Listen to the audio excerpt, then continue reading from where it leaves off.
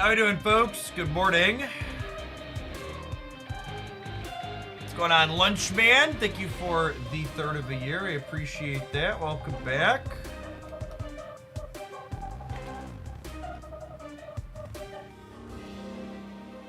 DNT the DM. Grab the Manscaped stuff through the post today. Hope you enjoy it. Thank you for the quarter of a year. Welcome back. Is it still possible to make people kneel? We definitely can. That's funny. I was actually just going back and forth with some shitters on the YouTube channel about Galactus still being a playable card.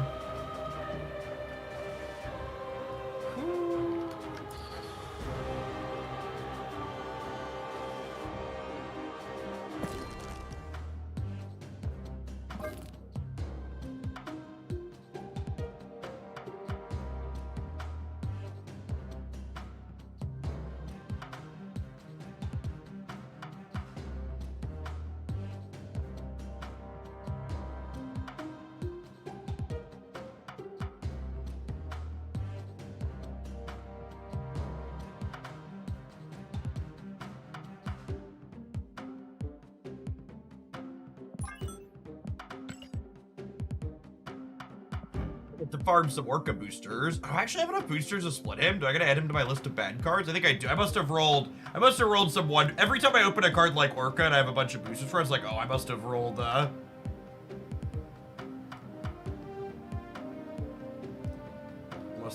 155s at one point and not realized it.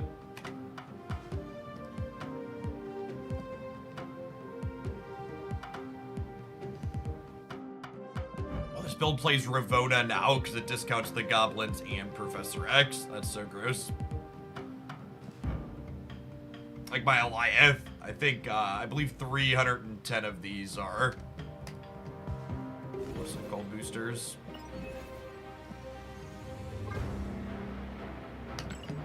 Oh, look at that! I can get my creator gold via the mailbox now.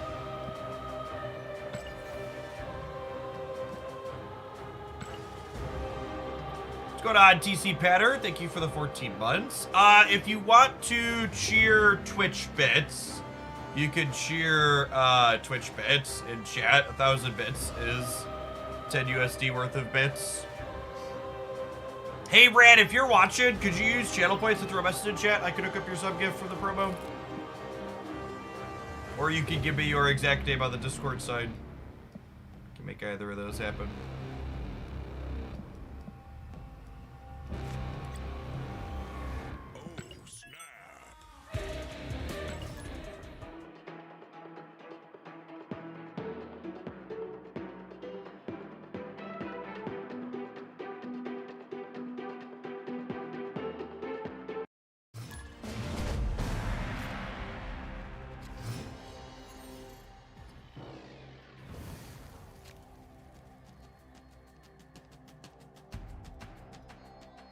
I'm curious to see if the new Miss Marvel feels like she does anything in this deck.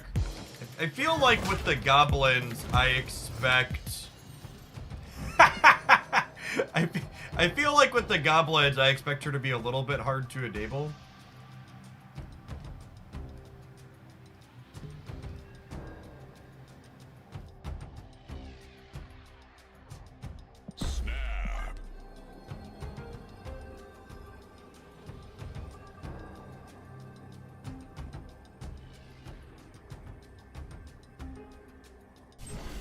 I think Meek bounces reach this card in a turn or only once. They said only once and it gets the power of how many you discarded. I believe was confirmed.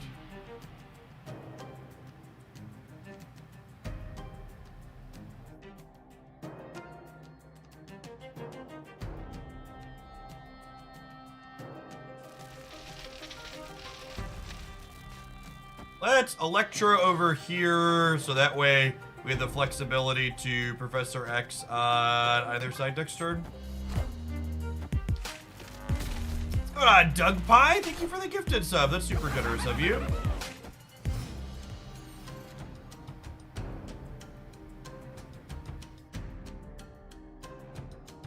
What if I X here this turn, so that way when they sentry, their thing can't jump across?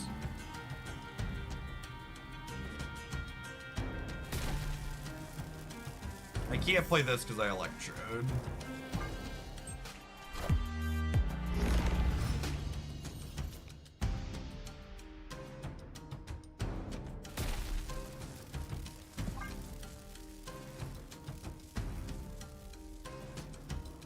We're doing viewer deck submissions today, chat. You could pay me to play whatever terribly toxic and offensive cards you would enjoy seeing me play. Maybe I shouldn't Hobgoblin a potential Annihilus deck here. This is a mistake. I should have just Miss Marveled and then followed up on Agatha. That's where I would put my undo all action buttons if I had one.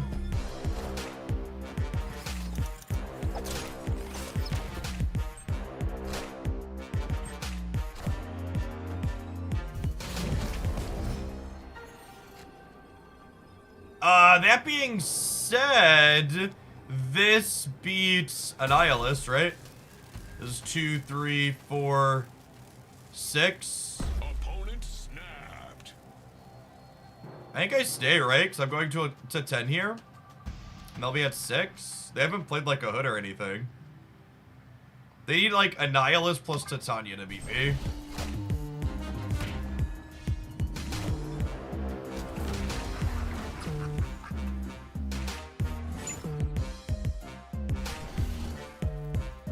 Oh, I guess any one drop would have done because of Ant-Biz. Victory. They just thought we were locked out over there. All right, well, I said when we started, I wasn't sure if Miss Marvel was going to pull her weight. Turns out that she's still pretty good. Pulled us through my mistake here.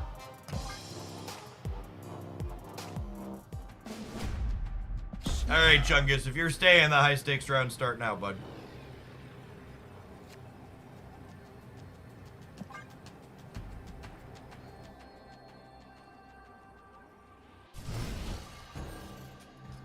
Have you seen the Team Answers Massive Blob with Earth? I have not. Do you have a tasty link for me?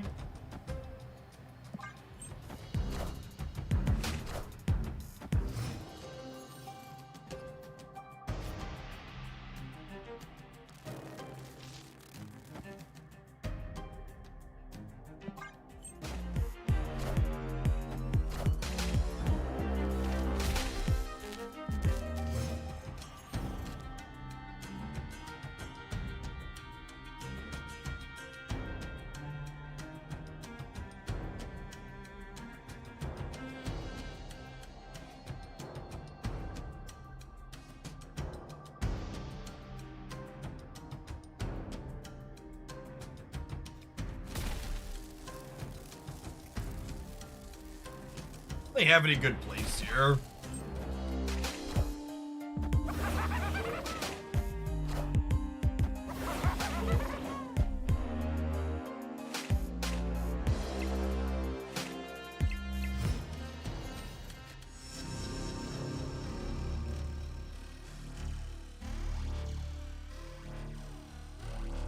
Still werewolf bounce variations running around that have good stats.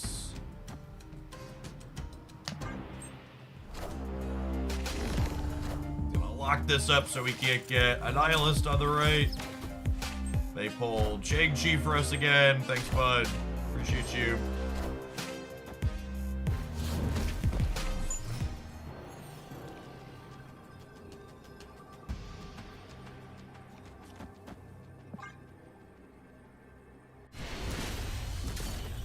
Victory. Mirror Art, thank you for the 16 months. I appreciate that. Welcome back. Ethical Arsonist, thanks for the half a year. Yeah, so decks like this have been running around for a while. So Galactus, so I had a YouTube shitter tell me that they were very upset that I rated the Spotlight Cash Week. Sorry, they didn't say they were upset. They said respectfully they disagree, while also not telling me why they disagree at all. That I gave the Spotlight Cash Week with Beta Ray Bill and Galactus a strong rating. Galactus has consistently been a strong metrics card for the last few months despite having a low play rate. So we grabbed this list off of Untapped, and the win rate's not incredible, but the average cubes here post-infinite is really strong. For people that aren't familiar, having over 0.3 average cubes is really, really high. It is a good measure. And so these other builds are less good, but this lockout control build with tech cards and stuff has been good for a little bit now.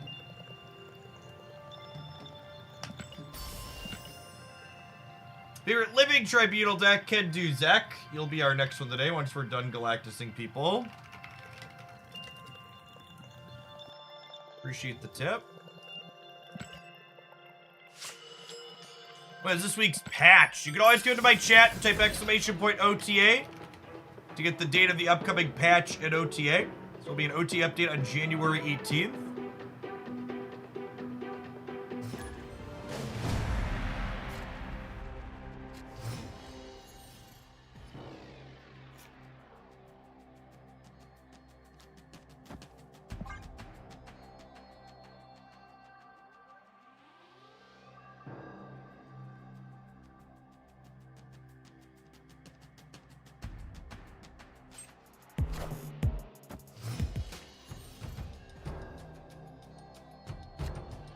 I think Galactus is underrated right now since he isn't so popular. I think Galactus is underrated.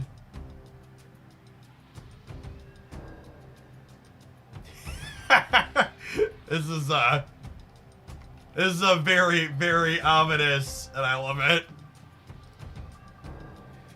Any plans on shaking up the meta a bit? Thanos Blob is crushing everything right now. Our next OTA is on 118. I'm not saying we're gonna frag his ass, but we're gonna frag his ass.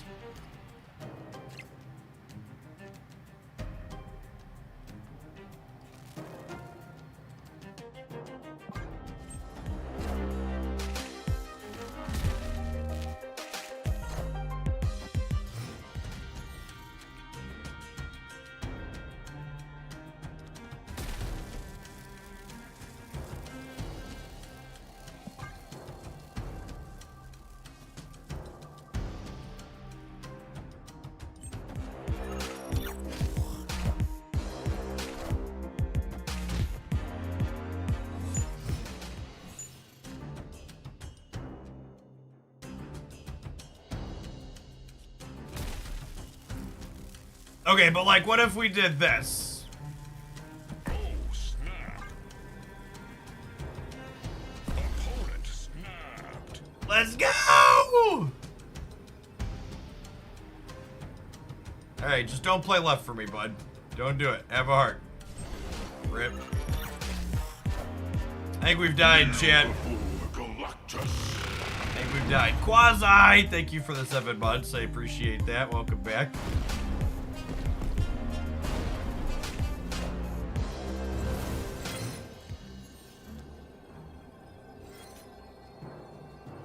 Shang-Chi save us. Unfortunately, I think we're done. I just can't, you can't Shang-Chi this one.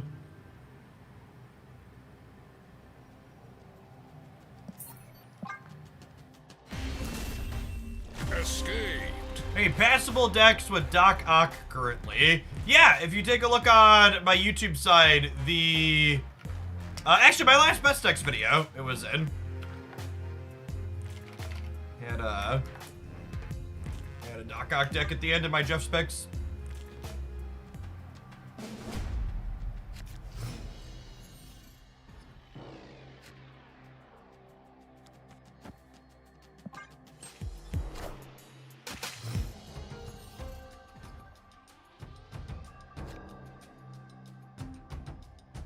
That's true. Thanos Blob does often play Doc Ock. And then have a good weekend, Moldy. Thanks for the 3/4 of a year. Welcome back.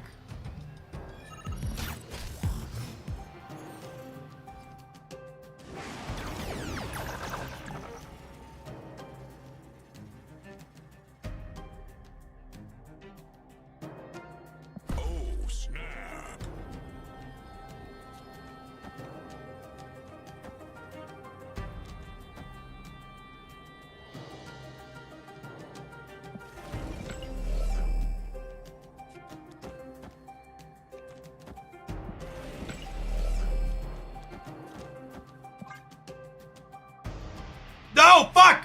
Fuck! Fuck! Fuck! Fuck! God damn it!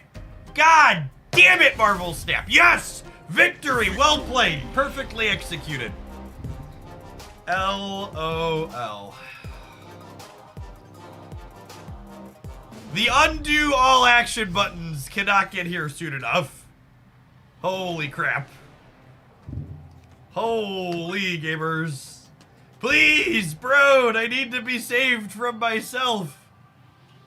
Please.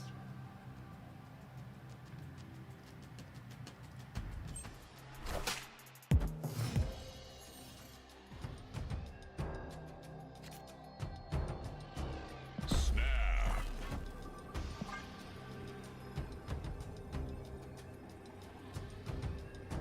What happened? I went back and forth on which side I wanted to play things on, and I accidentally sequenced Positive Power Hobgoblin before Professor X after a peek.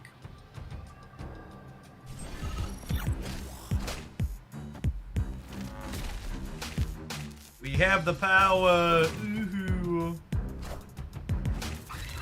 Hey, thank you for the second month. I appreciate you re-upping, Megadeth. Welcome back.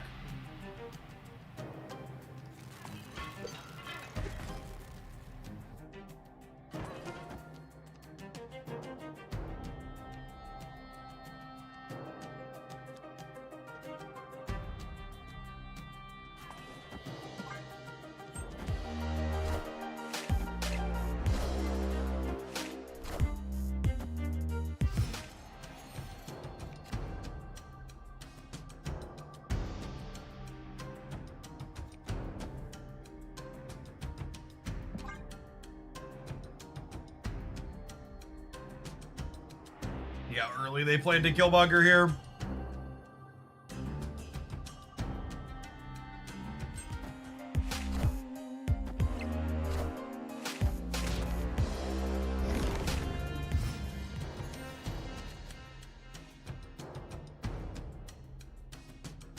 Opponent snapped.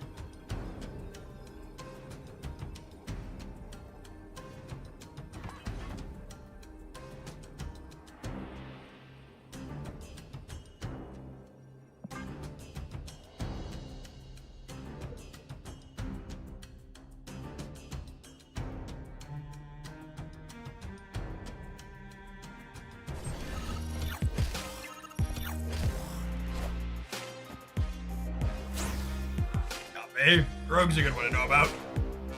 Kneel before Galactus.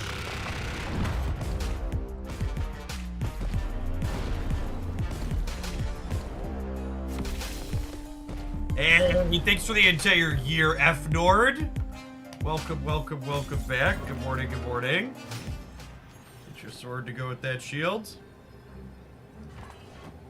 I have priority. Well, let's just make sure nothing comes of this. Yeah, the lion will guarantee the tie here for us.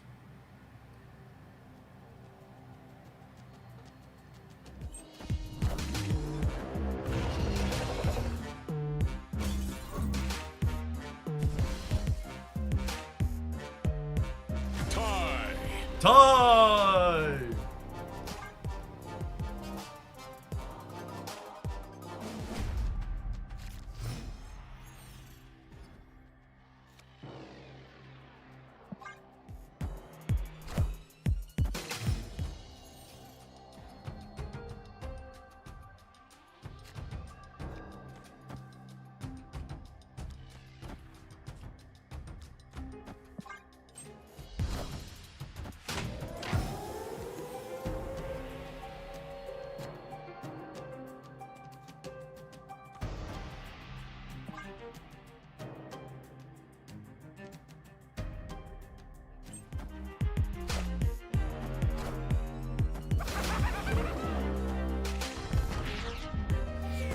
They probably have Storm. Actually, a lot of these Surfer decks haven't had room for Storm lately.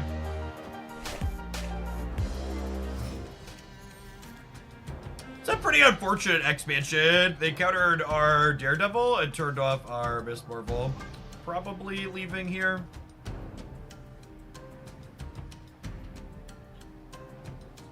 I guess I could have tempo Shang-Chi just for the hell of it. seeing that card doesn't really matter in this matchup. Spider-Man here. Thanks.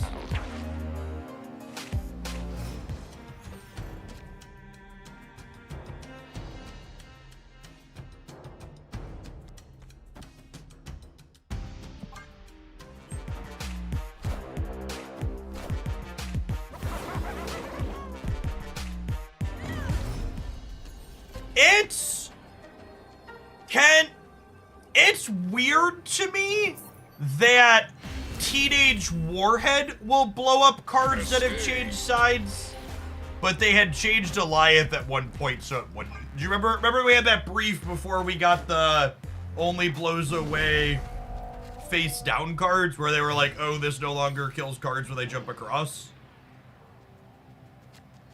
It's weird that they would template those differently. Oh, snap. Just make this the game.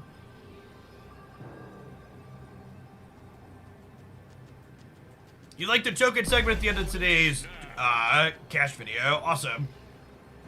Yeah, I felt like that's a good adds value. What are good cards coming? That 28,000 tokens, 12 keys, only missing Hercules and Howard. Open or buy. Howard is also in the shop. I mean, unless you have a desire to explicitly be collection complete, I don't know that I would recommend opening for either of those cards or spending resources on them.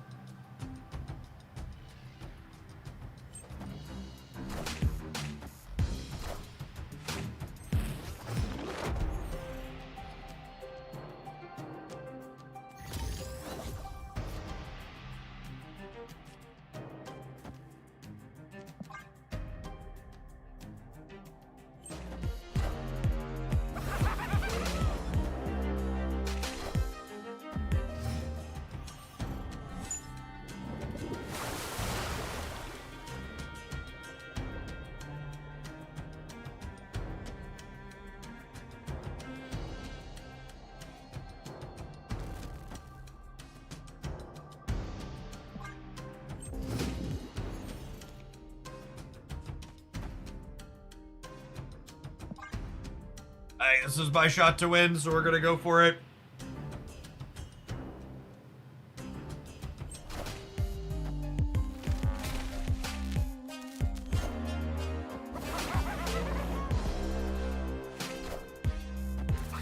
Friendly neighborhood Spider-Man here.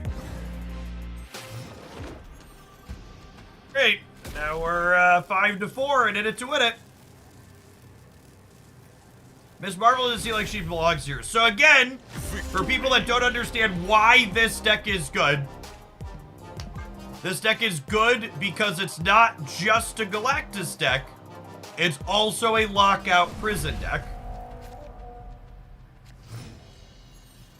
And Miss Marvel is a very good Lockout card. Hey, Timothy Gamers, my attempt at Hercules mid-range. Thank you for the submission. Appreciate the tip. Happy to give that a go. Those two decks you hate all in one. Sometimes people like to make me do things.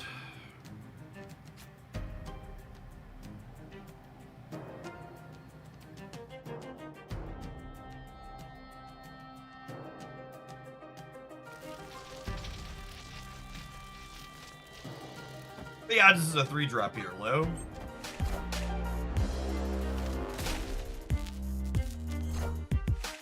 Wind, aid my hand.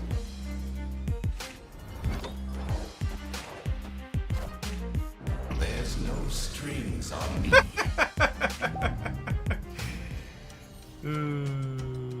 Yep, that's a game of... That's a game of Marvel Snap.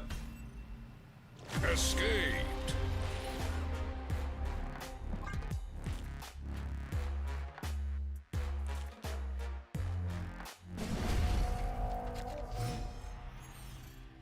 So if my opponent understands the snapping system, they should automatically snap here because for them, they have to win only one regardless.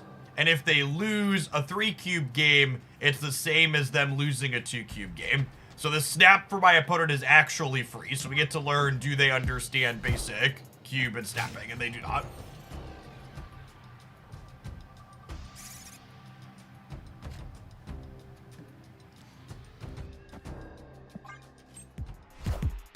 Little things like that, I think, are one of the things the average person misses equity in these types of this game mode quite frequently.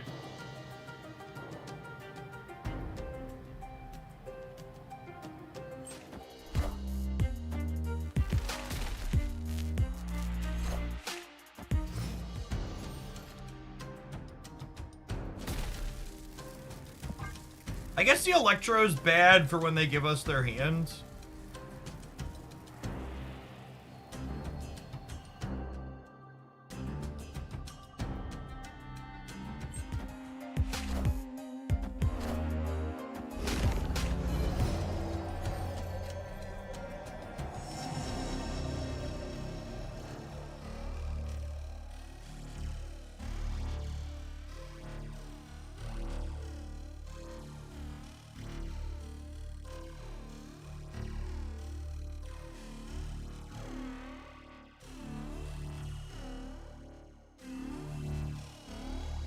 They can bluff snap later. No.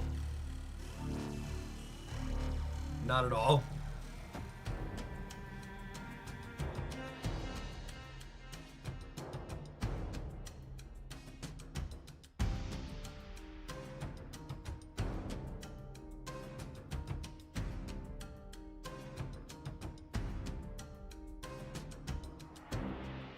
It's just Orca, right? I'm not sure. No, because I'm going to give them Shang. So we just do this then?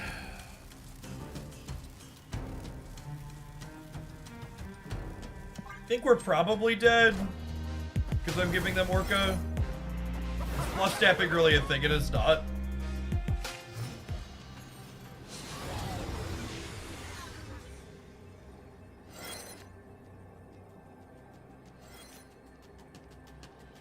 So they're gonna go up to plus 11 here, so they're gonna go to 8, and I can only play 1 card, so we are dead. And again, now I have 2 shots to win. Now I have a shot to win 2 games in a row, as opposed to my opponent snapping on the first turn and making me make a decision on the first turn. Hey, Press a Pick, thank you for the deck submission. Thank you for a good one at that. Appreciate it.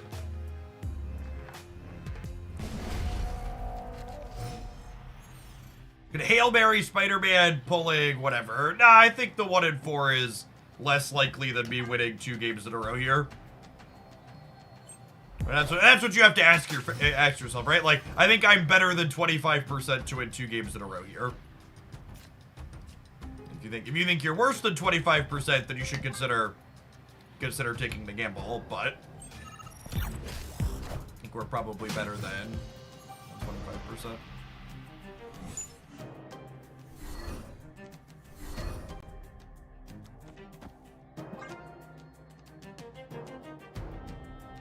I saw it on KMS YouTube. Nice. Yeah, it looks really solid.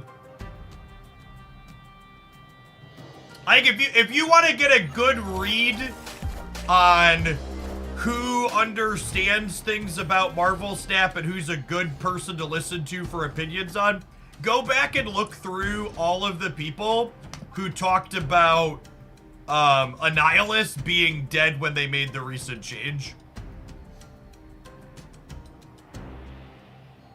Those are all people that just don't get it.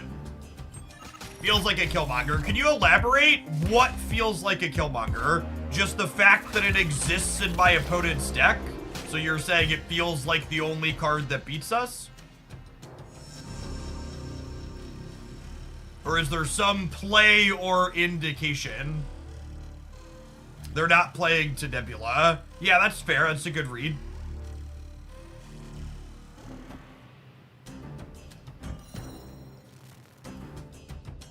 Excellent observation. I'm gonna play this here, and then we're hoping to close on Eliath.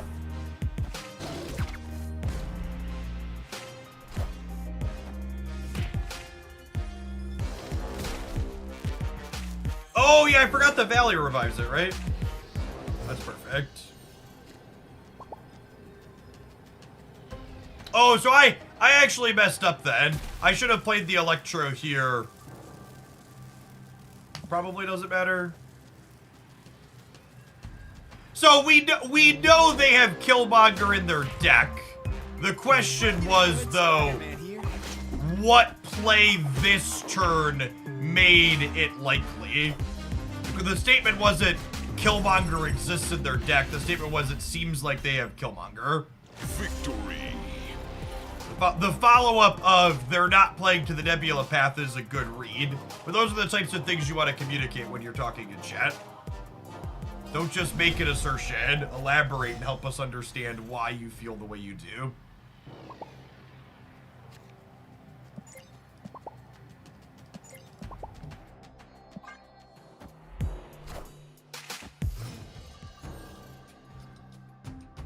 Did you get Annie or Alliance with 6,000 tokens? How fun are you at parties? I know this may not sound like it's relevant, but I promise you it is.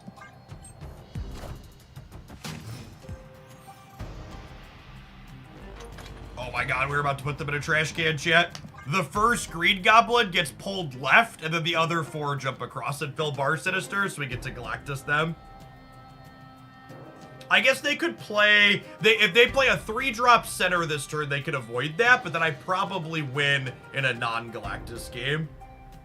Ever tried Annihilus and Bounce? Yeah, Annihilus and Bounce is one of the established best Annihilus decks. Okay, so they're dead.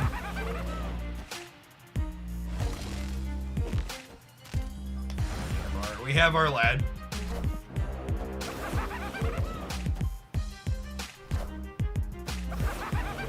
So, I know this is a game where it felt like my opponent just kind of got, but I think a lot of this comes back to the game 2 games ago, where my opponent didn't appropriately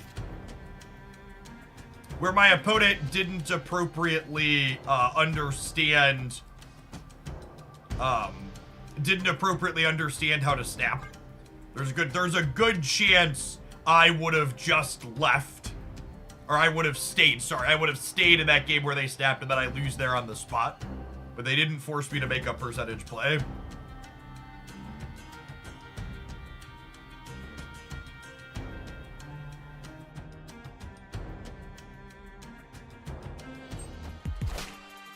No, I think Annihilus is a very reasonable pickup. Very solid, reasonable arm stepper.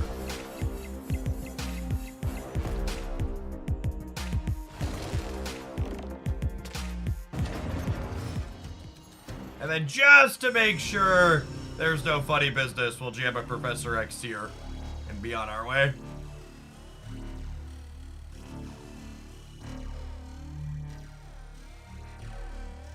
Clamps! Thanks for the 5 months. Appreciate that. Welcome back.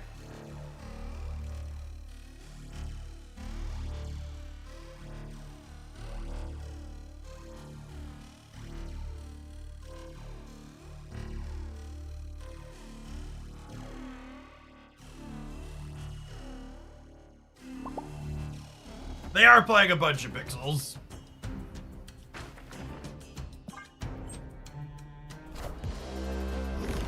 Get this one locked up here. They get up to 0 in the middle, but 0 is decidedly less than 5. Oh, I didn't pick the Discord. Good shout. Kneel before Galactus.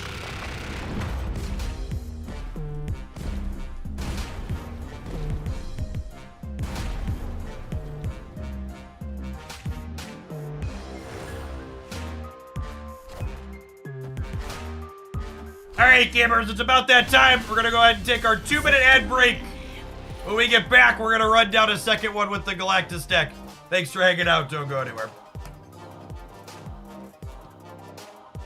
YouTube gamers, consider tapping the like button. There's 250 of you over there and only 27 button pressers so far. Those really are rookie numbers. Let's bump them up, huh?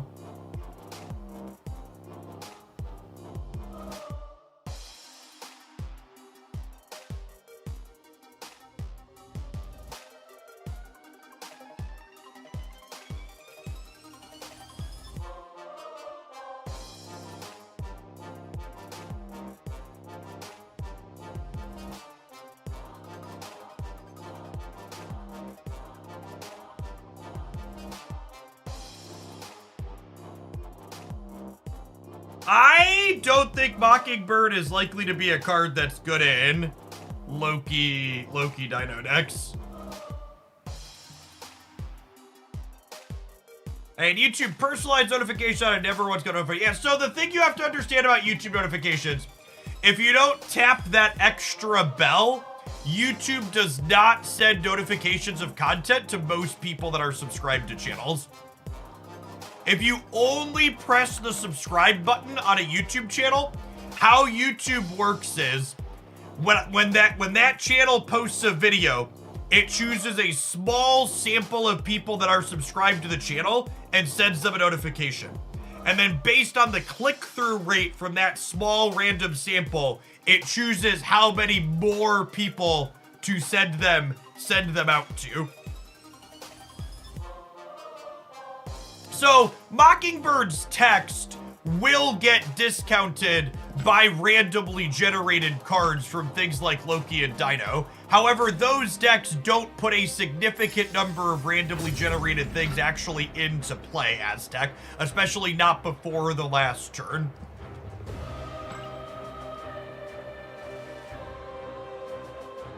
In other words, it's useless. Yeah, that's it. So, like,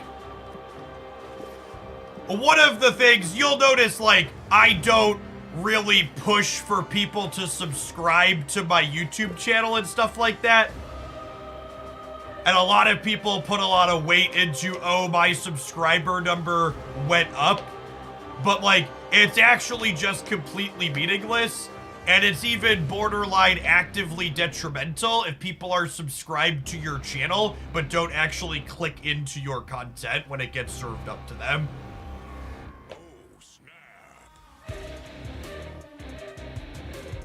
I am hoping that Mockingbird / Thanos stones will get adjusted before she releases so Thanos stones don't count towards Mockingbird.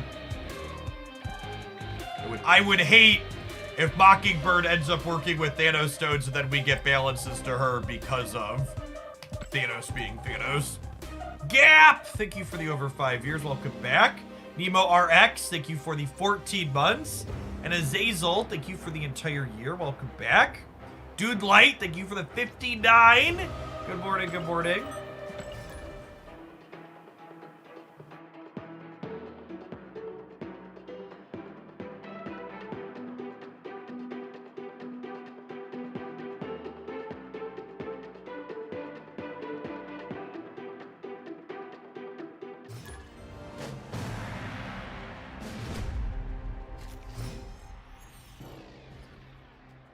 Speaking of Thanos,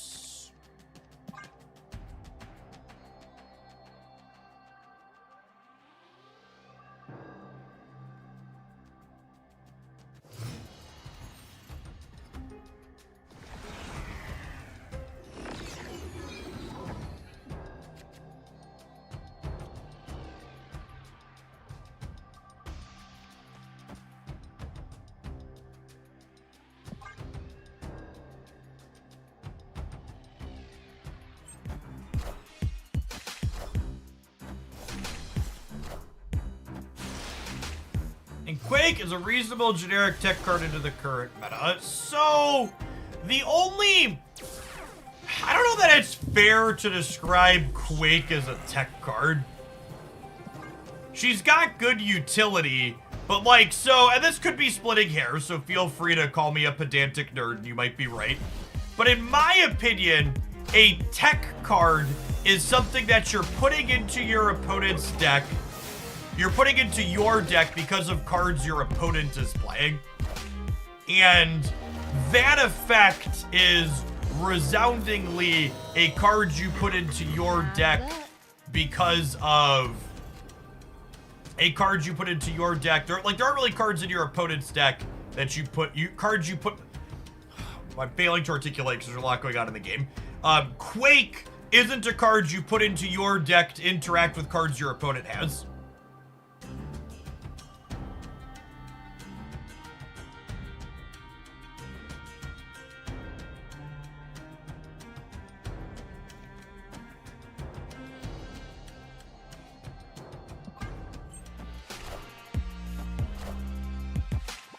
Oh, Marvel nerf, super relevant here.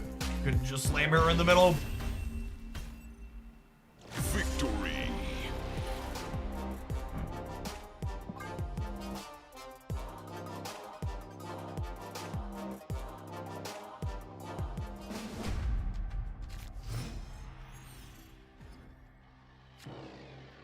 Times reality doesn't bite, Chad. Who knew? That being said, I think Quake is a reasonable utility. I would describe Quake as a utility card.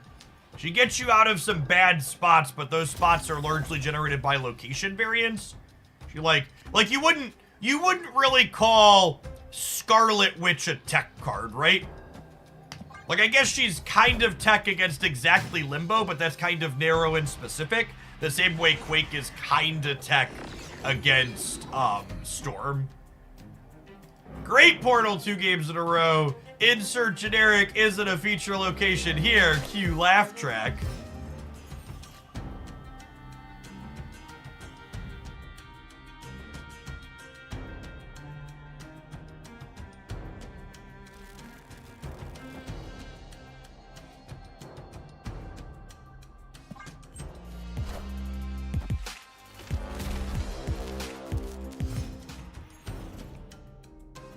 Snap. Victory.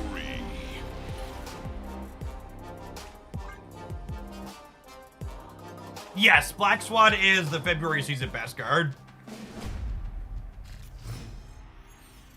I'm looking forward to having some powerful season pass cards again. Both Black Swan and Hope look to be very strong. Hope, I think, looks strong enough that she might even get adjusted before they release her.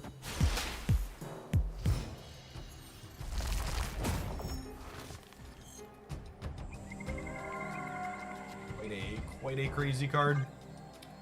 This game is probably just a fact-finding mission until they snap.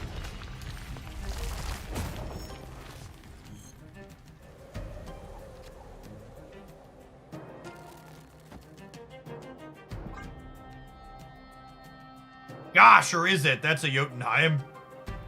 I think Jotunheim's now with Jotunheim and the Electro and the Hobgoblin. Is this are we gonna snap the back position?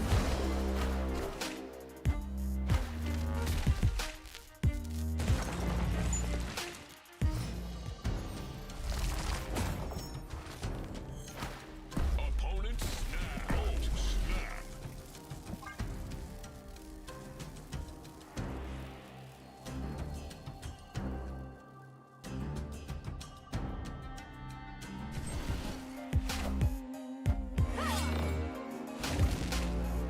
Played.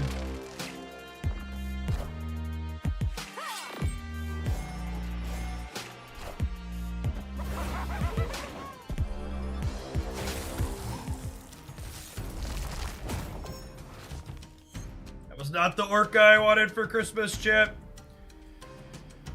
Oh, Magneto. Unfortunate.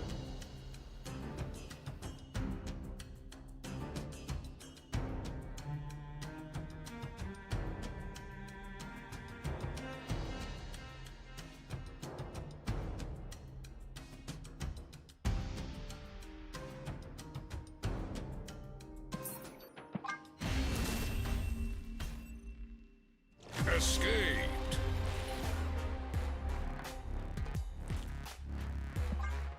To the person I just typed out, you are always welcome to offer reasonable and constructive criticism of the decks I'm playing or my opponent or our plays, but just saying this deck seems bad or this deck seems narrow is not useful or constructive. I actually think calling this deck narrow is actually incredibly funny and objectively wrong. This deck literally has a two-pronged plan of attack. It can Galactus people, but it can also just play... It could also just play out as a lockout deck. It's literally the definition of a deck that's multifaceted. JVL, thank you for the 54 months. And I know that you, dear Twitch chatter, just watched a singular game in which we got a little bit unlucky and my opponent had a Magneto and it disrupted the one game plan that we drew. But I would really encourage you to think past the singular game that you just watched.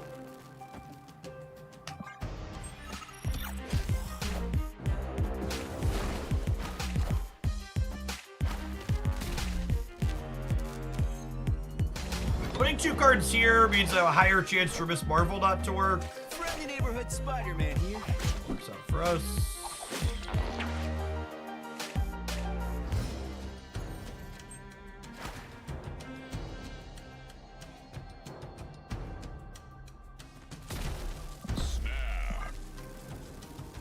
I have Shang-Chi for a large threat, and we have Hobgoblins and Galactus on the right, so definitely gonna snap here.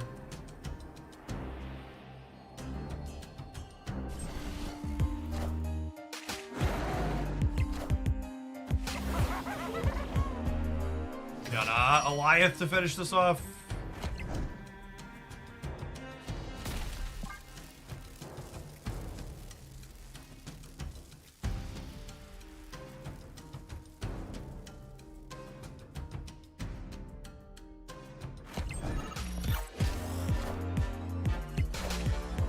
Kneel before Galactus.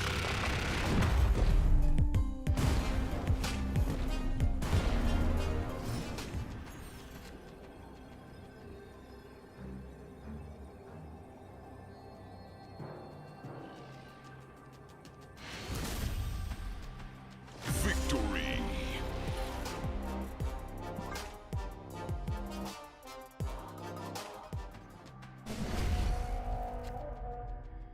Galactus is a plucky underdog in the blob meta. I mean, this deck definitely isn't in the list of popular decks. I'll leave here. It's not very good. Escaped.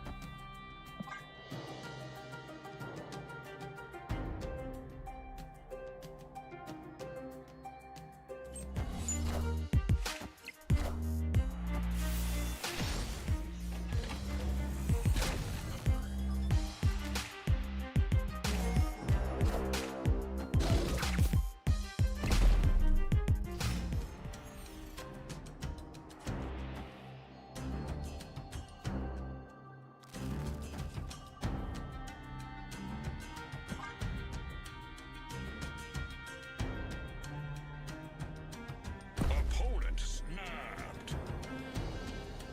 I mean, staying is the same, right? It's 2-3. I have to win 2 games in a row either way, so I might as well stay.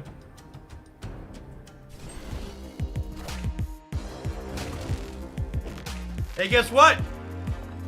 Let's just double check here. I think we're in a get fucked Buttercup type situation. Wow! Imagine not playing around the G-Man chat. Oh, baby. Oh, baby. Galactus.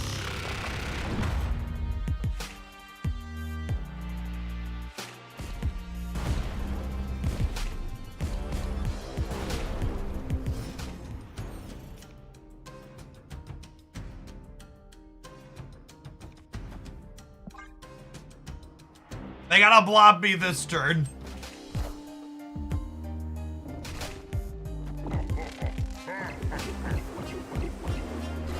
Hey, we need Shang-Chi, gamers.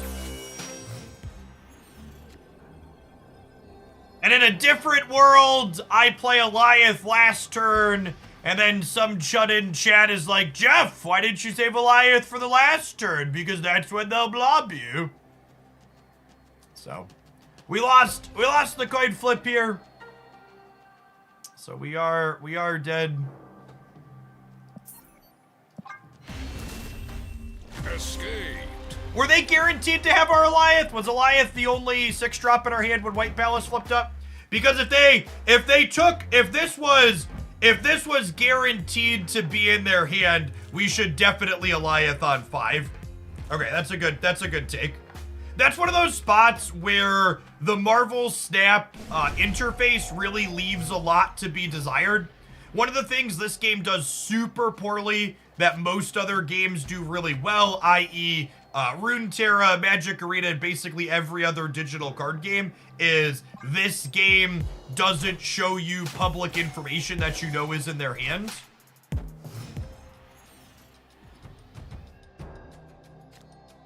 That is a feature that is desperately needed.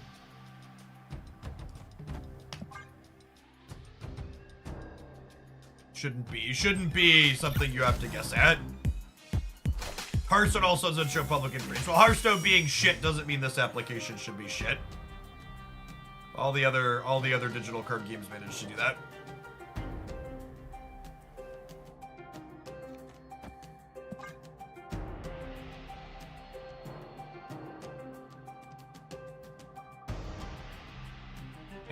Any cards that you know deterministically are in your opponent's hand, you should be able to see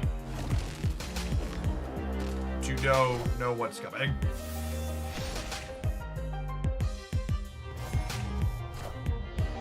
It's fun. Appreciate you.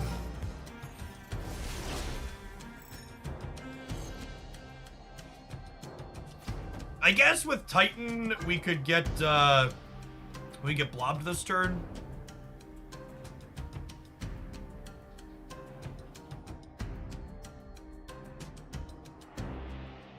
At least the graveyard is in their list of coming soon features. So like they know they want to add that. I don't think I've seen the Snap team mention tracking public information.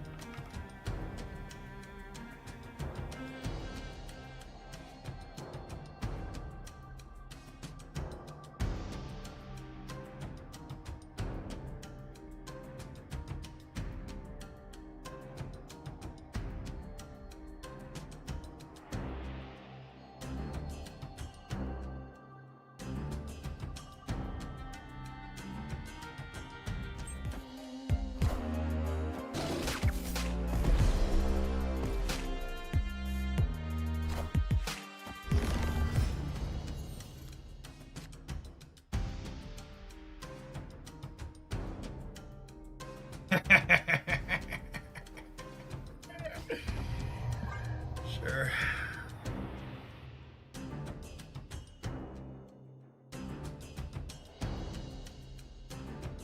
Oh, Mama didn't raise no coward, chat. Might have raised a fool, but definitely didn't raise a coward.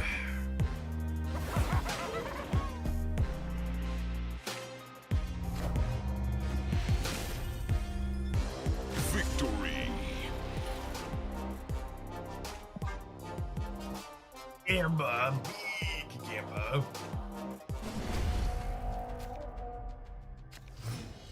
The final round now. Do-do-do-do. Bid-do-do-do-do. Do-do-do-do-do. Do-do-do-do-do-do. Do-do-do-do-do-do. Do-do-do-do-do. Jeff confirmed Thanos. Nah, I'm just watching their Twitch stream. Everybody knows anytime a play is good, it's because the other person was ghosting. It's just simple math.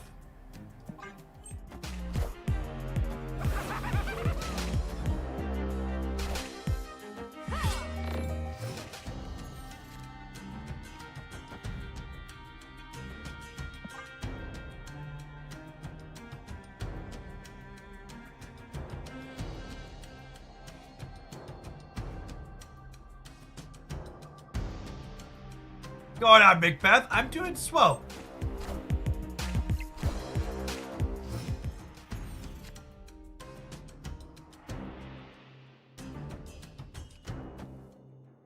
We just do this, right? I have priorities, so whatever they put in,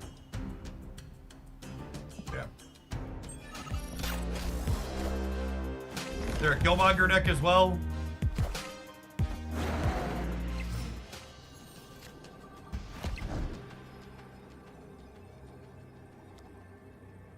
It's me. I'm the problem. It's me. Do do do do do do do do. Oh, we do just totally Alliance, right? Doesn't matter. I'm not sure it actually matters.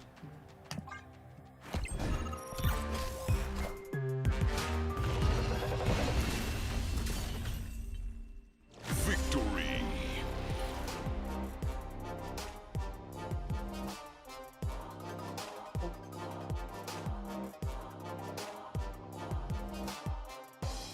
What a fun design. All right. I think we're done sucking joy out of our opponent's games of Marvel Snap, but I'm not done sucking joy out of all of you. 2 minutes of advert. Should have played around it by subscribing to the channel. We'll see you in 120 seconds with a fresh viewer submission. Thanks for hanging out. Don't go anywhere.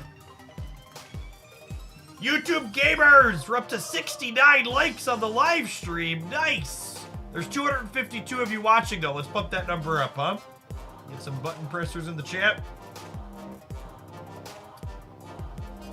Nortellas, thank you for the 13 months. Appreciate it. Nortellas with the 5 gifted subs, too. Good morning, good morning. That's super generous. Happy Monday.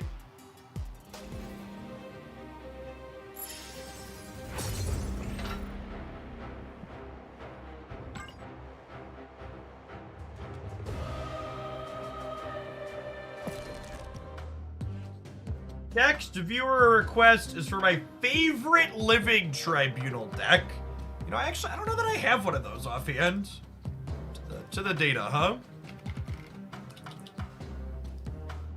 To the data mobile.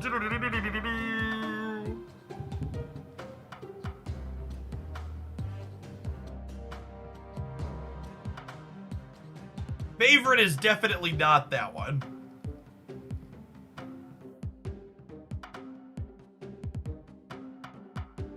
Man, it's tough sled down here for living Tribunal enjoyers, huh? Our Phoenix Force deck, you know? Not a great win rate, but we're barely holding on at average cubes. We're barely holding on at average cubes.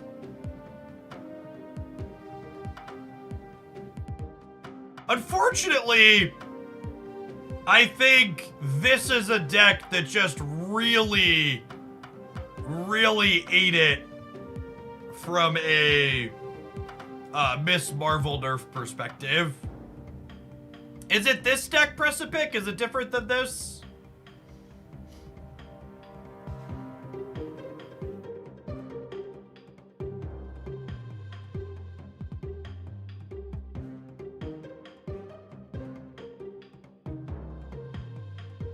So Tribunal in this deck is kind of just a second worse Taskmaster. Oh, yeah, I don't think this deck is very good. Pretty sure by the stats this deck is mid. Yeah, it's this one here, right? This deck just folds to a wet paper towel of any sort of interaction. Legend, thank you for the 7 months. I appreciate that. Welcome back.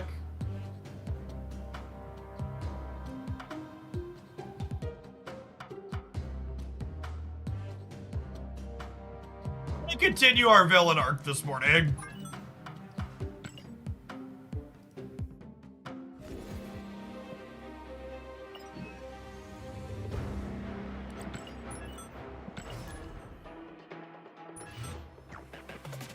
Your deck is invalid!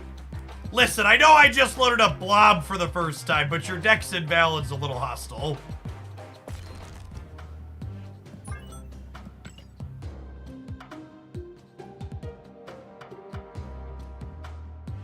Alrighty then, I guess we're,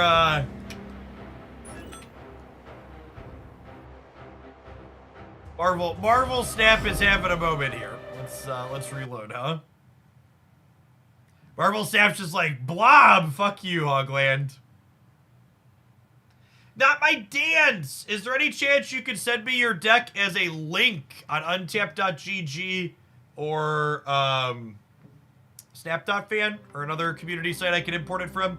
The deck codes do not work inside of the donation comment. Tashori, thank you for the 11 months. Appreciate that.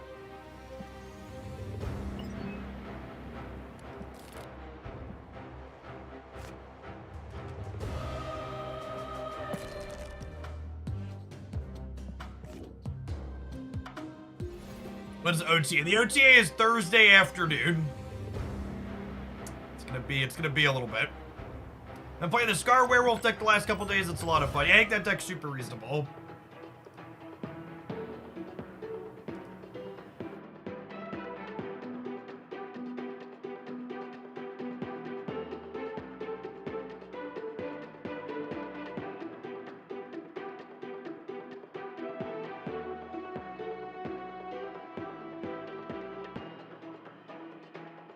Do you think it will be able to do something meaningful to Blob? I mean, they can definitely change card text in OTAs. The question is, do they want to flex that muscle? So they said explicitly at the end of last year they weren't going to do that again last year because they didn't want to do it while people are on holiday in case something broke, so it's new technology for them. But I would hope that the current state of things is a reason to do that. Send deck via Whisper. Yeah, if you could send it in chat too. Whisper, Discord, just in chat. Whatever works best.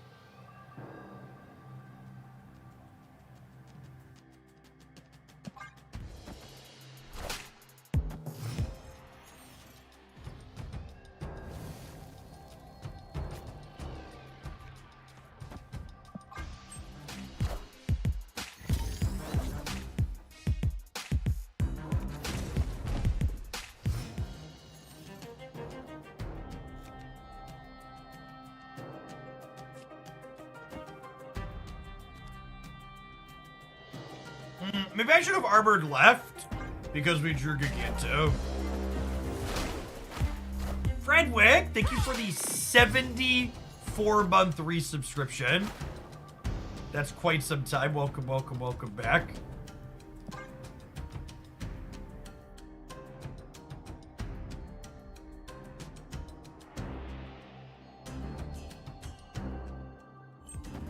I know you're skeptical of gamers, but I have a very reasonable suggestion for Blob. Make him smaller. It's a good strong take, honestly.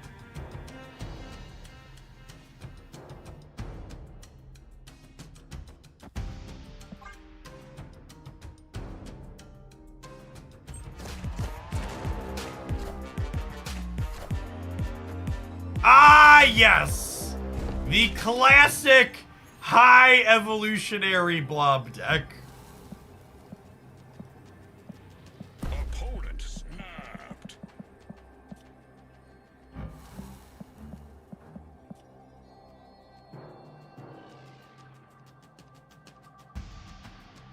They don't have Hulk or She-Hulk, but they have a random 6.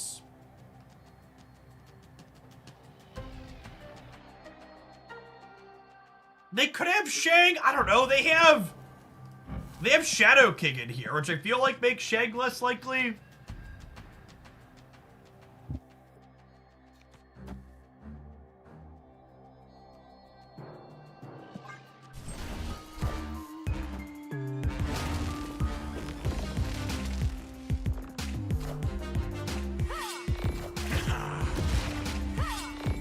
Okay, so that was just a boomer snap. Did have it. We didn't lose the Magneto moving stuff, at least. We know most of their deck at this point, though. Magic, She-Hulk, Hulk, Shadow King.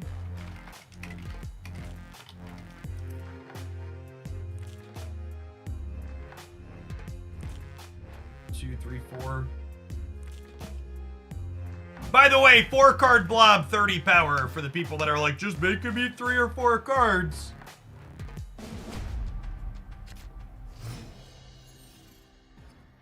Derp, derp, derp.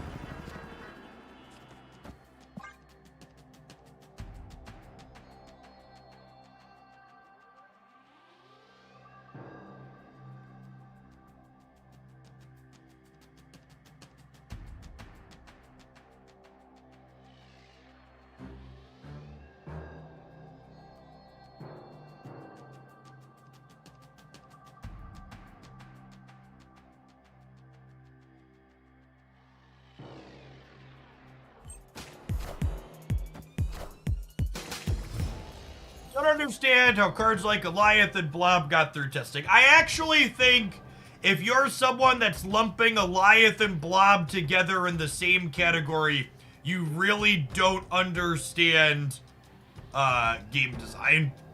So like, Goliath, as someone who hates Goliath's original design more than I hate Blob, I think missing on a card like Goliath is very reasonable and understandable.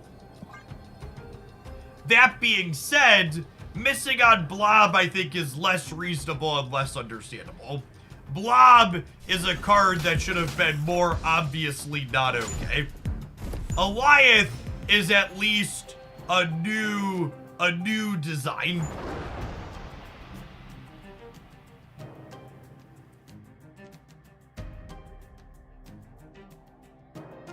They're on Shadow King. So I think I don't bother with Kyria. So Blob getting one more power is actually a really easy explanation. Blob getting one more power before it released is one of those, oh, they thought Shadow King was going to be better against this card than it is. Just a very, very clean cut, this is what happened here. Alright, so we'll Blob here, we'll Taskmaster here, we'll Blob here.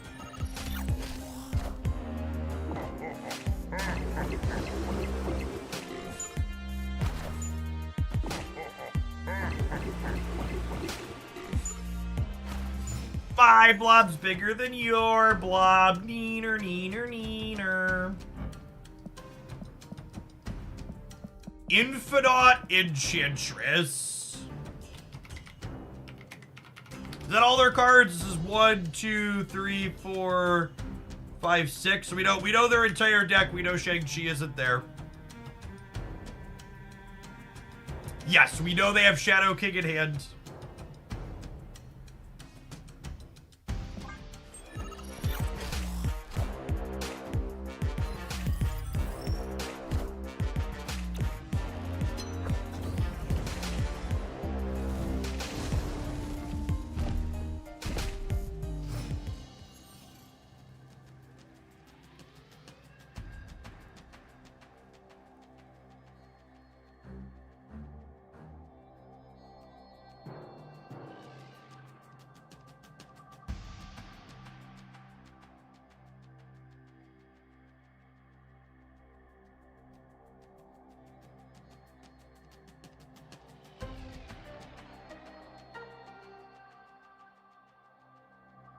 Shadow King into Shadow King kills us. Is that true?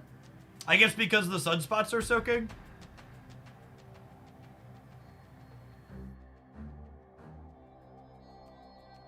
Thanks for the link, dudes.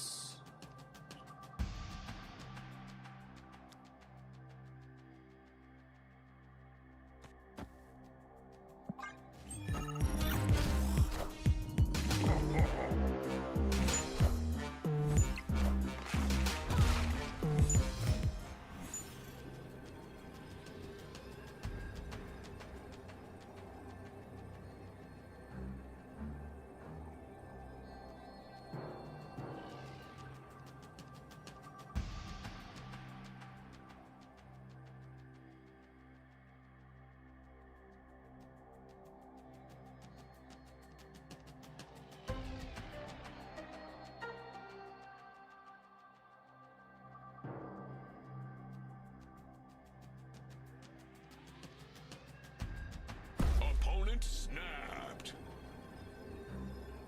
I lose to them just playing Blob middle.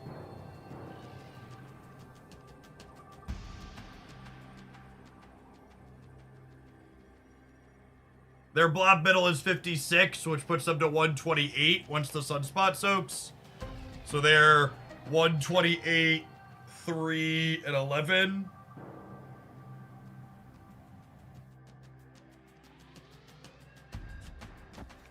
This puts me to 4 and 11, so we're tied, and then they're up by a bunch here, or by a bunch, by a few. You also lose the Tribunal. Tribunal's not in their deck. We know all of their cards. Escaped.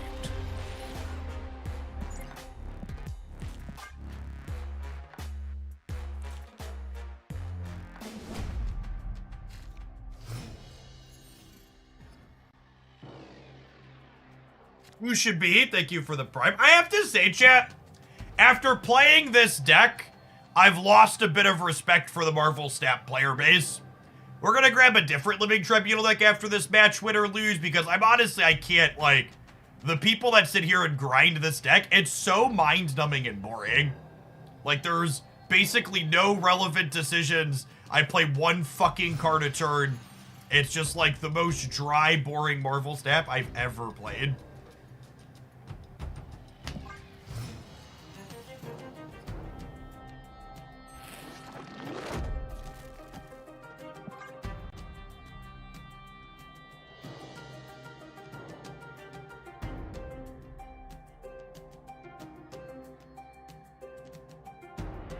Blubagum, thank you for the 5 months. Welcome back.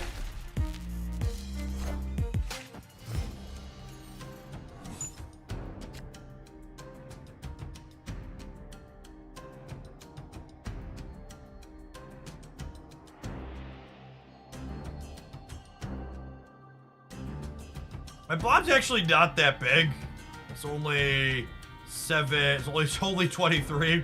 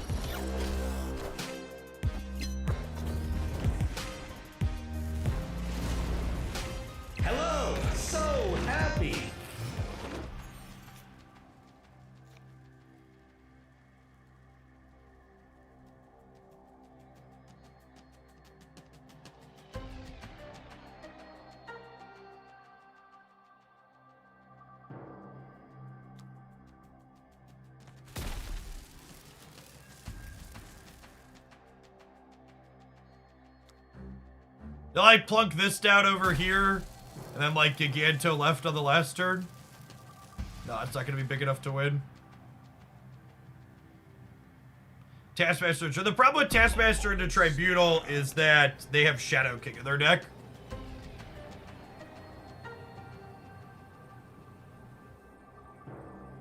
I'm definitely better off playing Blob than Taskmaster.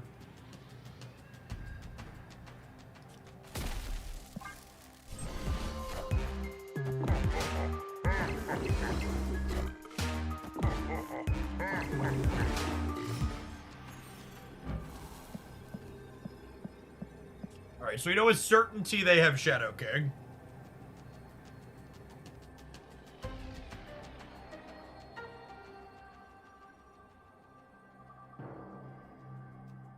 Still think we can win. Shadow King here puts them to 13. Puts me to 6. And this is 20, 26, 35. 35 divided by 12 everywhere. Yeah, this is the only shot to win. I just lose because they played right as well, which is understandable.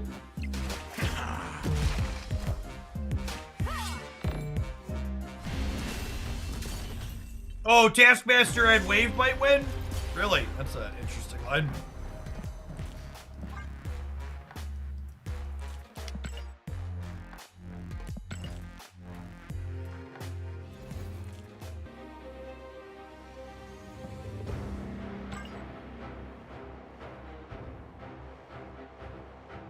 The hidden paper, yep.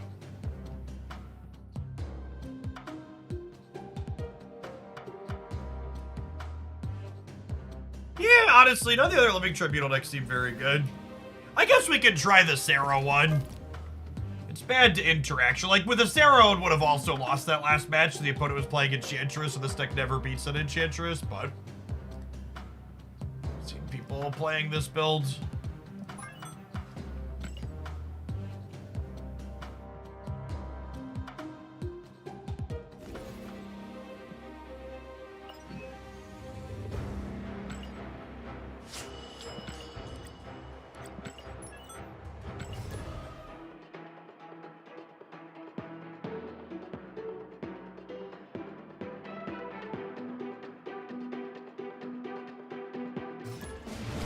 First weekend, I had no desire to play Stamp. Yeah! I did a couple of missions to not let my credits go to waste, but I spent most of the weekend playing Genshin TCG with my gaming time. It's been a hot... I basically haven't... When was the last time? I don't think I've played Marvel Snap off stream for fun since we really hit, like, the Alliance lockdown metagame a couple months ago. There's been varying degrees of Professor X and other bullshit since then. Snap.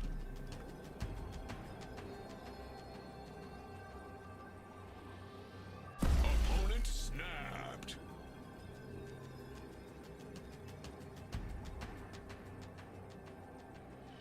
The main tutorials for the fighter points they get you. There really isn't. The game is super niche despite Hoyoverse pumping piles of money into it because they have piles of money to pump.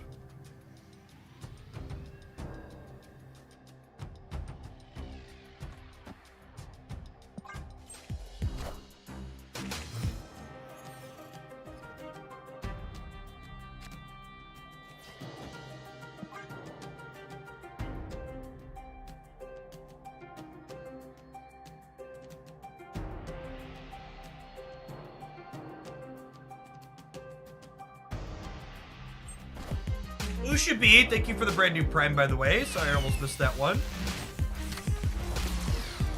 Whew, that's a nice one.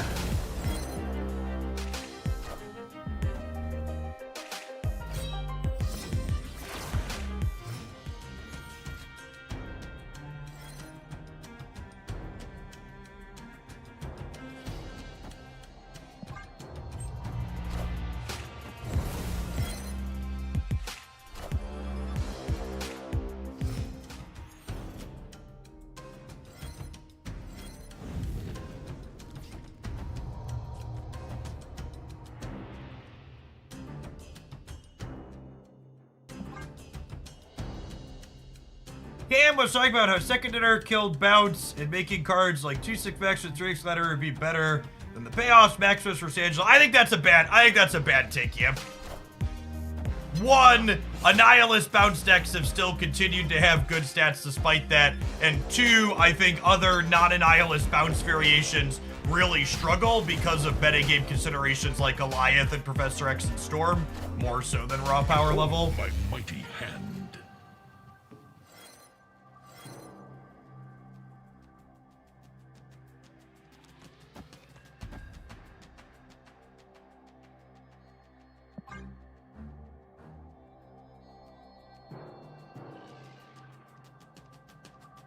I don't think I have to worry about them rug pulling me, especially with their Nico already in play, so we're gonna not show them Iron Man Living Tribunal. Behold my mighty hand. Behold my mighty hand. Oh my god, I just got Silver Samurai for waiting. L. I deserve that one. And this is honestly like just exactly what I was talking about with the deck before we started. Just dies to a stiff fucking breeze of interaction. Like, I feel... So this is a deck that was built by one of the top ladder grinders, and I feel like they were literally just farming people who have, like, brain worms thinking Loki is the only playable deck. Because traditionally speaking, these Living Tribunal style decks farm Loki. The mystery intrigues me. And I think that by and large, that is what was happening with this this pile of cards.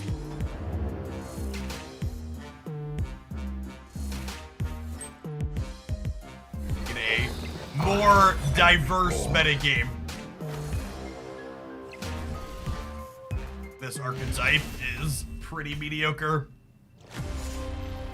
Honestly, someone in chat commented earlier that their favorite Living Tribunal deck was the Phoenix Force Hercules one. That might be the case, too. I want to just, like, try out some of these other ones just to confirm that I don't like them, but I wouldn't be surprised after playing a few games they're like, yeah, that's actually my favorite one right now.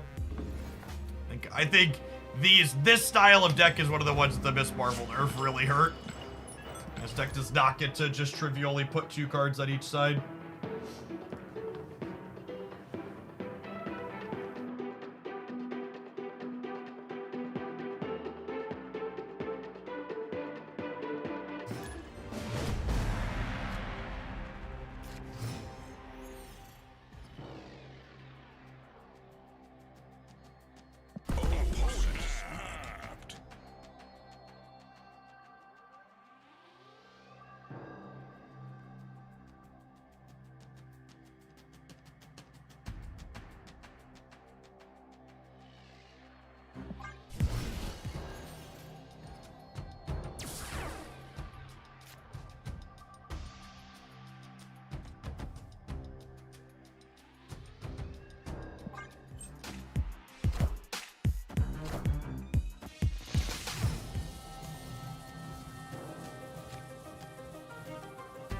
I was playing this deck, I was surprised by how many cards just completely derail. Yeah, like I said, I think the hype about the power level of this deck is 100% the result of a very inbred metagame. Basic Bobert, thank you for the 3rd of the year, welcome back. It doesn't have what I would consider to be bad stats on Untapped, but it also doesn't have what I would consider to be good stats on Untapped. They are definitely a Shang-Chi deck. Behold my mighty hand.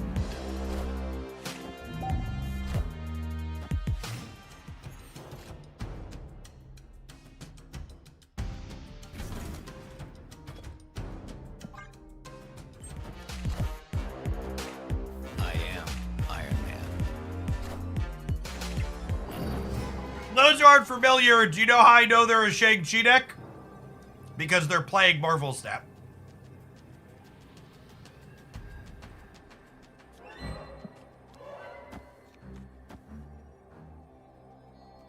He's up, I think.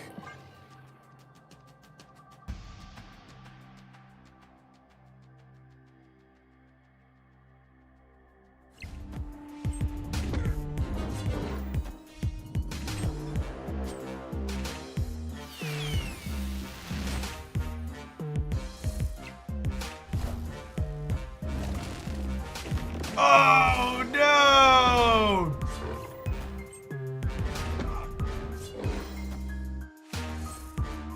Rip.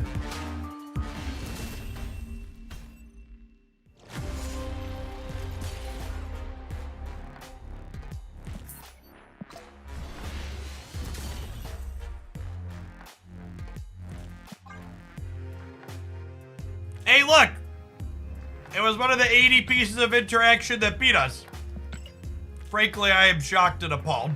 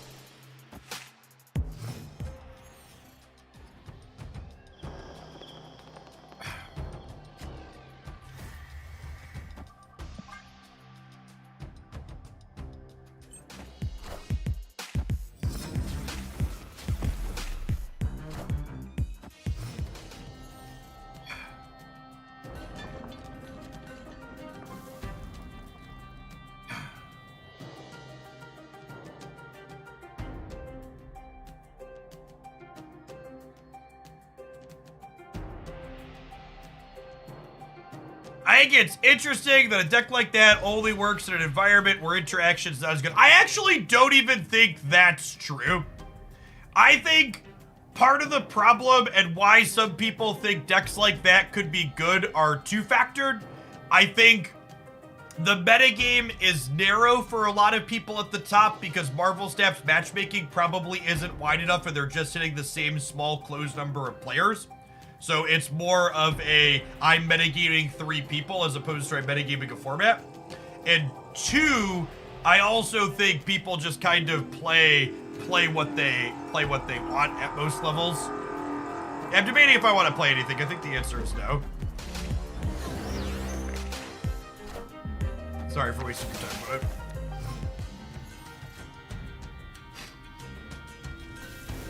but good golly.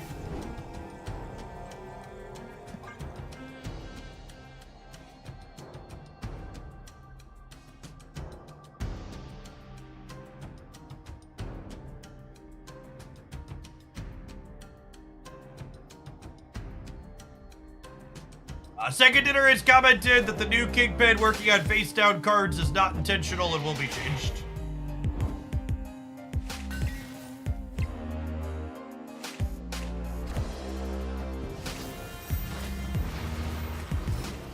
Today in fun Marvel Snap interactions, if I Hulkbuster and then move Multiple Man, the Hulkbuster will attach to Multiple Man before he snaps back. So I'll have a 13 power Multiple Man here and then an 18 power one here and then a Valir. And I think we Ghost Spider it back.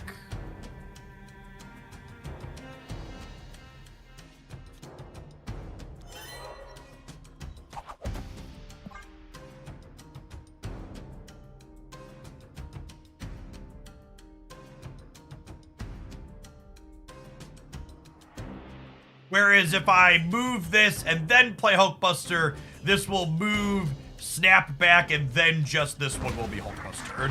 But with this sequence, everything is bustered now. Old Man Ace, thank you for the 15 months. I appreciate it. Welcome back.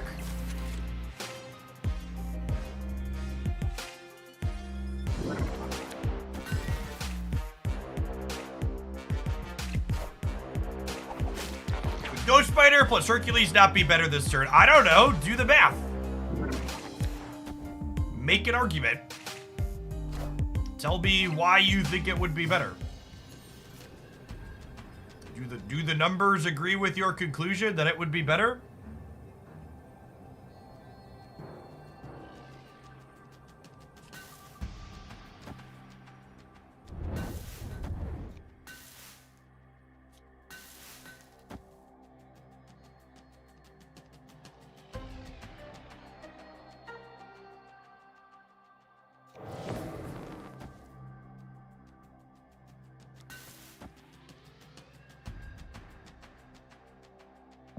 Nah, they're not usually a Gambit deck, chat. They're Arnim Zola thing. Alright, every open space on my board is getting filled with a Multiple Man. Or we should play more for middle. I'm literally filling every open space on my board right now with a Multiple Man.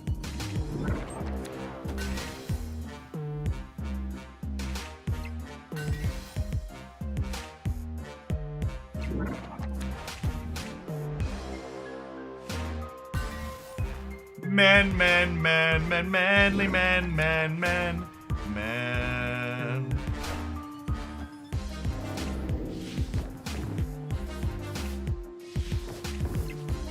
Wonderful lads, chat. The game is chugging. No, these interactions just aren't very fast.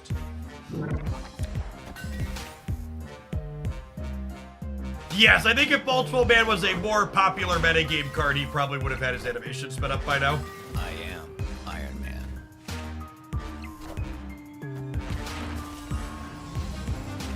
I am Iron Man. On hail Hydra! On hail Hydra!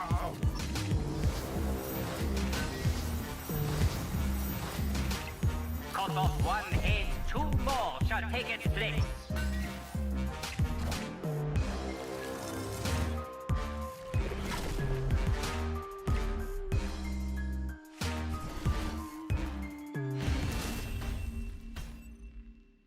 your Iron Man path barely wins the game.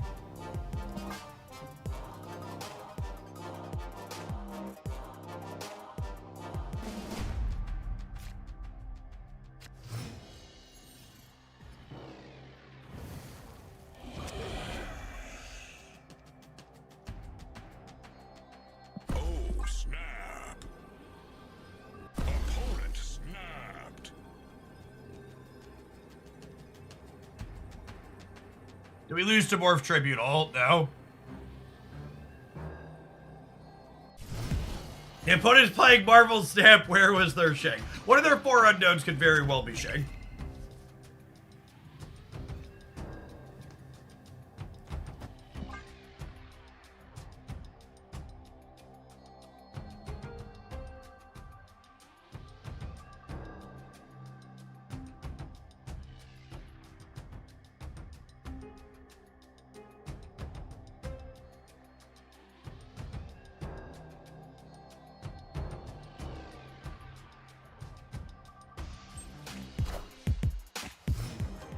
Nice curve. Yeah, we potentially have a pretty reasonable... Wow, that's actually absurd for us, right?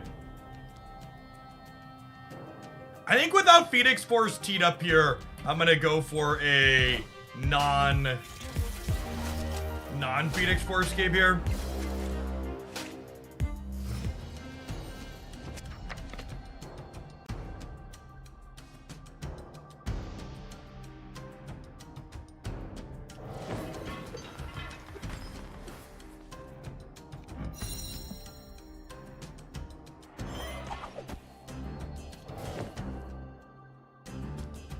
Do I want to copy Doctor Strange? Yeah, baby.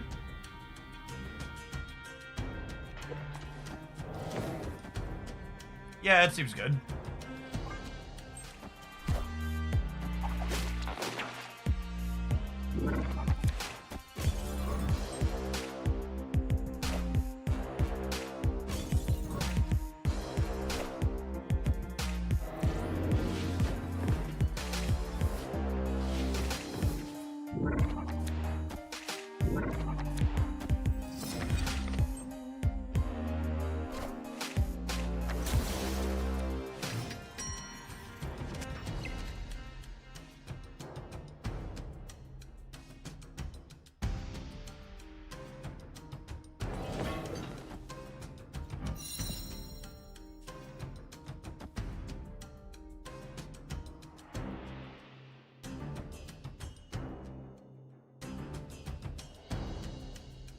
Need to open up space here, right? I don't know if my body is ready to get carnage, but...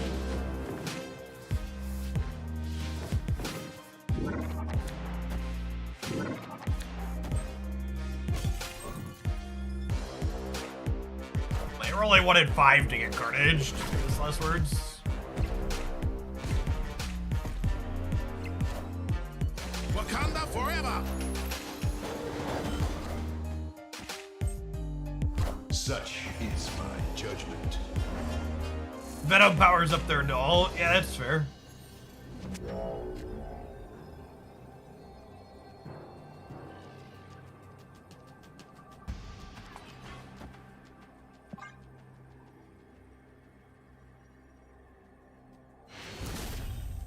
Oh my god, are they about to sweat 2 to 10 in the Proving Grounds? I think they're about to sweat 2 to 10 in the Proving Grounds shit. What a gamer. Snap.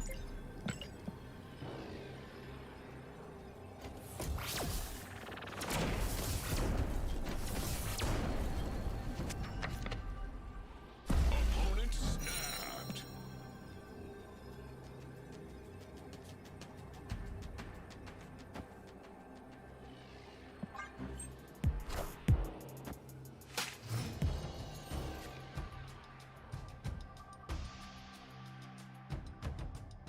They win this one, do they?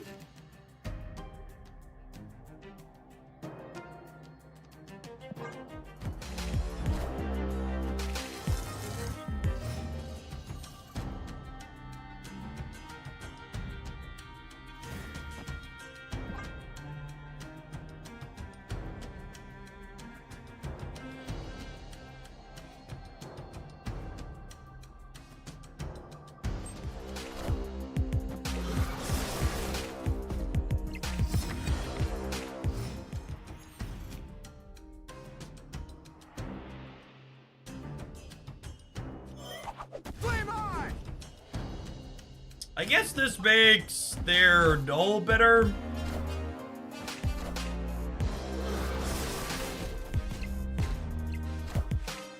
Wakanda forever!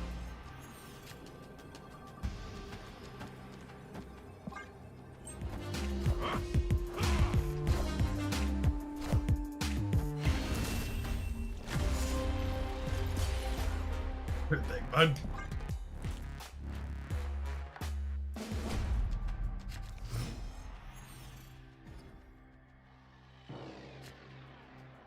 Opponent snapped. I would be surprised if War Machine could fit into Hitmonkey decks. Now, Black Swan and Grandmaster might both be cards that give Hitmonkey some juice. I think those are both very exciting effects.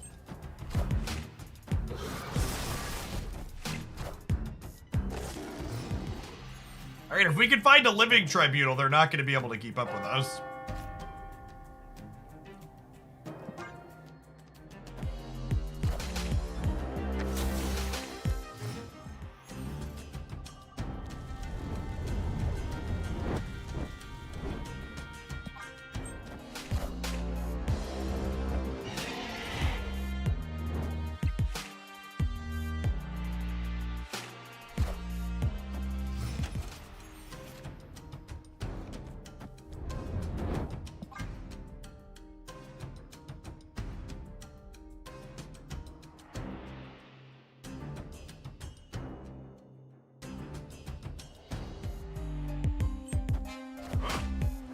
Is Hitmonkey going to be in cash before Black Swan releases? I believe so. You can check out, it's definitely going to be in a cache the next little bit here. You can check the full cache cycle here. That's my thoughts on it. Wakanda forever! All systems go.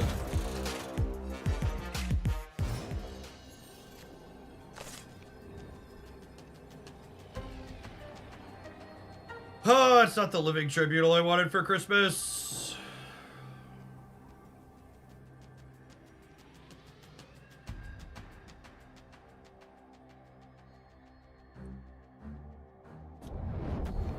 The plan here is hope that they don't have anything to put negative power here, and then we end up winning here with a big torch. But if they have like flipped Zola, we do just lose here because we didn't draw Living Tribunal. The hope here is that this is Arnim Zola with 0 power, and then we win left and right.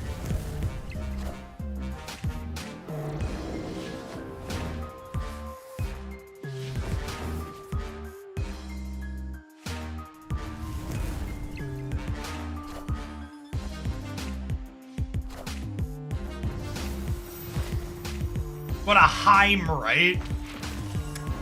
I can see that. Because then we're bigger than a flipped Zola. Out of one haze, 2 more shall take its place. Wakanda forever! Wakanda forever!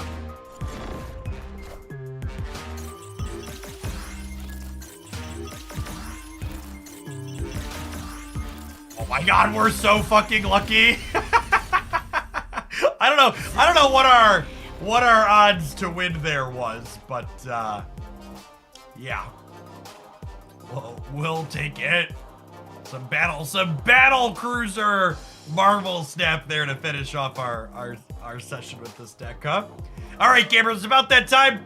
We're gonna take a 2-minute advert break. When we get back, we're gonna queue up our next viewer deck submission. Thanks for hanging out. Don't go anywhere. We're gonna be snapping for a while yet. YouTube gamers! We've broken 300 concurrents over there, but only had 120 button pressers so far. I believe in you. You can find the button. Just keep looking.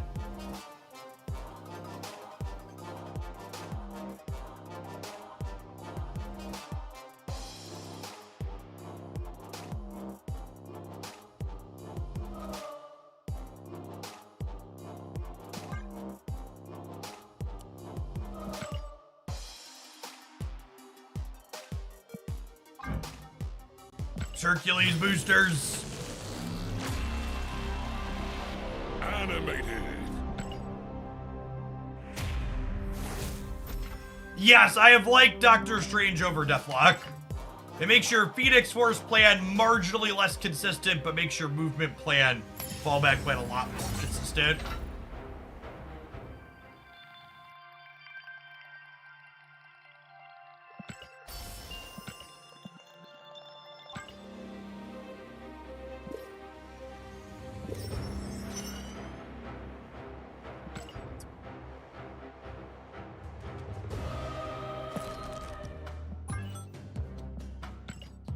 This deck got a bunch of banger variants in it.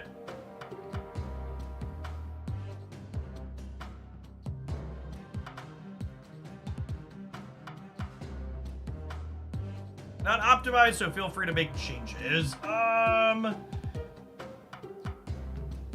think the only thing that really jumps out to me in here as a pretty big head scratcher is I think Captain Marvel's probably out of place. I guess she has small synergy. I guess she has small synergy with Rescue, but she's just awkward with Hercules because she actually can't fly into Hercules' path if he hasn't hit something else that turn.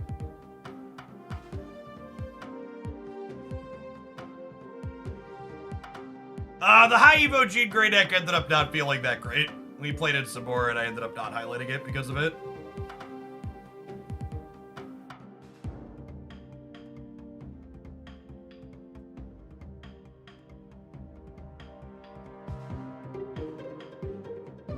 I would assume Hercules still hits after the game, yeah.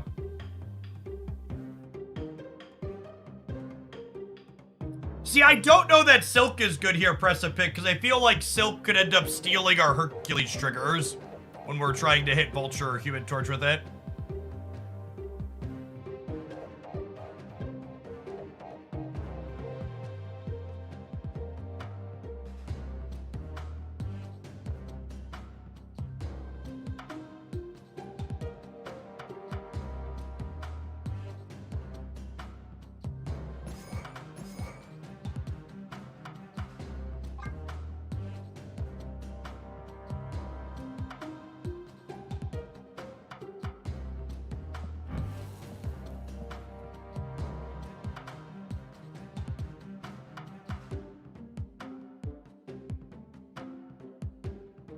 Yeah, Miss Marvel seems like a liability. Miss Marvel's also not good with Ghost Spider Human Torch.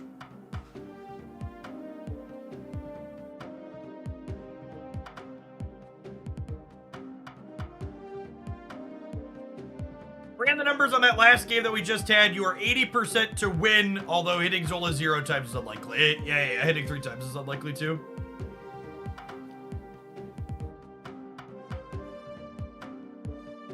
I don't hate the idea of Cloak.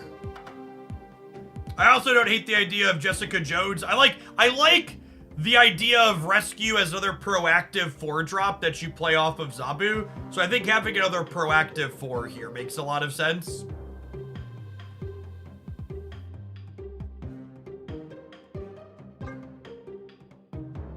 And Cloak seems fine. You know what we could also play? Is Iron Lad good here?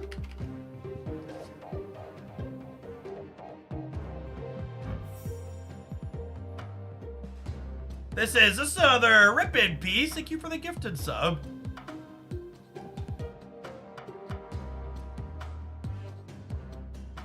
Has Warhead been good for you?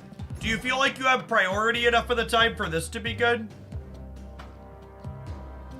This could be okay. I guess we have a lot of tech cards. The good hits would be like Jones, Hercules, maybe Vulture, Human Torch. The idea of this being another Hercules, Vulture, Human Torch, though, is super appealing.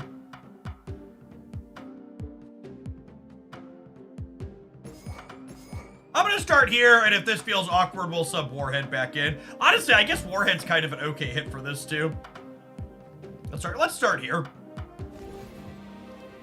I'm gonna start here, and then maybe we'll shuffle things.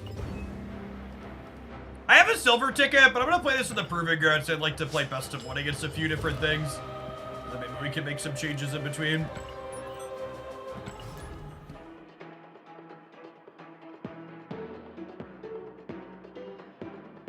Wait, hold on. Sorry. I wanted to I keep forgetting to share this. Chat.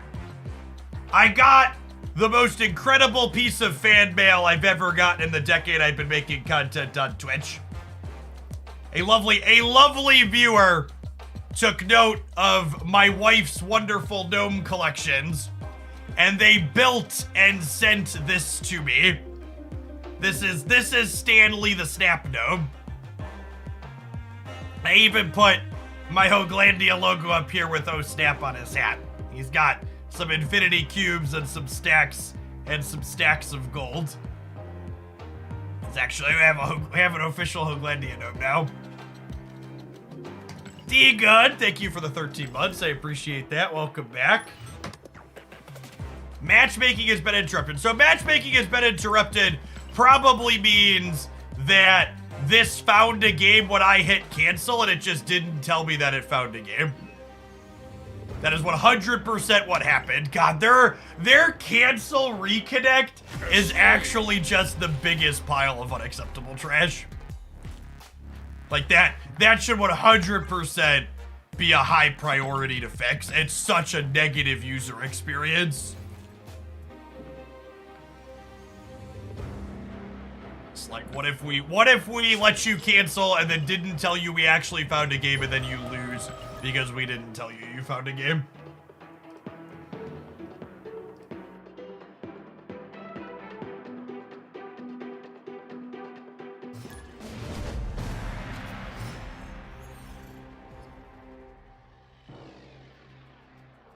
Opponent snapped.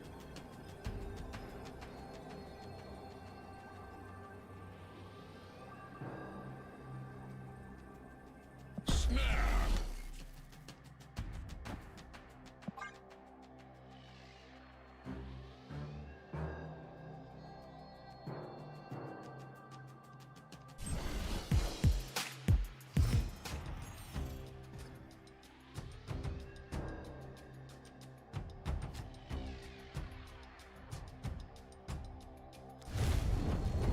That's a fun one. So this game here is actually an example of one of the problems that Hercules has, which is I have this good solid move stuff set up this game, but I'm gonna use it and move my cards around, and now because I played my cards on curve, because it made sense to, if I draw Hercules now no longer has a text box.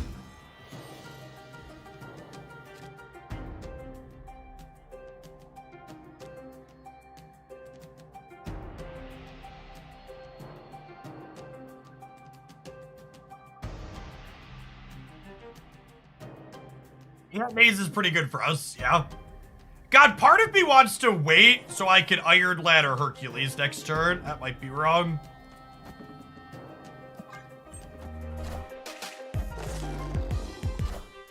Yeah, I should probably put this here. I don't know. I feel like I don't need the double discount. I would like to be able to do this here. Does he need to be like a 2-3? I don't know. At a minimum, he needs to be 3. 2 might be extreme, but...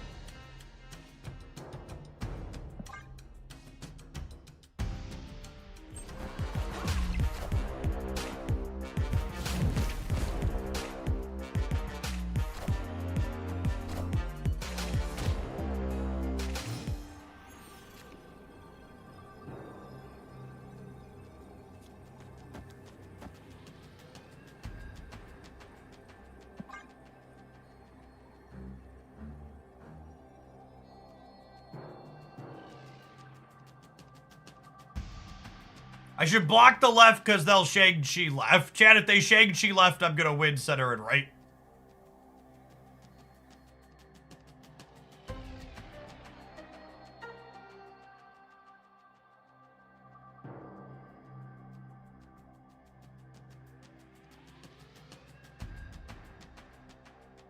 I think that's probably not true, not my dance. I think the sequencing problems he has as a 4 energy card are just really problematic for the card in general.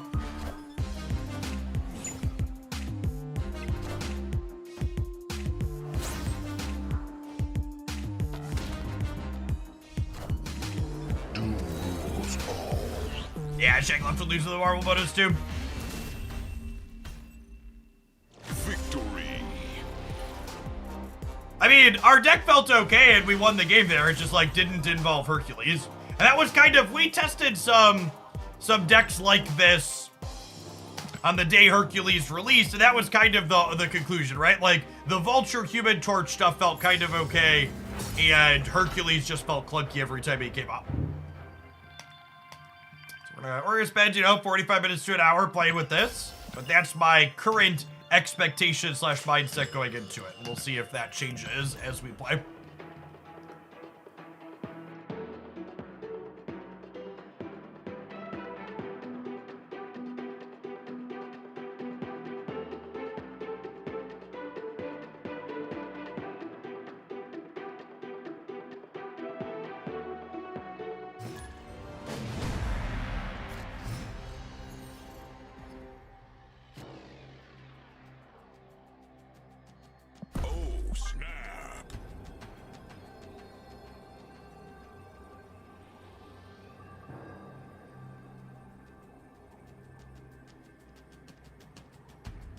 Cloak on 3, Hercules on 4 could be an okay curve if you already have a move payoff in play. Yeah, I guess.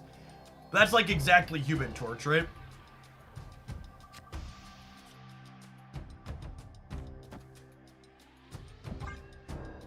Hey, Nathan Semester.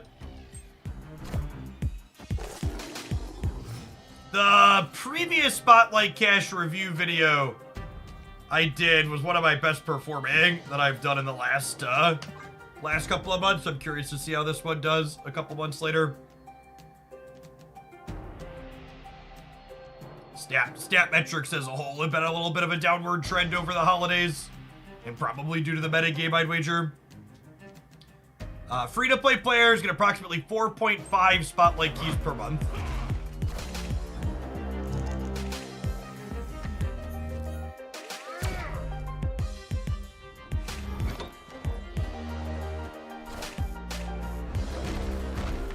Card am I looking forward to the most? I talk about that in my leaked cards review video.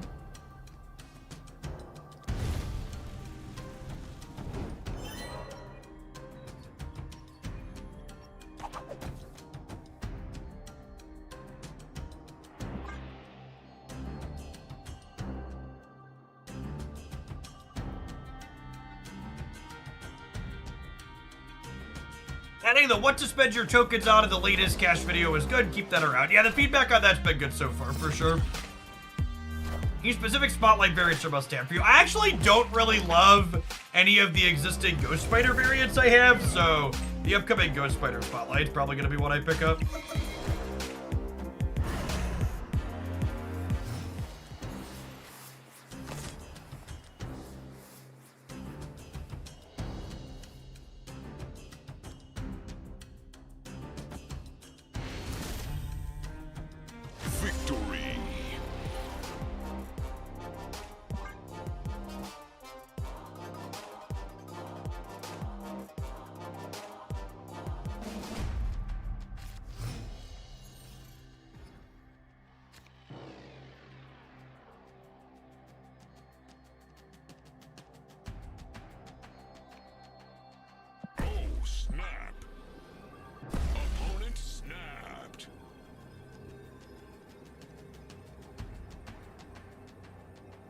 I actually really don't love Peach's Ghost Spider. Peach can be kind of hit or miss for me. Some of her stuff is fantastic, like her She-Hulk is one of my favorite pieces of art in the game. But there's others where I'm just like, eh. This was a great draw. I also think it's kind of funny that the person that submitted this deck, you were like, Hercules doesn't need to be a 3-cost, but like, we're literally playing Zabu because this card is significantly better as a 3-cost. So, it's a little bit of an LOL. If this card didn't greatly benefit from coming down a turn earlier, we wouldn't be doing this.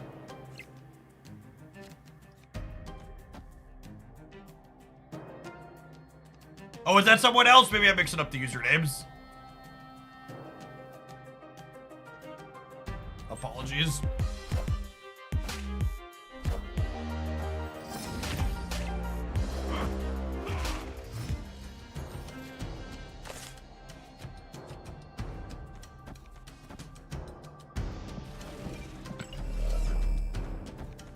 Full on deck submissions. No, I could tentatively take like 2, maybe 3 more.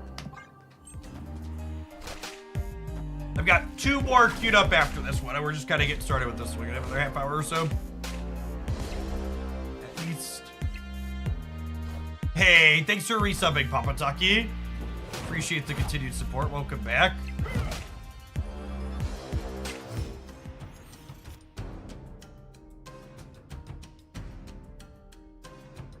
So this is one of the types of comments that I always find incredibly frustrating that happen quite frequently when you're engaging with things on the internet.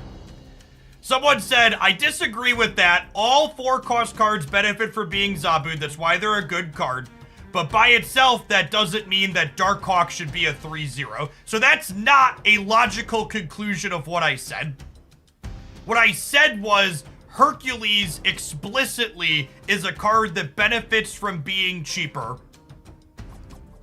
And that is one of the reasons why we are playing it in this deck with Zabu. I did not make the unreasonable, unrealistic extrapolation that you just did, which is, i.e., all 4-cost cards should ergo be free. That is not a reasonable and logical place to end up at from the statement that I made.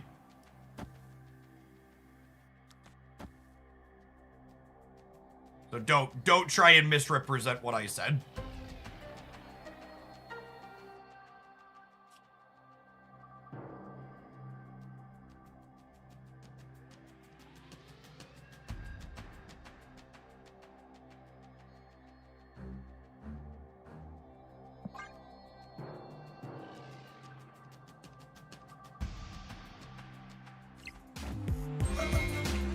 Oh, shoot. I forgot they could move their thing, too.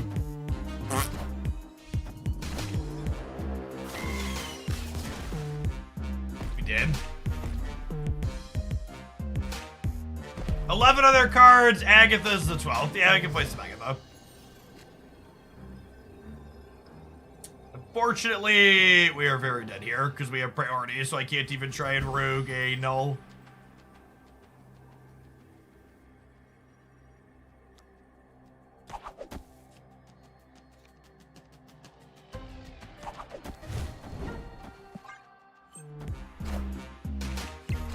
We getting Arnim solid? What's happening here? Hail Hydra! And this is the other, you know, kind of flip part of the deck too, is even when things kind of work, like we did a lot of work to get a 23 power vulture, we could have just played Blob and been bigger. It's a tough sell.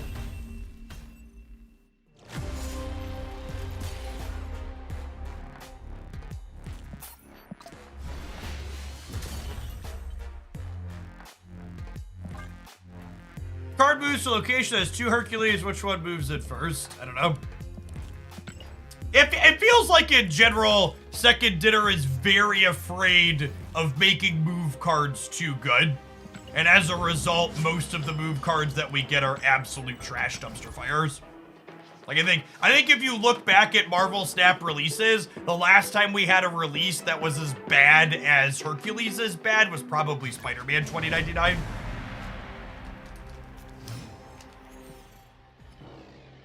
Opponent snapped. Snap.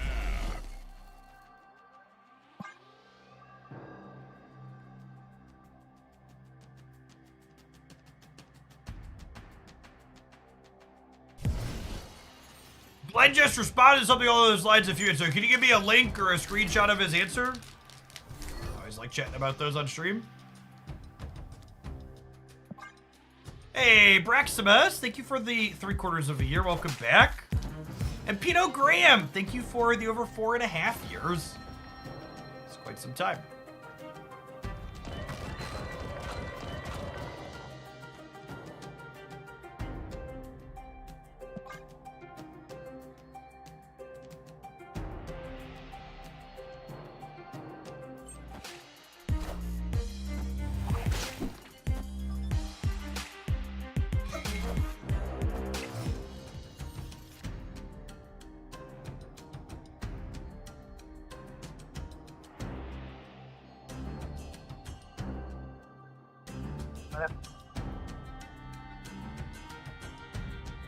Hercules.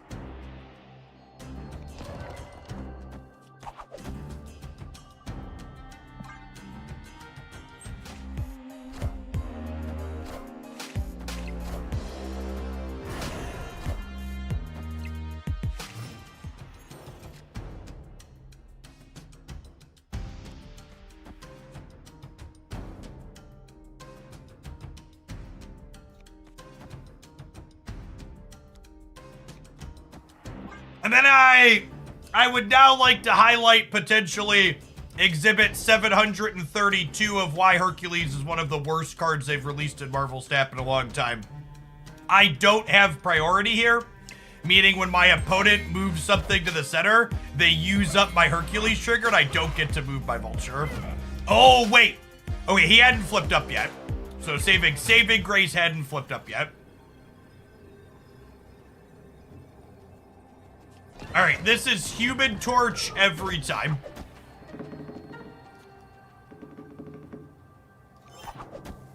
This is Human Torch. It kicks here, it kicks out, we pull it back in.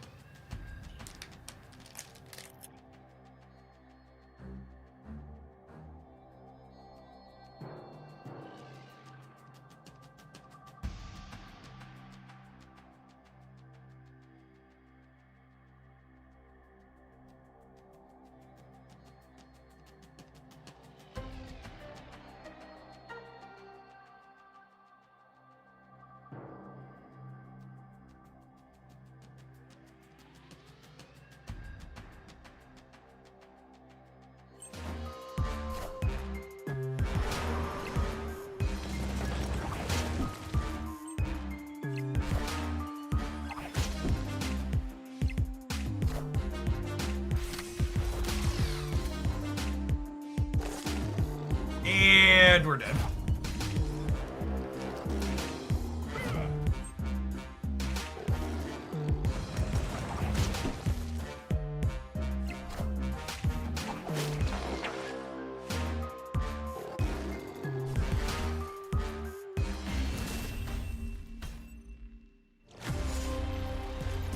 Hey, Hacksaw, thank you for the absurdly generous 54-month resubscription. 4.5 years is a long time. Welcome back. How's the snow in the cornfields? We actually didn't get that much snow, but it's still frigid here. They actually just sent out a notification from my kids' school that they're canceling school tomorrow preemptively because the temperatures are supposed to be -26 with wind chill. Which is likely not safe for kids on the bus and stuff. I live in Central Illinois.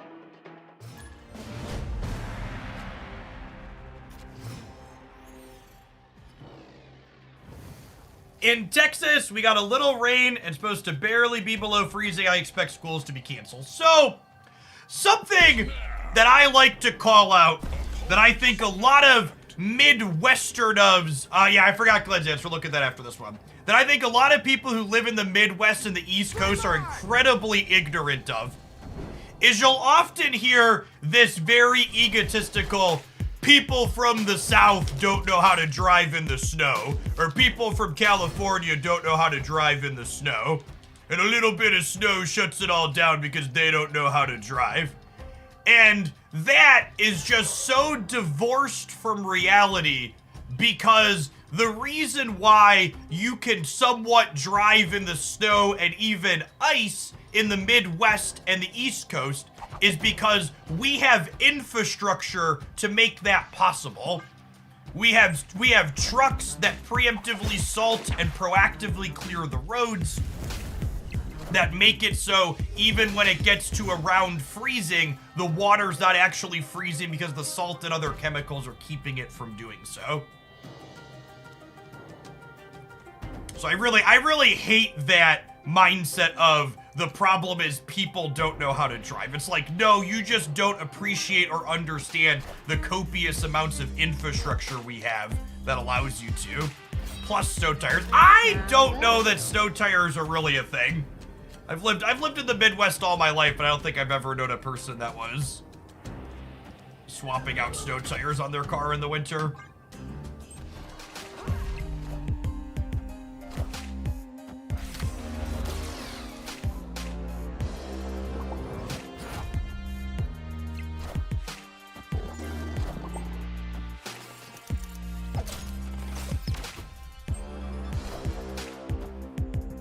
Very true, Jeff, but people also don't know how to drive. I mean, that's true of the Midwest, though, too. A lot of one of the things that a lot of people don't understand about winter travel is that the times where it's just kind of raining and not snowing, but the temperature is below freezing, actually tend to be more dangerous to drive, especially on the expressways, than when there's actually piles of snow. Because, like, visible snow encourages people to understand they should be slowing down and being more cautious. Whereas when it's, like, below freezing and raining, there's black ice that you're not going to see till you're fucking dead and sliding off the roads. And people will still be blowing past you on the expressway, you know, at, like, 75, 80 miles an hour. Because they don't fully comprehend the danger that there is. Alright, why does move get so little love? I was wondering why the secondary is cautious on adding strong move cards. I write this because almost one piece is weak as past since Hercules, and we can say for sure he doesn't really fit into any deck. I'm a huge move fan. The last season's an infinite only move. Alright, Glenn. I think we gave move some fairly strong cards last year. I don't know that I agree with that. It's like exactly Ghost Spider, right? As an archetype, move can be tricky to balance in a fun spot because it can be overwhelming for players. Not knowing where your opponent will play mystery cards in their hand is actually less burdensome on the mind than knowing where cards you can already see will end up. So we like move, we want them to make cool cards, we want to be careful. So I think, and this is, I think part of this too is, someone said there in chat, someone said we gave move good cards last year. I wonder if he's considering cards like Silk and Jeff movement cards. Because, and this is also interesting to me, because in my mind, cards like Jeff and Silk and Vision, this is less burdensome on the mind than not knowing where cards you can already see will wind up. This describes cards that I don't consider move cards. And maybe that's the disconnect here. Maybe I should, like, talk to, or, like, ping Glenn and talk about that. Or make my own ask publicly. Because I feel like this is, like, this answer to me feels like they must be counting Werewolf and Jeff and Silk as move cards. But those aren't cards that go into the archetype that benefit from your cards moving, right? They're not cards that play with Human Torch and Vulture and Dagger and stuff like that. It's like, sure, they're technically cards that move around the board, but I would not describe them as move cards. But those cards 100% fit this description, and they even buff Vision, making it more common. And I think Vision and Jeff are way more offensive and burdensome when it comes to calculating where your opponent's cards are and where they're going to end up when they're already on the board than anything remotely like Vulture or Human Torch related. Look at those straight lines. That's a teacher with Blackboard experience. Yep.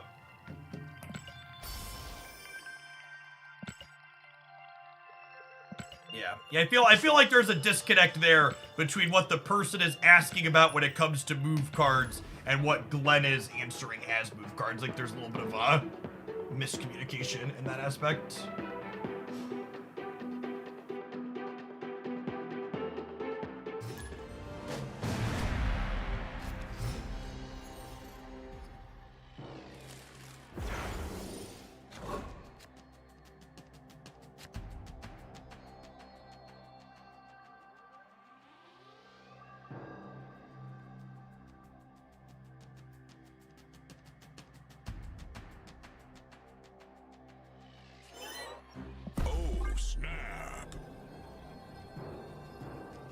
When I turn on all notices on YouTube, it should tell me when your stream starts on start. I believe so, Socio. If you have the notification bell on for the Jeff Oakland YouTube channel, you should get a notification when the daily video goes up and when I go live in the morning. You should get 2 per day.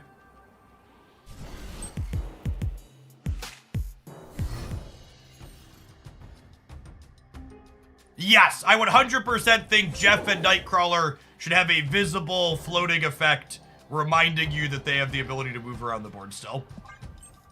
100% those would be UI improvements to the card.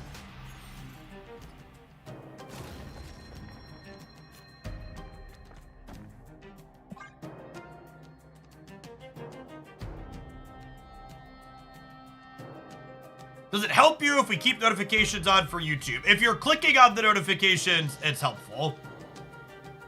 If you're someone that doesn't actually click on the videos, being subscribed and having notifications on does not help, though. But if you're someone that typically clicks in, yeah, it's beneficial.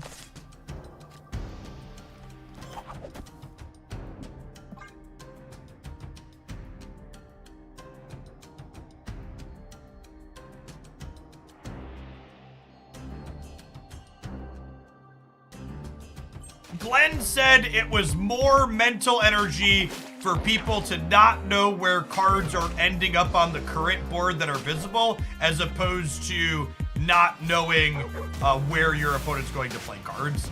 And to be fair to Glenn, I think that that's an accurate statement. I think that I would 100% agree with that sentiment.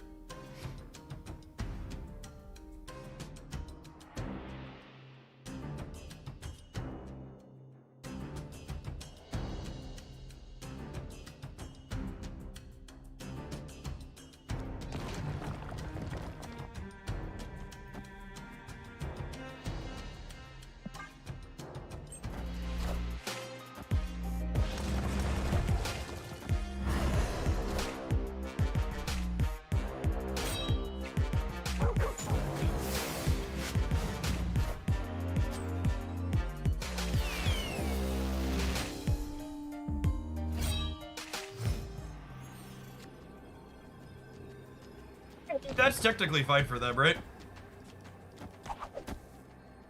So they're gonna hello him back.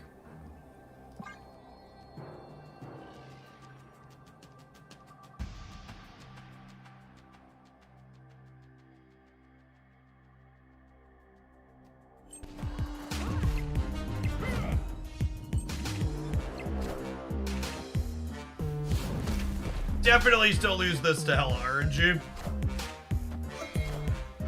Minions to me.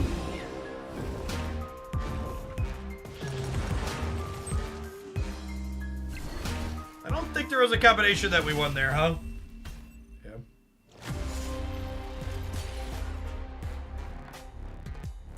And unfortunately, I think that's just the story of trying to play a deck like this. I think you jump through all of these hoops and work super hard for this 23 power 3-drop or something even smaller than this sometimes. And there's just so many better, more efficient ways to put these numbers into play. And that's not, honestly, it's not even just counting Blob, right? Like, obviously, Blob's a stain, Asterisk needs less power. Even Blob aside, there's just so many better, more efficient ways to just generate a big number.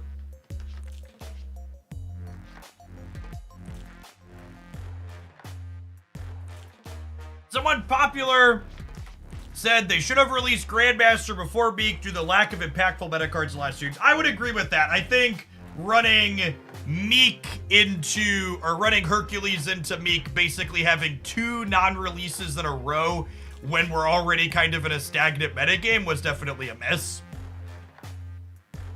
All right, gamers, it's about that time. We're gonna hit a 120-second ad break. When we get back, we're gonna be switching over to a new deck. Thanks for hanging out. Don't go anywhere. Lewis, thank you for the deck submission. I appreciate that. I think that is going to tentatively close up our deck submissions for the afternoon. Gives me 4 more, including our next one.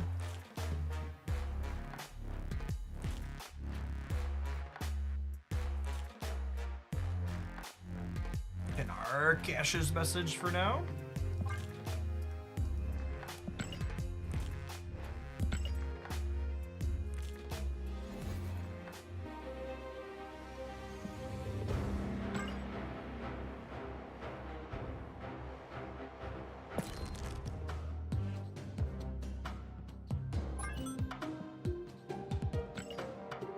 Deck got a bunch of banger variants and splits in it, chat. Look at these lovelies. We played a variation of this on stream somewhat recently. I think this deck is very good.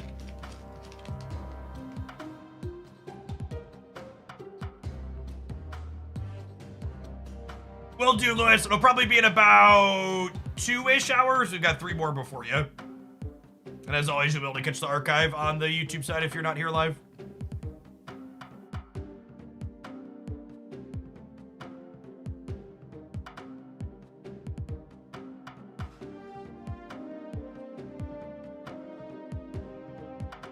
I believe Hercules does throw Captain Marvel, but I haven't actually seen that in practice to confirm. But my expectation from reading the cards and seeing other interactions is that he would throw her. Because Kingpin would stop her, so she wouldn't jump to the old Kingpin. Yeah, we had highlighted this on the Jeff Ogood channel somewhat recently. I like it a lot. This Jane Foster variant is lovely, but you can't really see the fact that she's gold split at a glance, which is a little sad.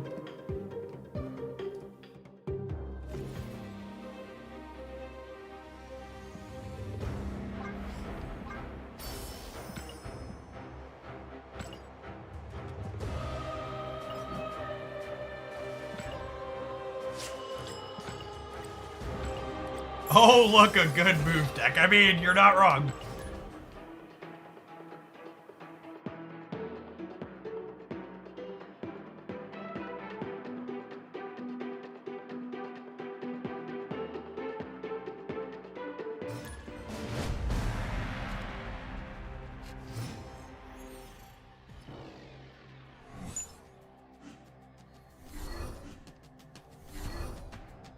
Well, rip.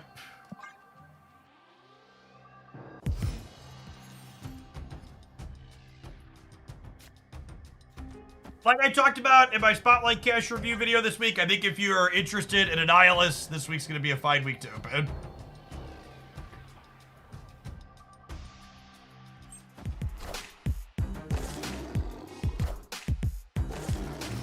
There's a lot of very deeply subjective things about prioritizing Spotlight stuff. He's Justine.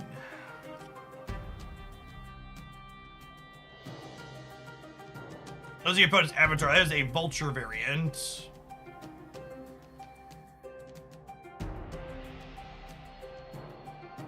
Hey, thanks for the 10 months, Big Drip. Welcome back. Love to draw Thor here.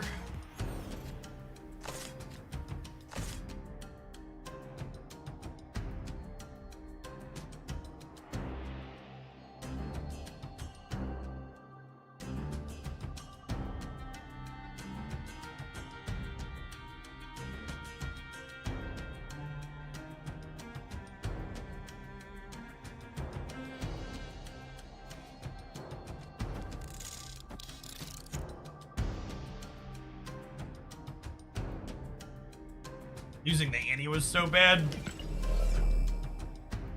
Not that we could win this game.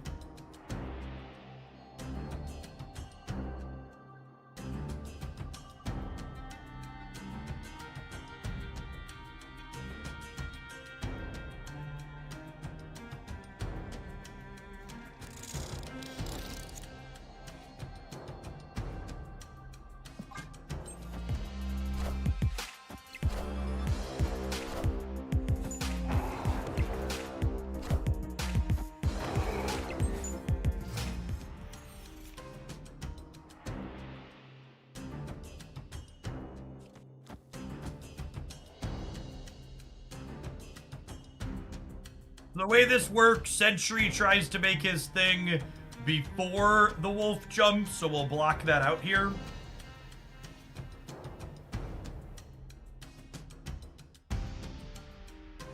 But then I am locked into not having a lot of power over here.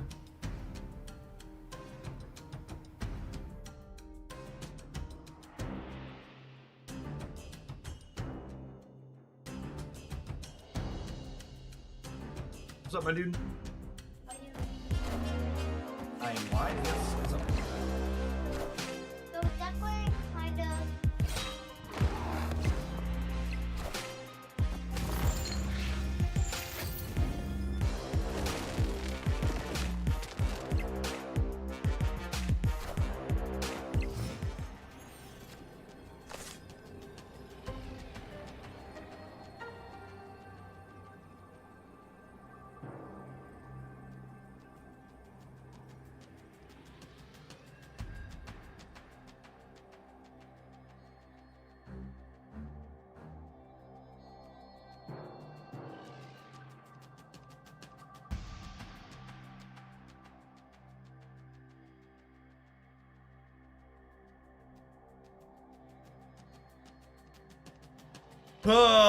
Children chat. I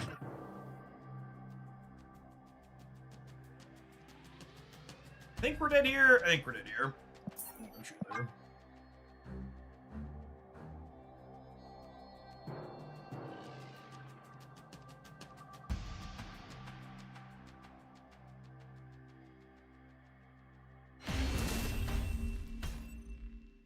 Escaped.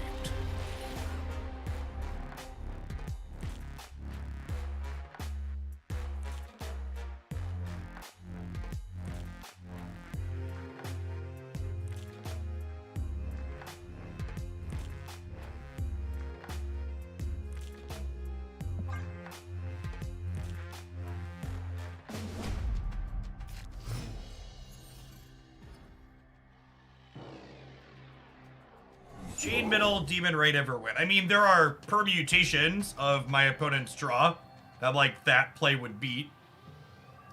But on average, I think most of their plays end up beating that, which is why I retreated. Oh, snap. Victory.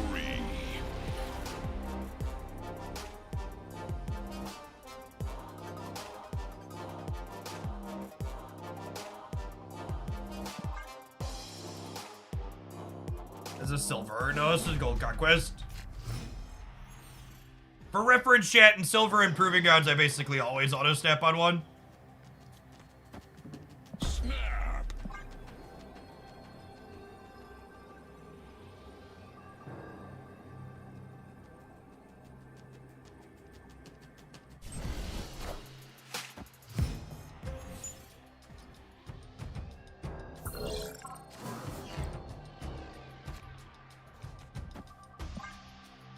Bull.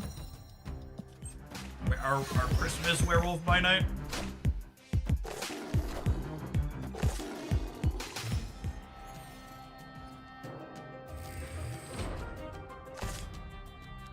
Certainly a Mobius angle here.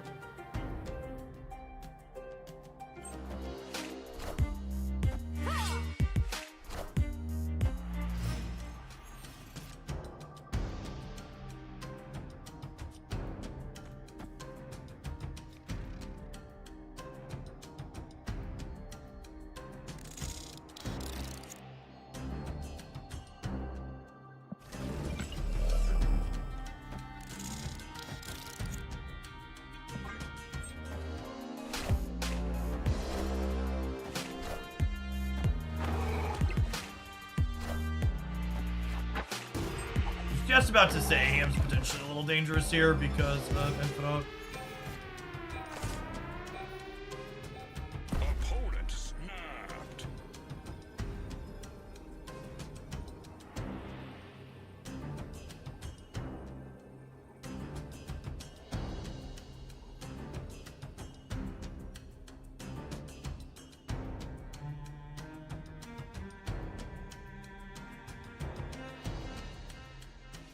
Oh, I think without Annihilus, I have to leave here, unfortunately.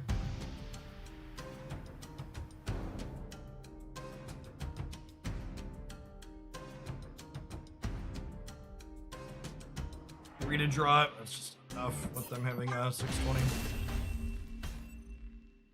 Escape.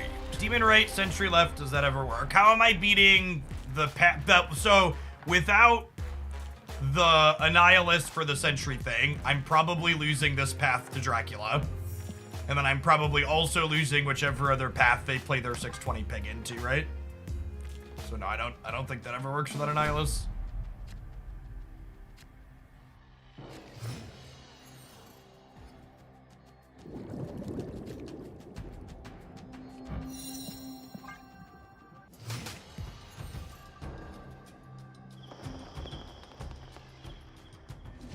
Abu. Snap.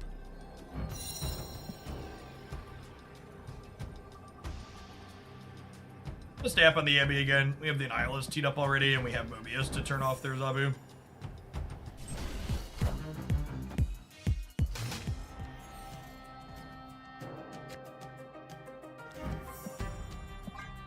Anything? Oh, shitty game.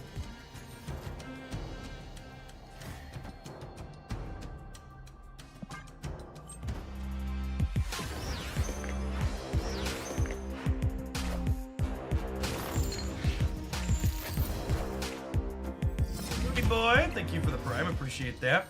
Hood's actually a great pickup here. Oh, and so is Yellow Jacket, right?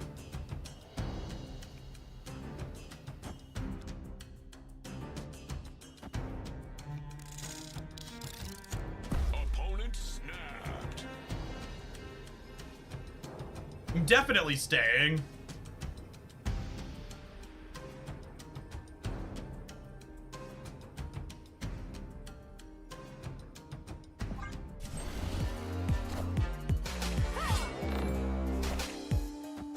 There could be merit to, so this sequence gets me the Hood and the Void smaller with the Yellow Jacket, but there might have been merit to ensuring that the Void goes first here, so that way the opponent has to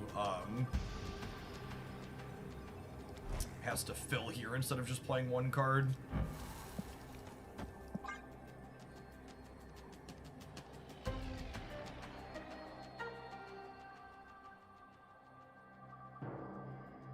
An Infinite with the anti-bounce deck from the best decks video. Yeah, I think that one's super solid.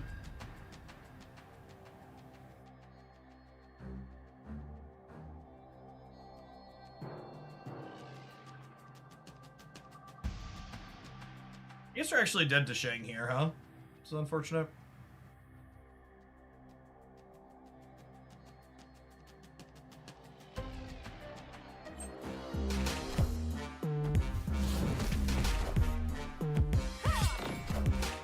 Yep.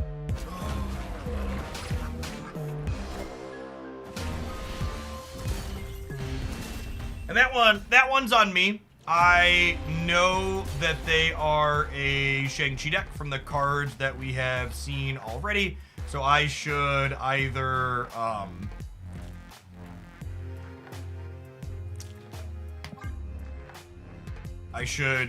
play one less card on the previous turn to make it so the dog can't get shanged this turn. I should have just ended on the Sentry and not the Yellow Jacket.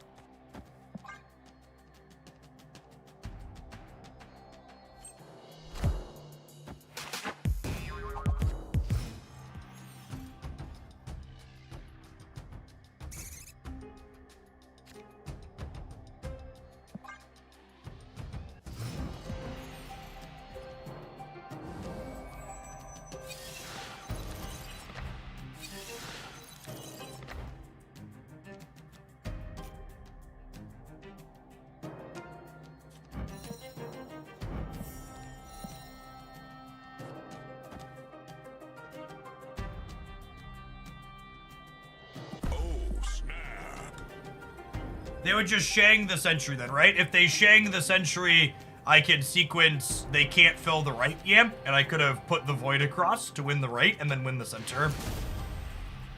Victory. Yes, I would assume the opponent is Mr. Negative based on the White Palace and the Mast.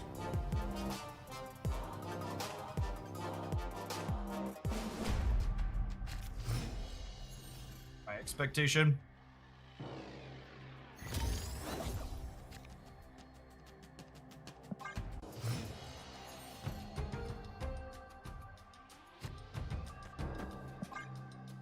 Hey, Brotherhood. Thank you for the 34 months. I appreciate that. Welcome back.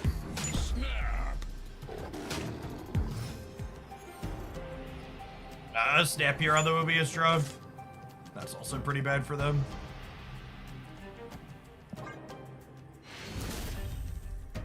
Hey, thanks for the 34 months, Brotherhood. Morning, morning. Moody Boy, thank you for the brand new primer. Big Drip. I think I might have missed yours a little bit ago. Sorry for that. Appreciate the 10 months.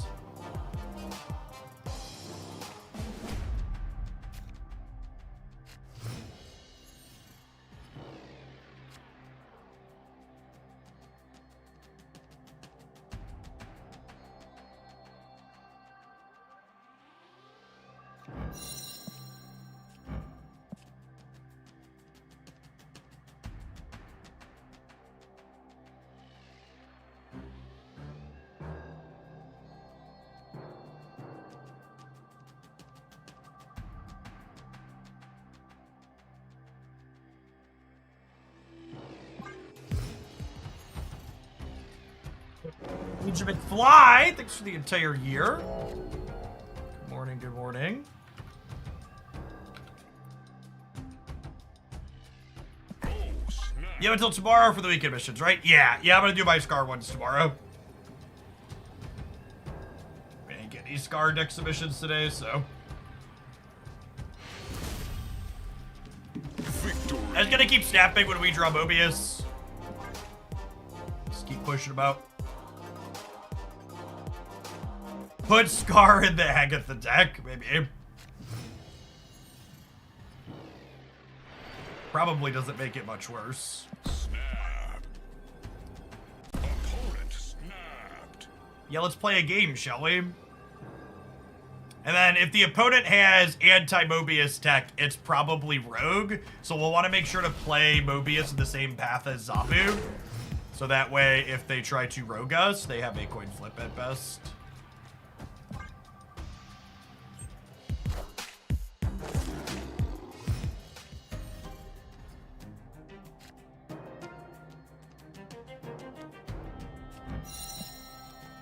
Vibe on this for a turn since they can't negative this turn. Yes, they also won't be able to play Rogue Center is great.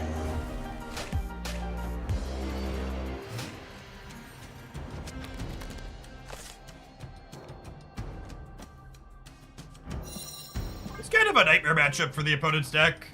We have Enchantress too.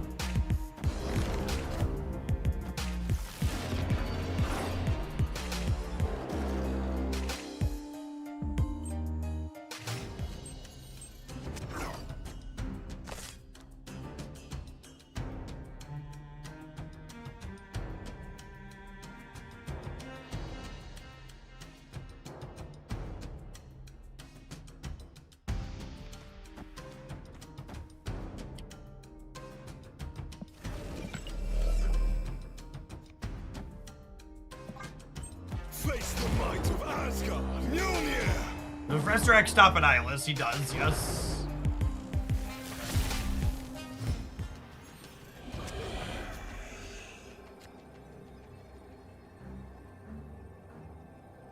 Well, that's a high fucking roll if I ever saw one. I don't know if my body's ready to lose to this Goliath, but here we go.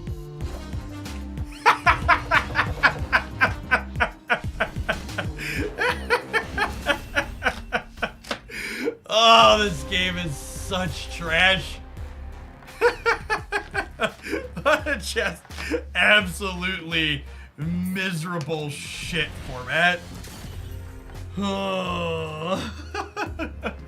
Fuck you, Chud. And then players. The only thing worse than the format is the players, chat. Just absolute miserable human beings to top it all off.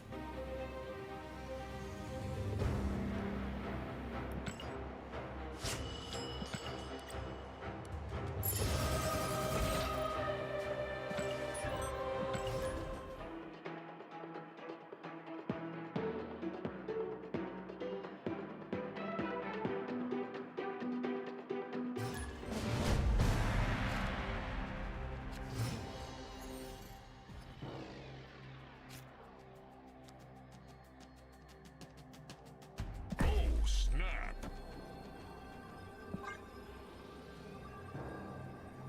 Opponent snapped.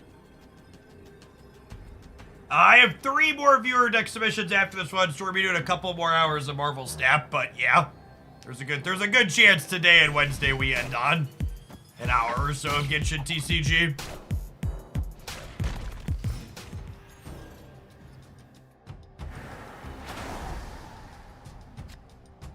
To set a low bar, Genshin's been more enjoyable than Snap. It's also just pretty genuinely good game. I've enjoyed it a lot.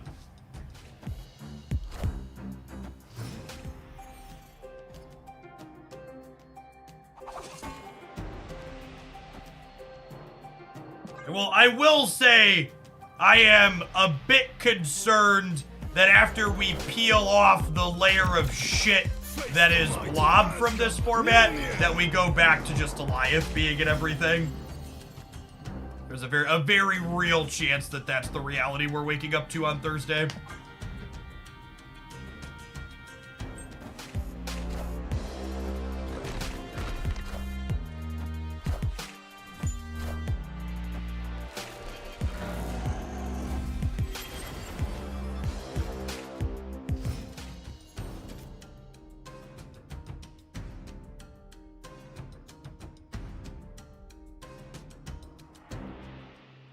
Do you have a confirmed Blob change on Thursday? No, they don't confirm anything in advance.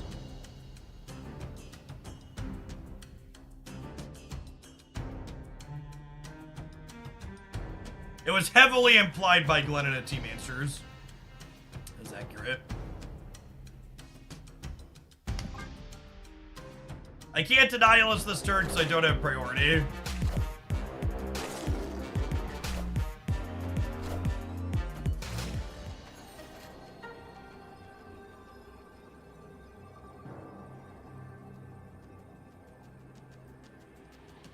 How will Goliath be buffed? Goliath's not getting buffed, chat. That's why I banned the person that posted the comment.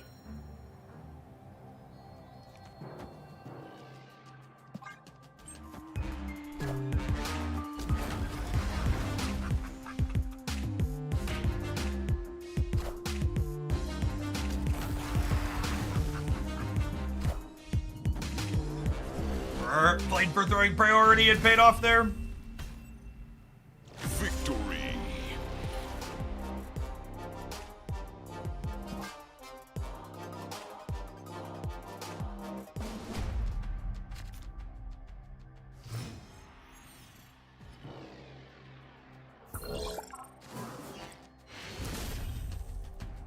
Victory.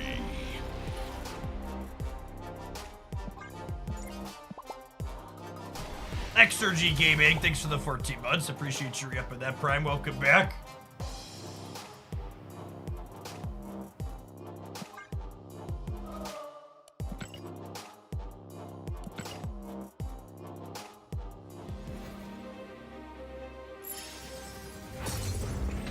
Maybe as part of the OTA on Thursday, they could just emergency release Warpath.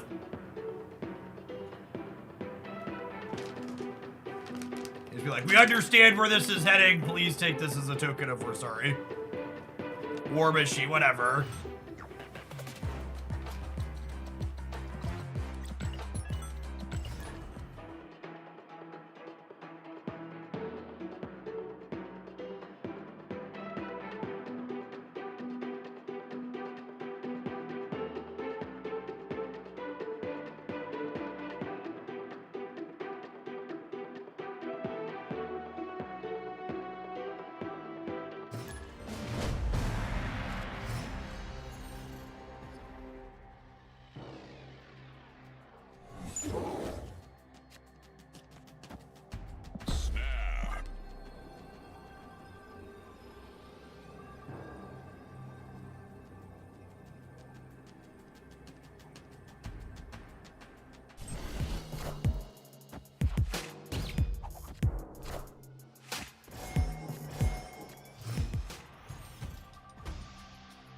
Did Second Dinner clarify why they're releasing more cards every month without adjustments to the current economy? They're releasing more cards every month, chat, because I have 60,000 collector's tokens and 50 spotlight caches. And while I'm an extreme example, because I spend money fairly frivolously on this game, I'm not alone in that. Contrary to the constant stream of bitching on platforms like Twitter and Reddit, spotlight caches very much solved their stated goal of achieved their stated goal of getting more cards into the hands of players more quickly.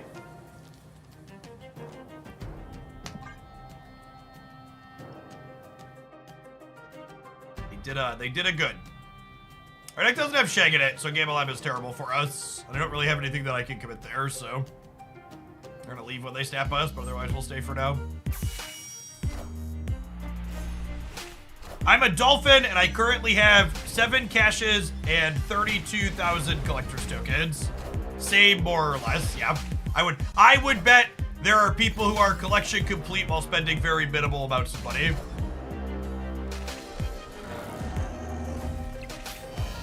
And while that obviously doesn't mean everybody's currently in that situation, I would bet a lot of them are.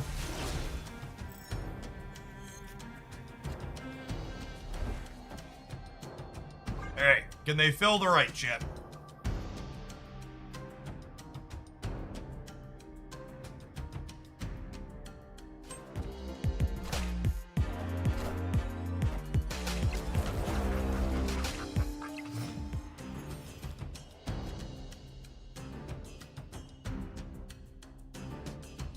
The problem here is...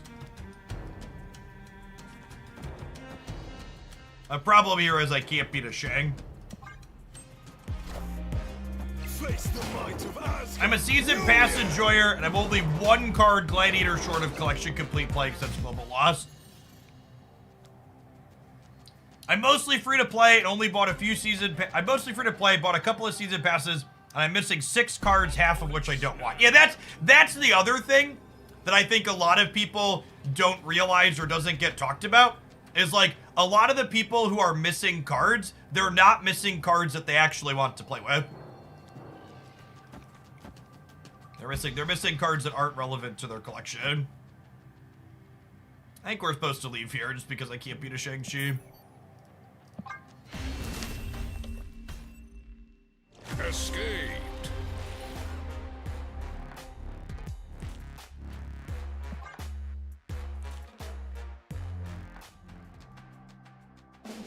If you want me to classify you as a Marvel Snap sea creature, here's my definitions. You are a small spender or a minnow if you're someone who only buys the season pass and a handful of other bundles that are 10 USD or less. You are a dolphin if you buy the season pass and you regularly spend up to $50 a month on Marvel Snap on average. And you are a whale if you are someone who is spending 3 digits or more a month in Marvel Snap. And then you're a Kraken if you have every variant completed.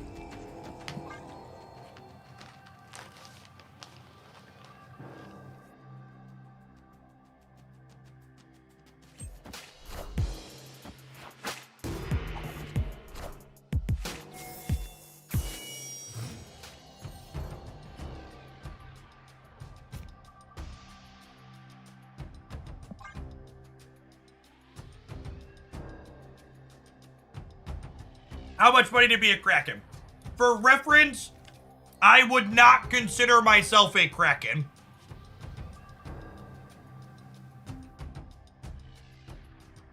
Oh, and for people that don't understand how these mobile game money pits work, when I'm talking Krakens, I'm talking people who are finishing variant collections. These are people that are spending 5 digits on Marvel Snap.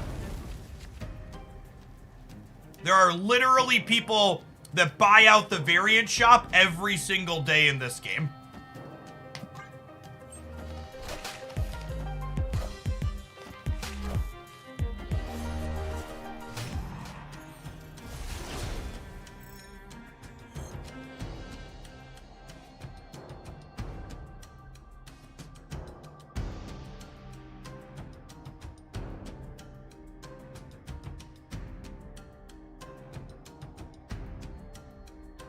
I love that Second Dinner made a $200 variant that people considered free. But you gotta think about it, chat.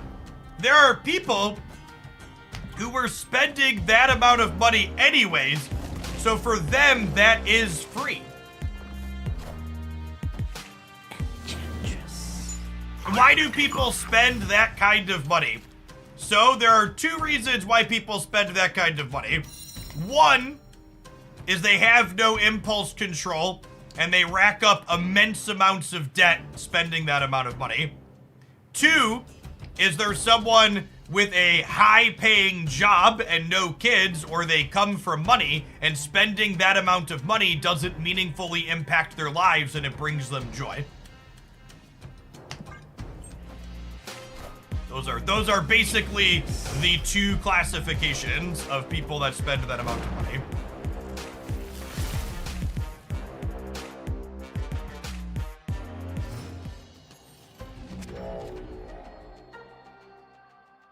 I think rug pulling is beneficial for me here.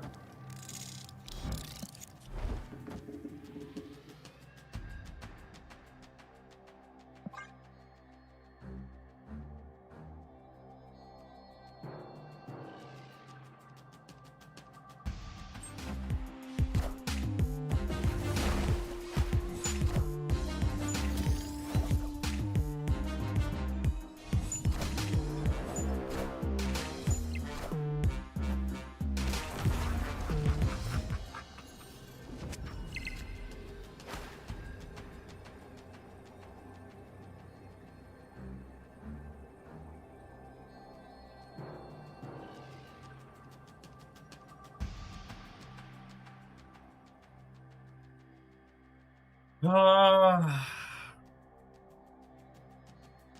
think we're dead.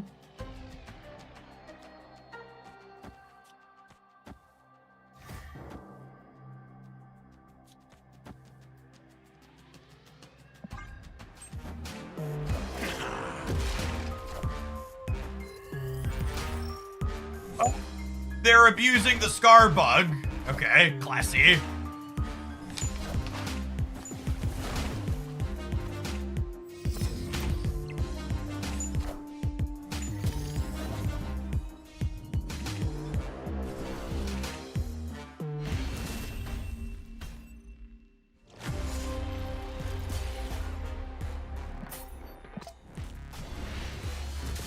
So,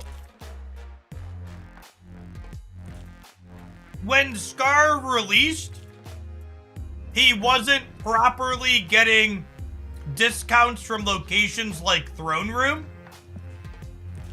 And when they fixed that bug, they accidentally made Scar work with Wave, like old Death and She-Hulk worked with Wave.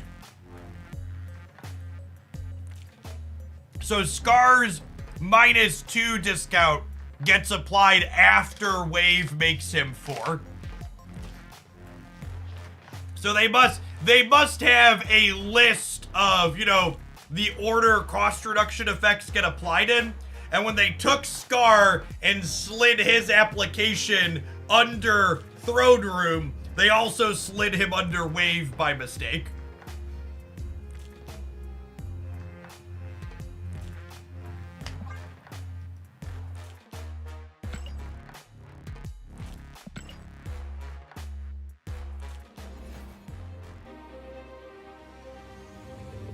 Ooh, tough set with this one today. It's unfortunate. We played this deck before and it felt good. Bad beats and bad play.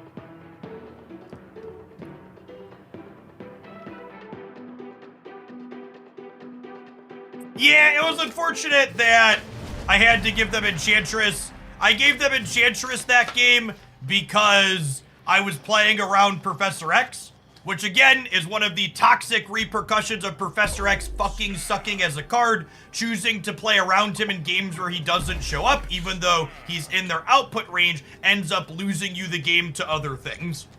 It's just like old Galactus and other things like that, where it's a very frustrating card because when you understand the game enough to know that you need to be playing around it in spots, you still just end up losing to other things because you chose to play around the card they were likely to have.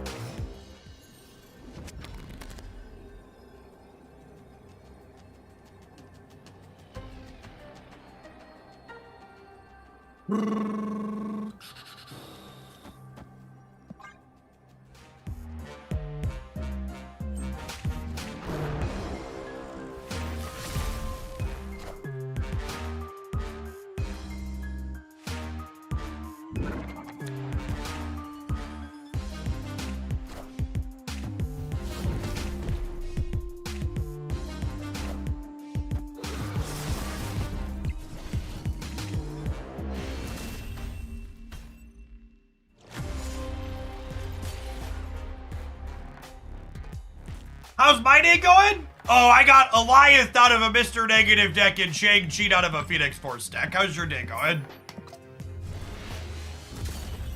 Better than mine? I would believe that. That sounds accurate. It's not fair that only I'm having a shit day, chat, so you can have some adverts to make your day a little bit worse, too. We'll see you in 120 seconds.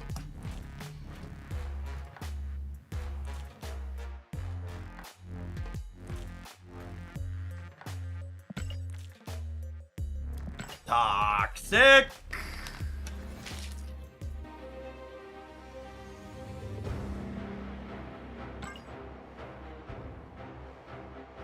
Going on, Headley. Thanks for the 5 months. I appreciate that. Welcome back.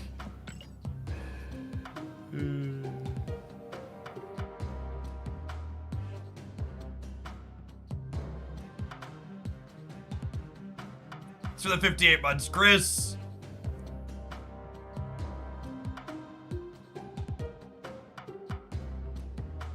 We have someone dead set on donating Debris Rock still here for our next deck. This meta feels like people throwing buckets of shit at each other. The current Marvel stat metagame is what I would describe in a TCG format as a Batman situation. There are no good guys, but there's a billionaire that wears a cape who beats up the mentally unwell that you could kind of root for if you're into that sort of thing.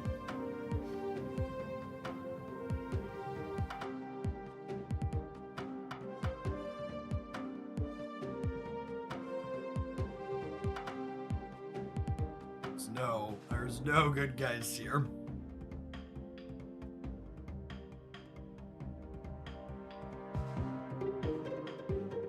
I am curious to see how this OTA goes. That's a dark Batman take. Who hurt you? No, that's just an accurate description of Batman from someone who has a basic understanding of how the character is.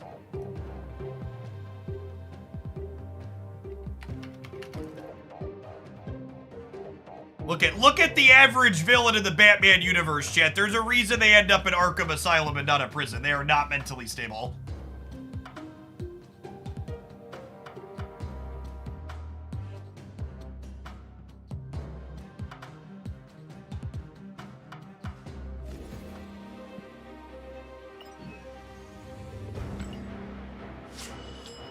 Sorry, thoughts on the upcoming OTA. The OTA can go in I think it goes in one of two very stark directions. Either they use the OTA to actually rework Blob and potentially give us a real meaningful change, or they sit on their hands and they take 4 power away from it, making it a 6-0, and be like, we'll change it in a patch eventually. So one of those options is significantly better than the other. I'm curious to see which one they choose.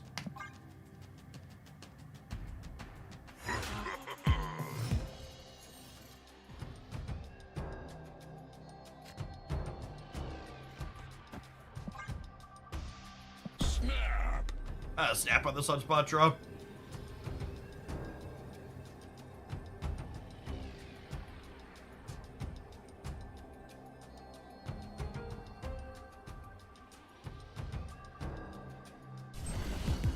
They make it a 6-0, we'll get to Ravona it with Taskmaster, it'll be great.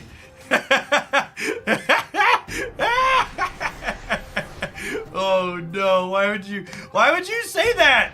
Why would you put that energy out into the air?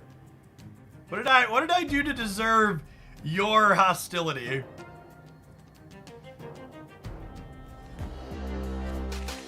Ban them.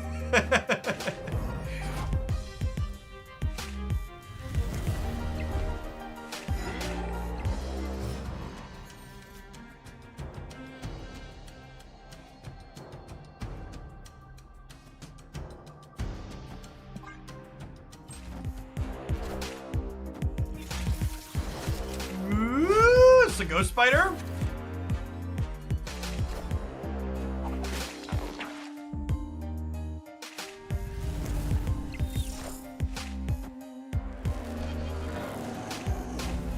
Clear for takeoff.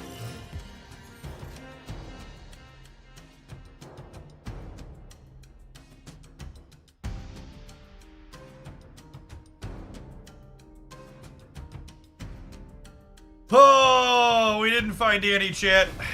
We didn't find Annie.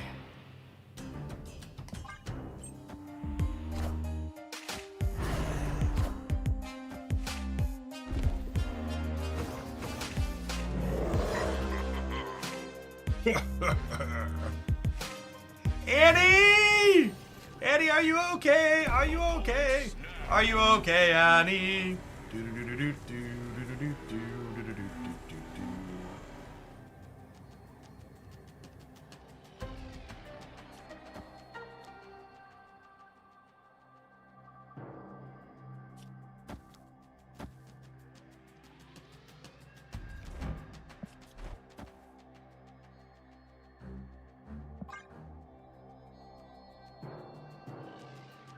Heimdall me, Daddy.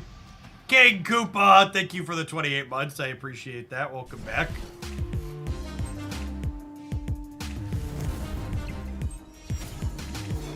Guys, gals, and non-binary pals, we got him! Expertly juked. Play Heimdall, lose the game. A Marvel Snap tried and true classic.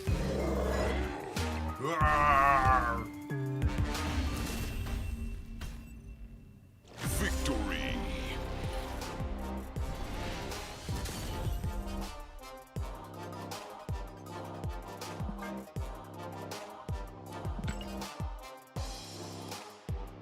Someone said, I wonder what Marvel stat metrics will look like if they don't make a meaningful change on on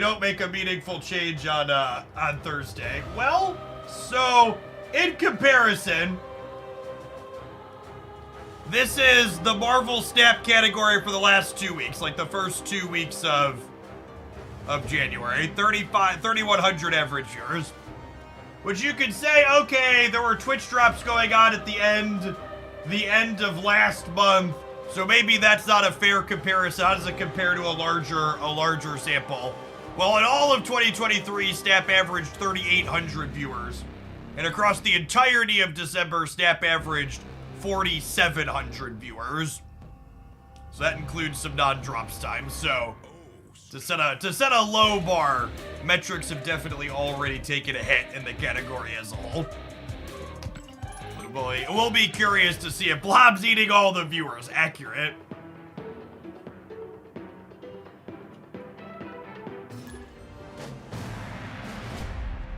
Behold my creations. Yeah, that is how it be sometimes, Rispic. How it be. To be fair, I have played that deck somewhat recently and it performed better than it did today.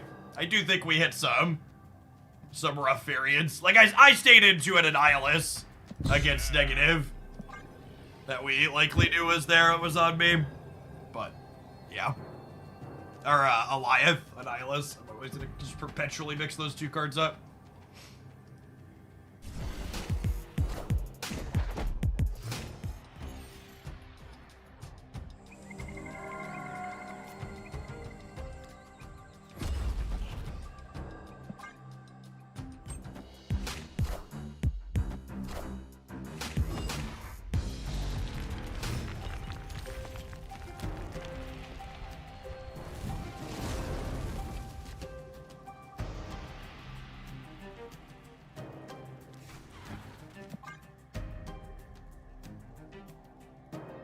Only reason I'm here is because of Blob Free Zone. I think my favorite...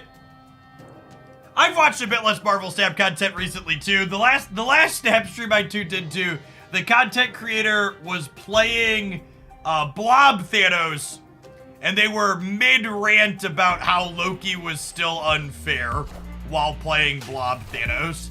And I was just like, holy shit, gamers. Please, please, for the love of God, stop.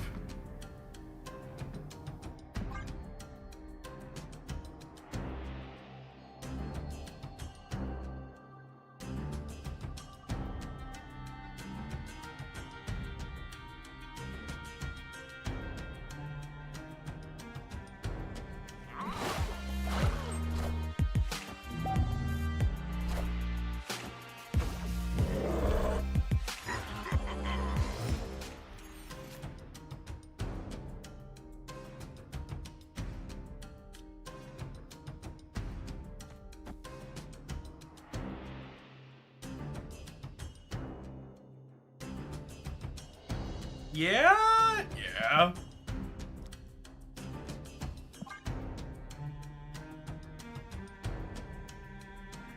Where are Loki's stats right now? Can someone remind me, is it the toilet or a dumpster? Yes. Friendly neighborhood Spider-Man here. Please pull Cyclops. Pulling the rock's actually kind of bad, because they're probably going to fill the right.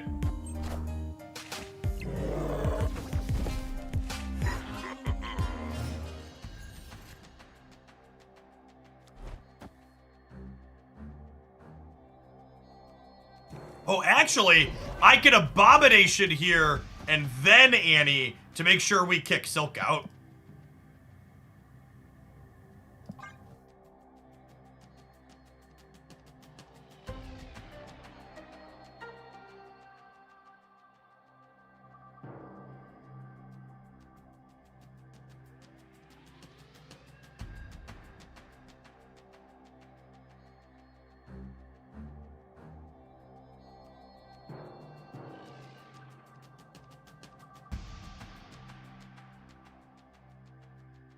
Needed a Bob variant desperately. I don't know how I feel about the Christmas ones. They feel weird out of season.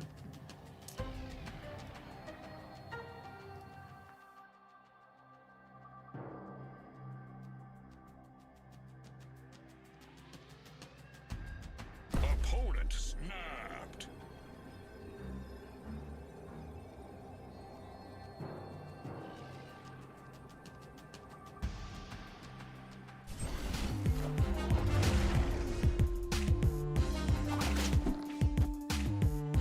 I feel like trying to hide your rank on stream is tough.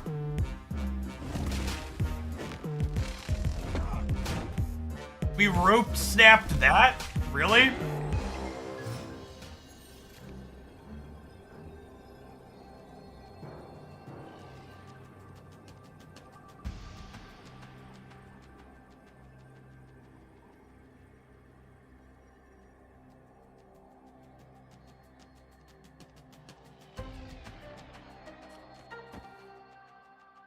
it's just this, right? Then we soak 3.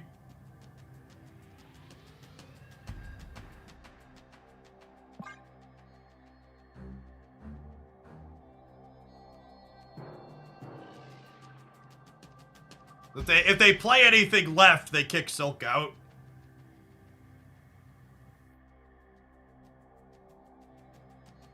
Based on their full rope into Snap last turn, I assume they're going to burn the full rope here again as well.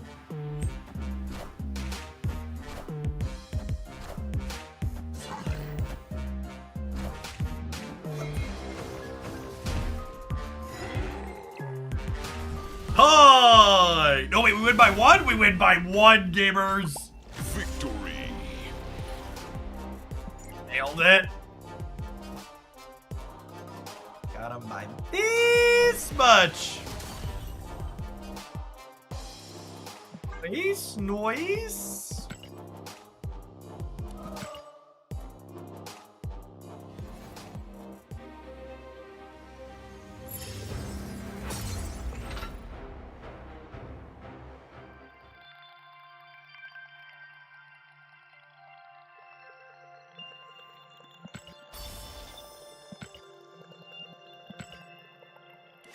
Hey, Atreyu, thank you for the 3rd of a year. Welcome back.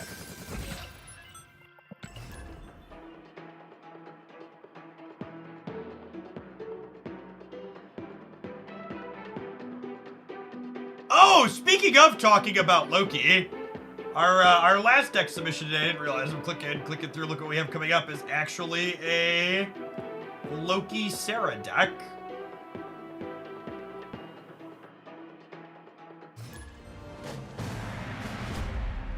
Behold my creations.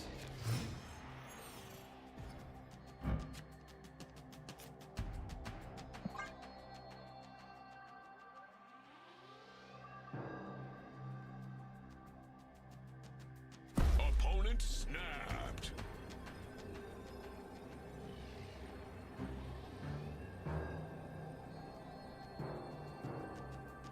Loki Sarah is pray to God, no Mobius. Yeah, they're actually... No, they have Enchantress. There's no Rogue, but they have Enchantress. Take it technically. Have a little bit of something, something.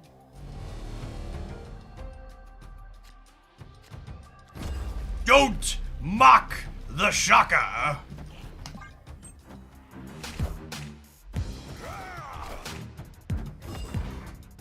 I think they should remove Silver Conquest. I think whether or not they should do something like remove Silver Conquest should depend entirely on what their internal data metrics look like. So that is not a question that I am equipped to answer without access to their information.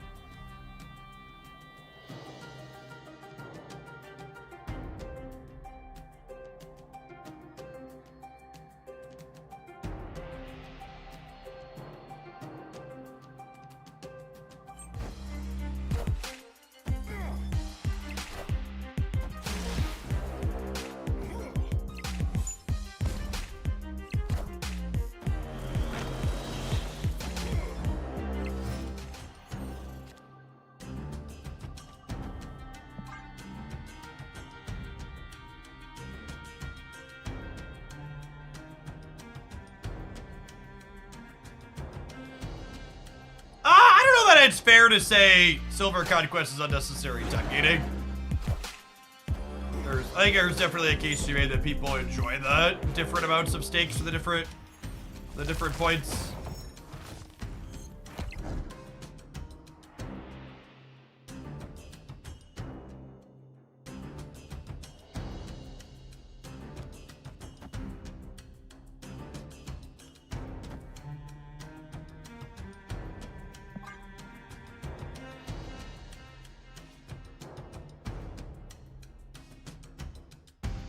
This is a quality man thing variant, agree.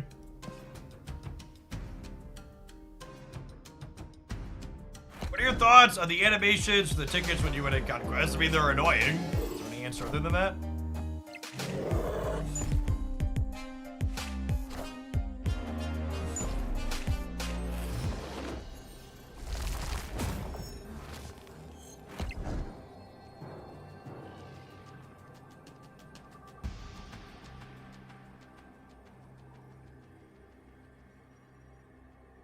So Spectrum puts them to 28 in the middle.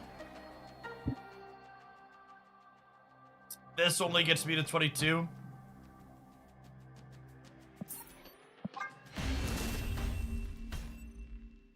Escaped. To be fair, Benj, I don't know how much losing you've done in Conquest recently, but the losing interface is fairly streamlined. They cut a bunch of the screens out of there. They just didn't cut them out when you win. And I agree that the winning screens should also be streamlined a bit.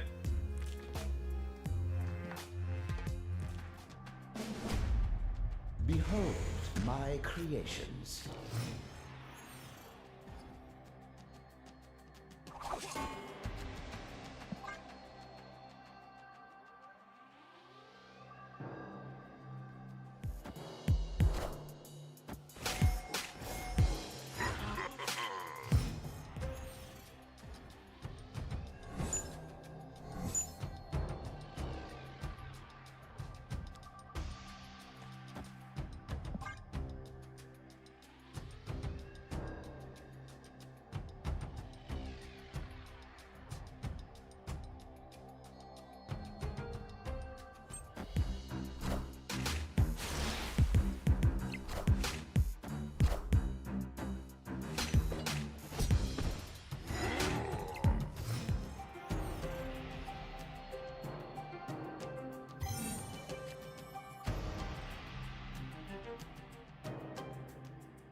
Watch your latest video. I needed that push to spend tokens on Echo. Yeah, Echo's a great pickup.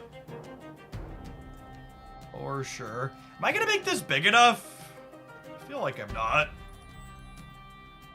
Opponent snapped. Let's do this. Oh, snap. Snap them back.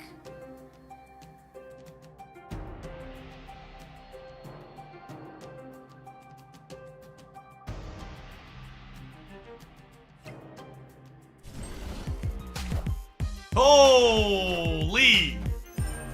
Got a maw from Triskelion. Lucky.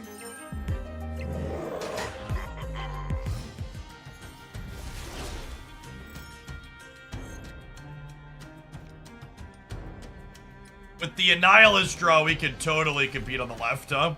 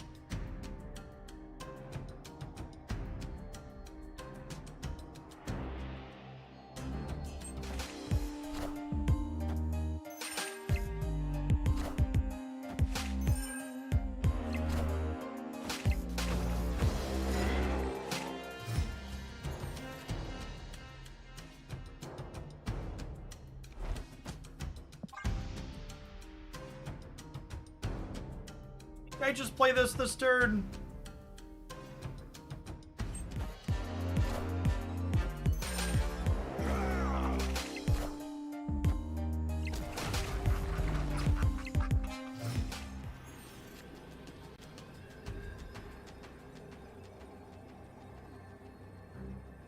So Spectrum's only +6 on the left, right?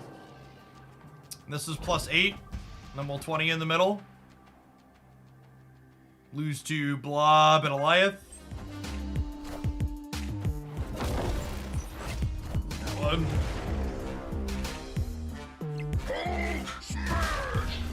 Look at our jolly green giants, gamers. Victory. Yeah, but we haven't gotten to do the Typhoid Mary debris stuff at all. But the Annihilus Abomination hazmat package just felt pretty reasonable. So far, I feel like I'd probably would cut the debris Typhoid Mary Man thing and just like play an An Annihilus Hood Century Abomination deck seems fine.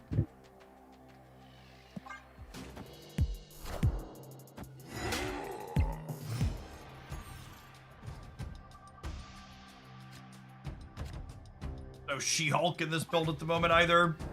Or Misty Knight. Yeah, I feel like I'd rather just do other more traditional things while also having the Annihilus package.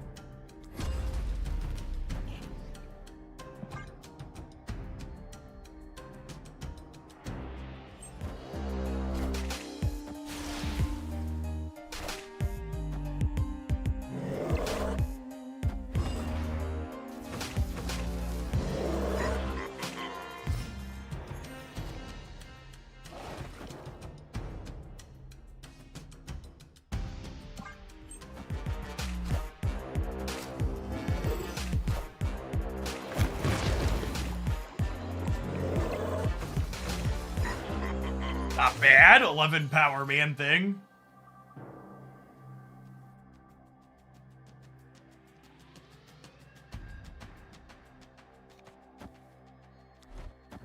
We do this. Welcome back, Red. Thanks for the submission this morning.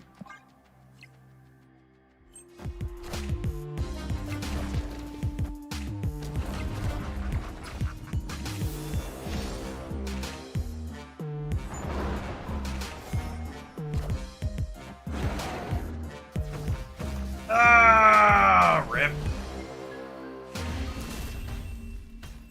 I wasn't thinking about... That's not me. We should have played Abomination here. I wasn't thinking about getting rug pulled that I should have been. We win that every time. It just wasn't on my mind. It wasn't about greed. I just wasn't thinking about it.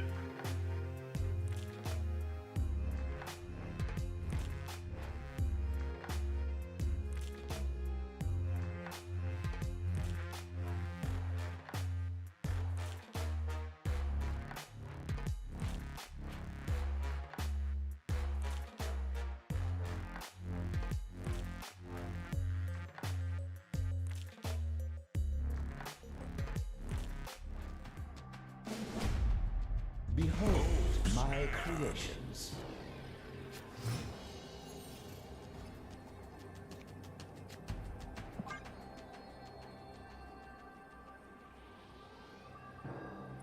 Thing might actually be a playable card in here to enable Abomination. There's enough Thanos in the format. I feel like the Typhoid Berry debris slots are probably wasted though. I'd like Misty in one of those and probably Hood in the other. Take the curve and pull it down. So we have more cheap things to do.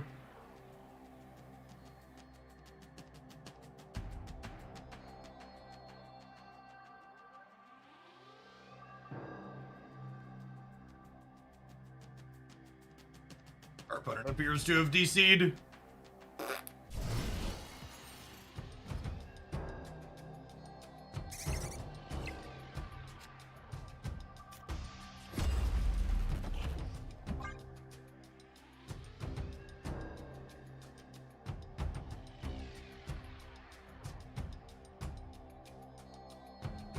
Sucker rank 70 for a week. Any tips on climbing a bit further? Stop playing bad decks. Victory. Make sure you understand when to snap and retreat.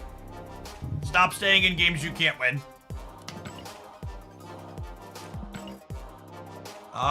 We will build some Meek decks and play with them tomorrow, but I honestly wouldn't be surprised if Meek is just a card that I don't even post a single highlight with. It does not look like it's likely to be powerful. I'm gonna play... This deck has actually felt kind of okay, but I'll play a couple more with good cards over the cute ones and see how that feels.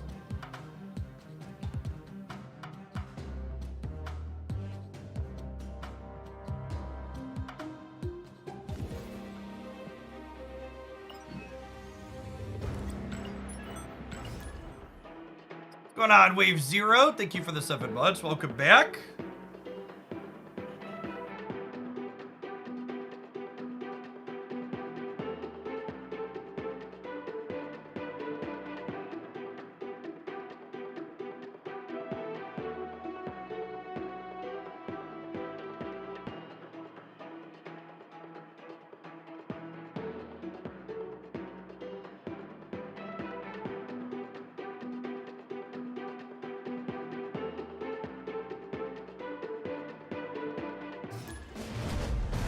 Behold my Will I ever try and push for rank 1? No, I play games for fun. Grinding rank sounds absolutely fucking miserable.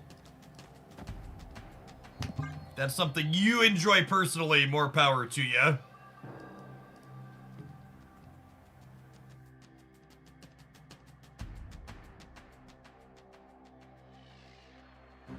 It's not something I'm remotely interested in doing here.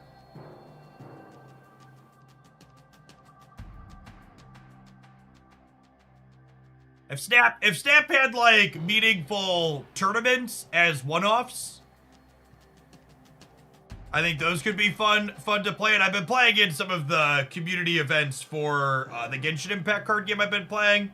I like competitive stuff, but there just aren't any meaningful tournament things for Marvel Snap.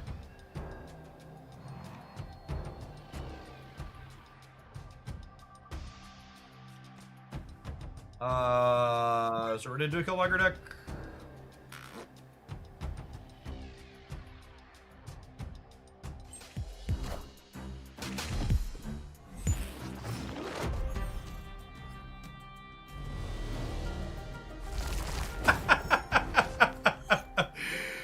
Oh, what a fucking game.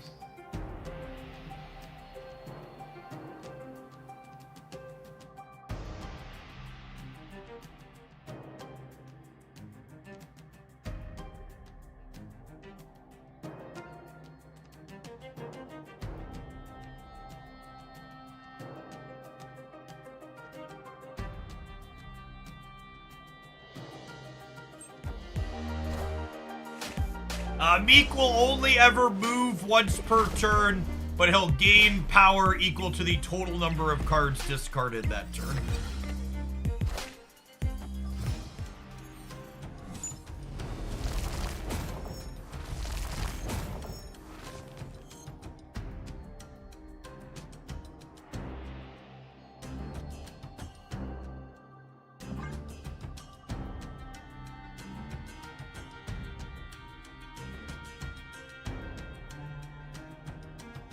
You hunted to miniaturize lab. Can you anti him on turn 5? I don't know, actually. Maybe?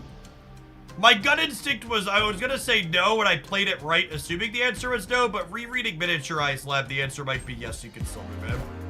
Actually, don't know offhand.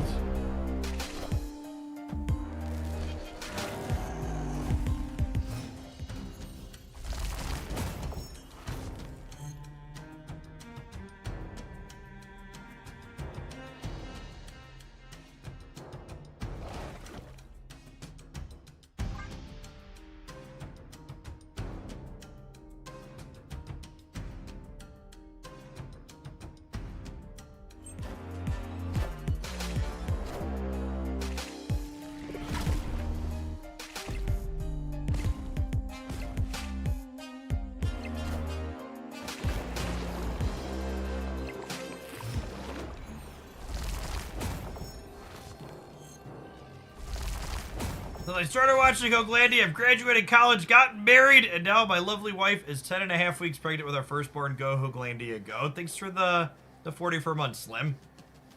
I'm glad it sounds like things are going well in your personal life.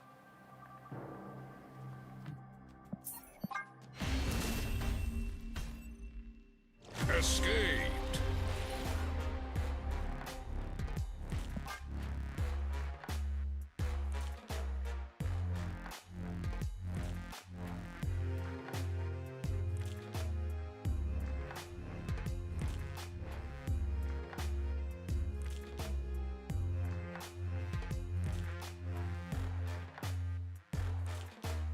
Chat and Jeff are not friends. That's true.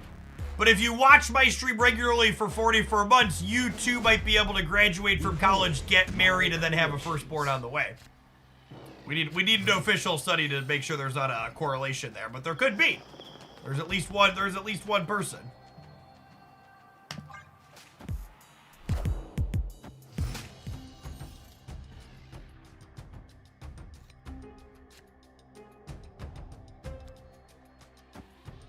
On a Snappier, because I think they're unlikely to Carnage Deadpool onto, and if we hazmat the Deadpool, it no longer doubles.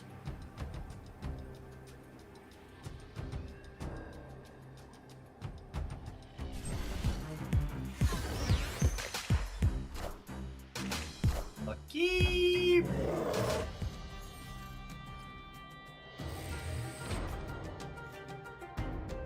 It does double. Yeah, technically.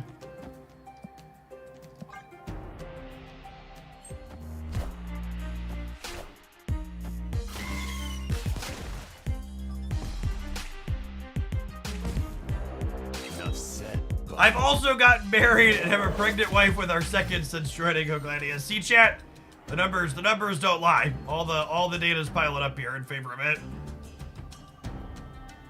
Tile Rex, thank you for the 5 months. Welcome back.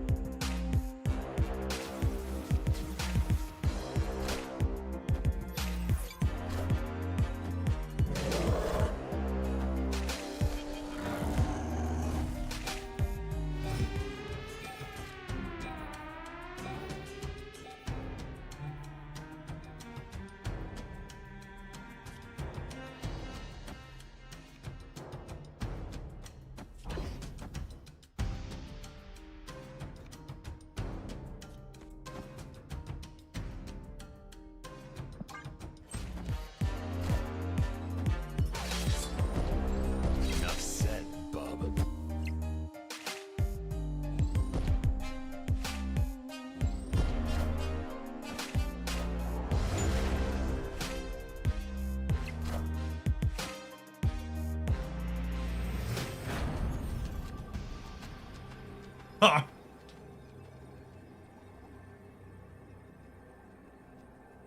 Oh.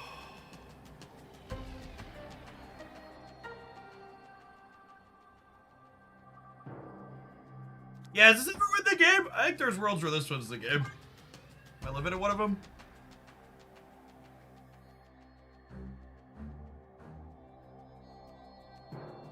I lose to Venom mid plus Wolverine flip right.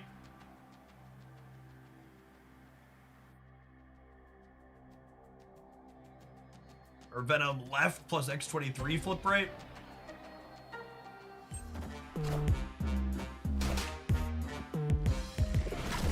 Hey, Fitty Fitty. Fitty Fitty. Enough said, Bob.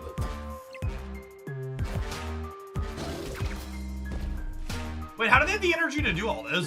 Is their last card free? Oh, they killed X23 last turn.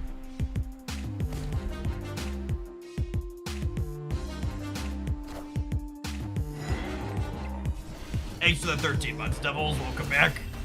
All right, I'm gonna go ahead.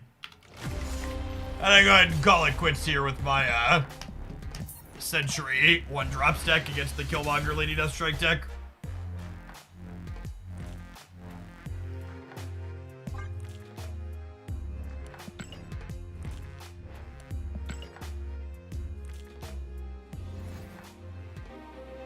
Also, if you get HelloFresh that may impress your partner enough for marriage or a child, just putting that out into the airwaves. Look at that professional chat plant. What a just S tier shell. All right, speaking of, I'm gonna tap this advertisements button. We are going to turn our brain off and play an Agatha deck for a little bit when we get back. Thanks for hanging out. Don't go anywhere.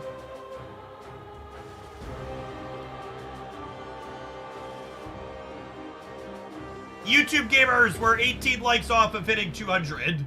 Can you help us get there? Appreciate it.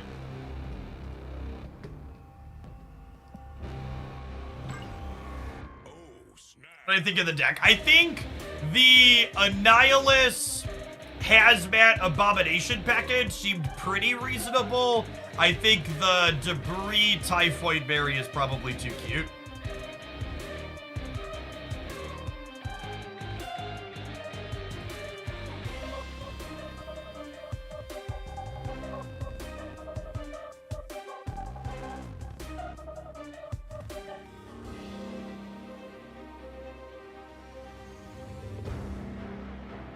Deck's got a 67% win rate, chat. Can't possibly lose, right?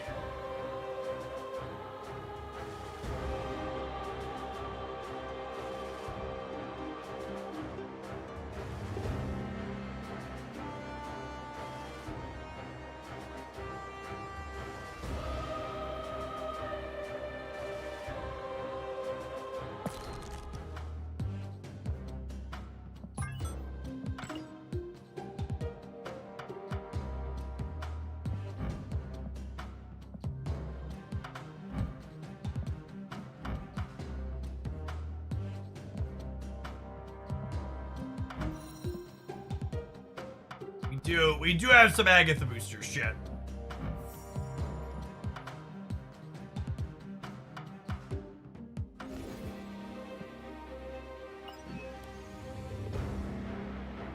Watch this Abomination. No, Abomination was the last deck we played. This is an Agatha deck.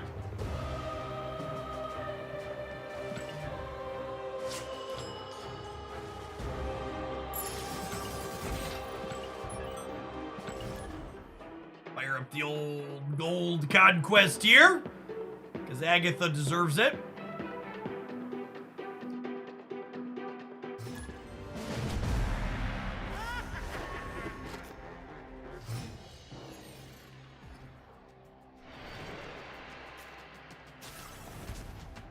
Snap.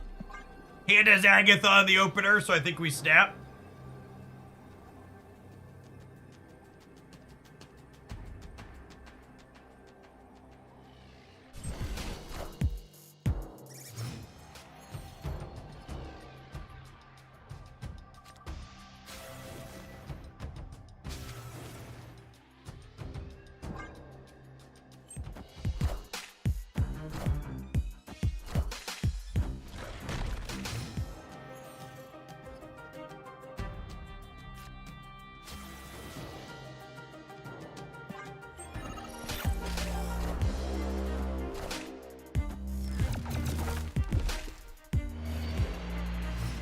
Is Agatha going to not be able to play herself?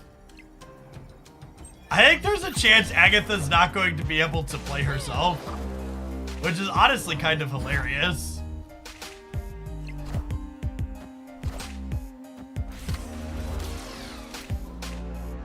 Doom rules all.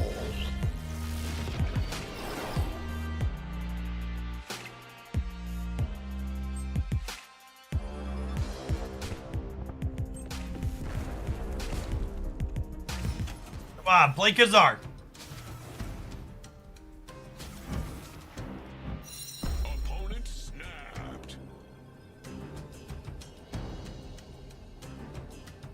Unfortunately, getting to 13 here just doesn't win the middle.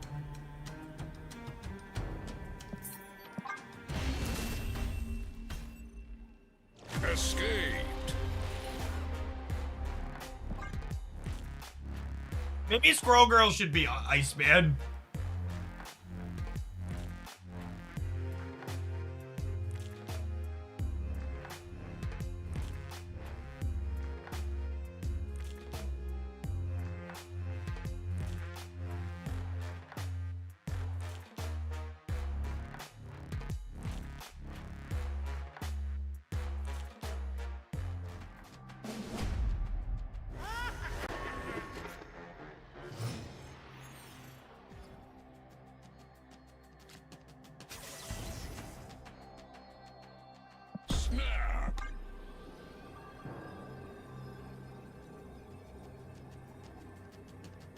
This deck is Grandma Takes You to the Zoo.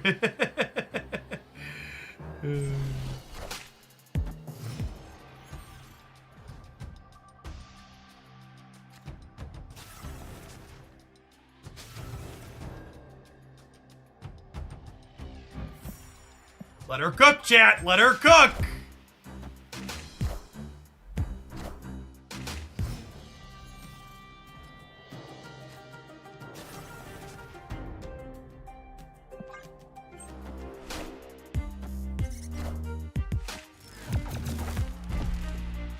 Oh my god, are we gonna have a second game in a row where she can't play herself out?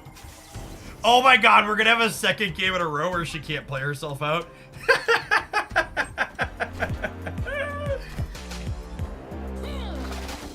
Yeah, I think the Squirrel Girl's gotta go, unfortunately.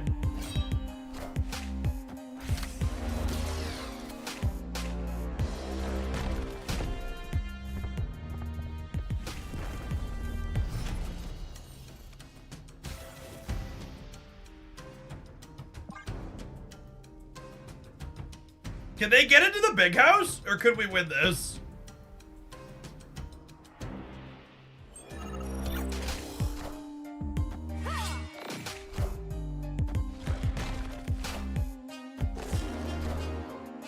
All systems go.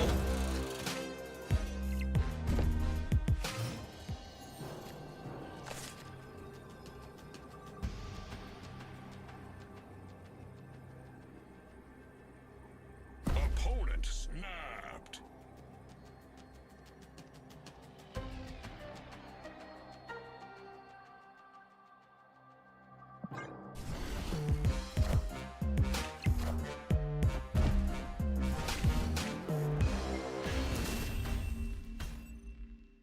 Victory. Not even once, chat. Not math, even once. Never done it into their lives, not about to start now. All vibes, zero math. What a game.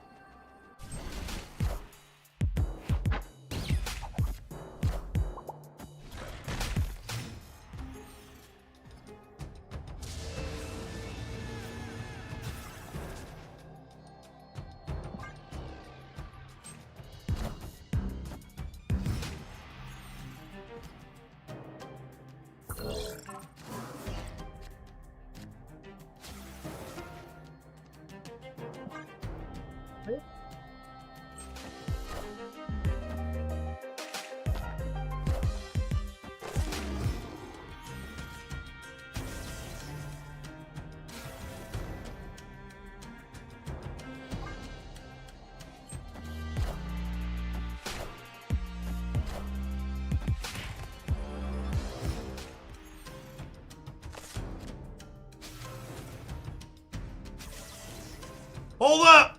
Let her cook! Oh my god, it's another game where we can't play Agatha out.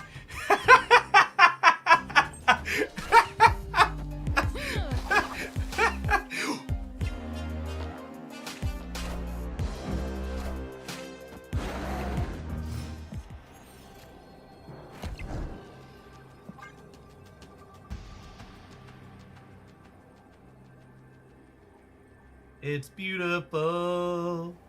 Do do do.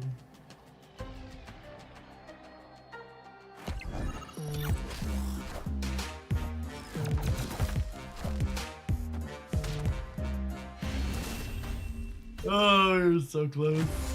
We're so close.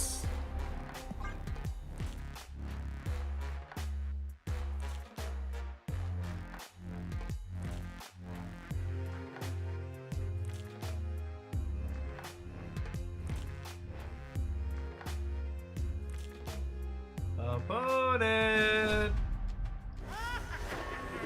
Oh, snap. All right, can we go 4 for 4 on not being able to play Agatha on 6?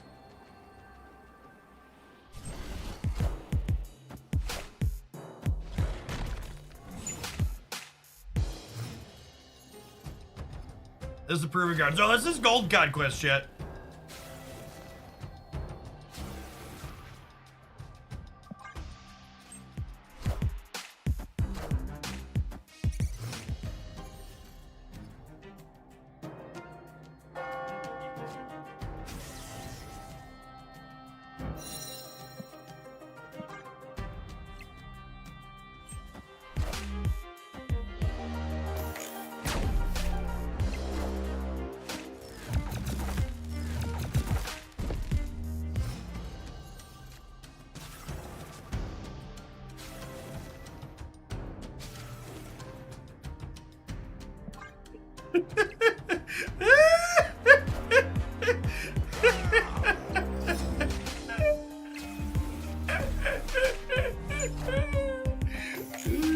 Thank you, Danger Room. I appreciate you.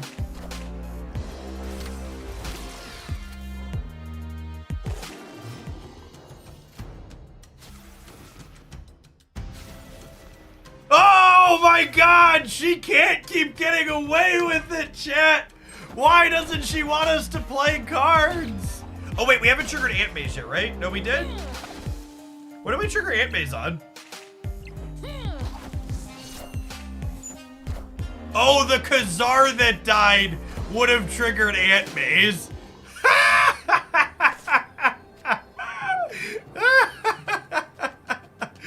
What a fucking game.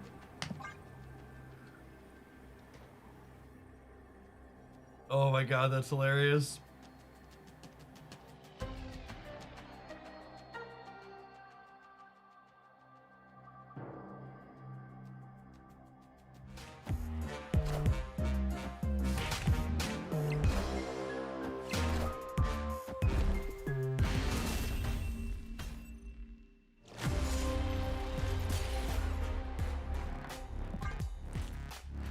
All right, Agatha, you got 2 more shots. Roll them modes.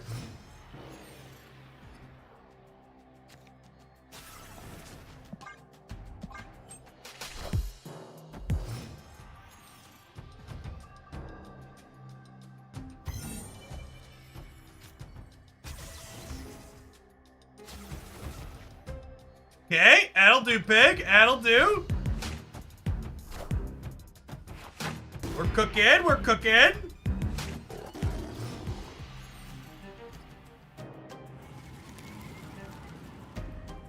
Parker! Parker!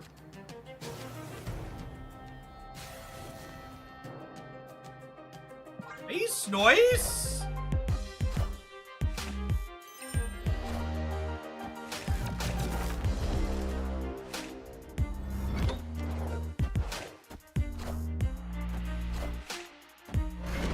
Ah! Unlucky.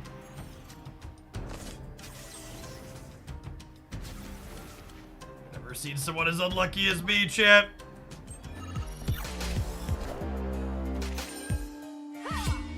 Ah!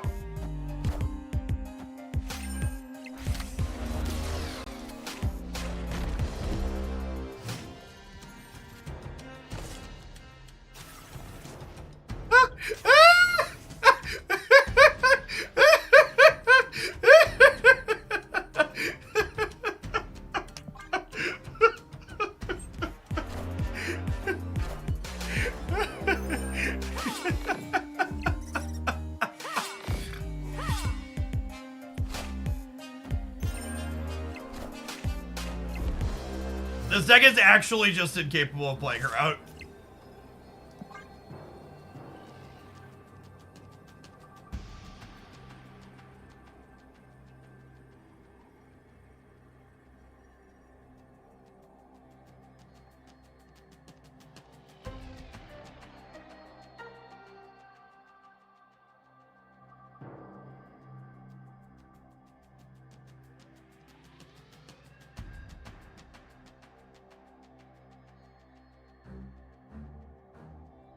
All right, she's got one more shot to get these last 2 cubes, chat. It's fine. It's better television if she wins the final 2 games at the last possible moment, okay? Mr. Killy, thank you for the 10 months. Appreciate you sticking around for double digits. Did we, oh my god, they won anyways. What a rip.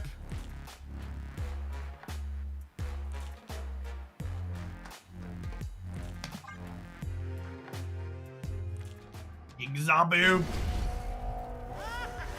Should Zabu be a 2-1, by the way? I don't know that I want Zabu, like, his text box changed. But I feel like I'm surprised the card's still a 2-2. Like, every deck that plays Zabu is still playing him as a 2-1, right? There's not a single Zabu deck that's suddenly like, yeah, I'm out. He's got a point to give.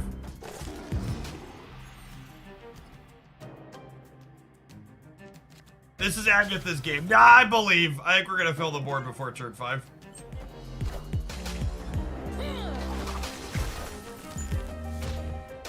Hundred percent board full before turn 5.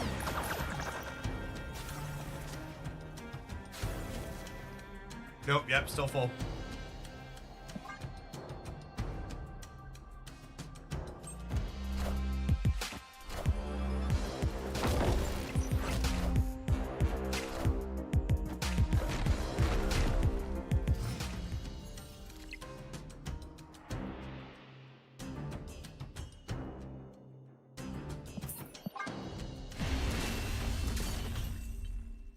Escaped.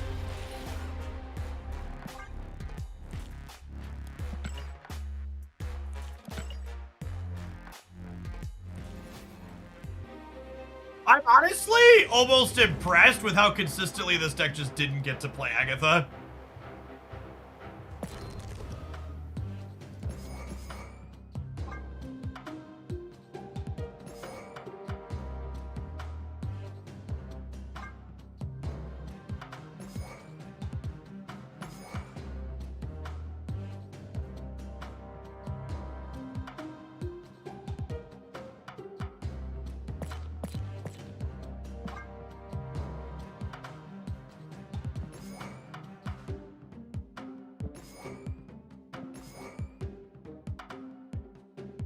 Should we be playing Dazzler, maybe?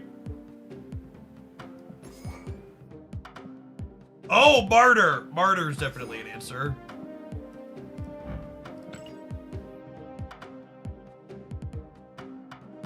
I think we probably still fill the board. Maybe we don't in the games where we don't draw Shauna. I got one more gold ticket to give for Agatha here.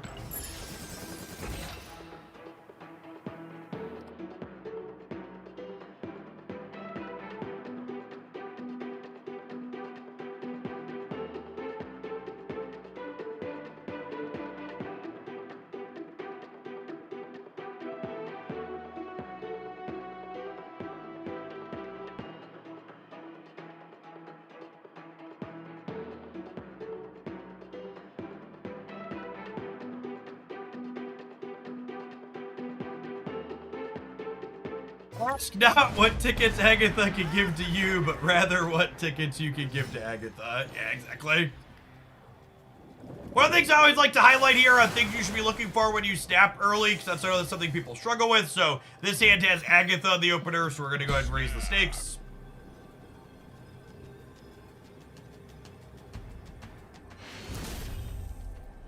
Victory.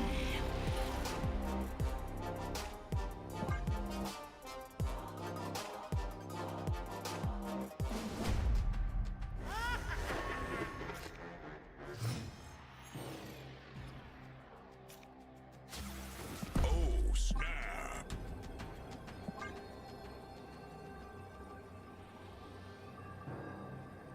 Well, if it worked once.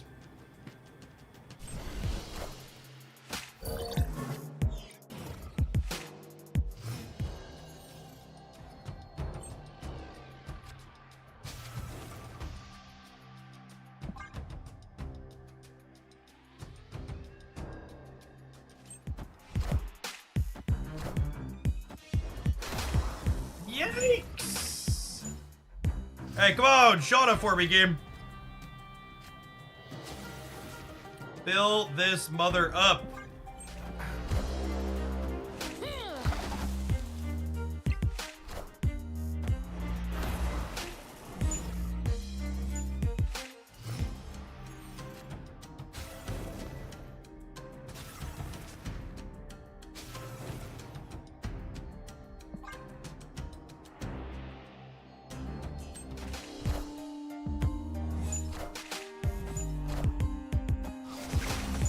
It's clobbering time.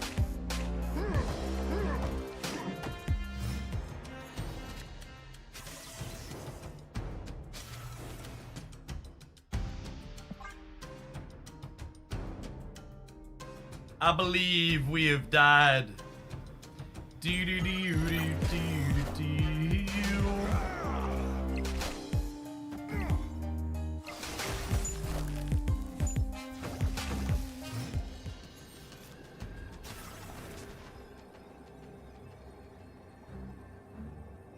I don't want to give away our secret yet.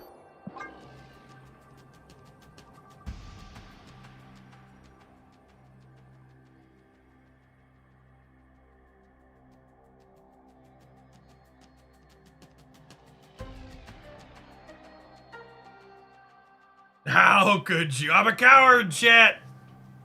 No warriors were blocked upon this day. Escaped.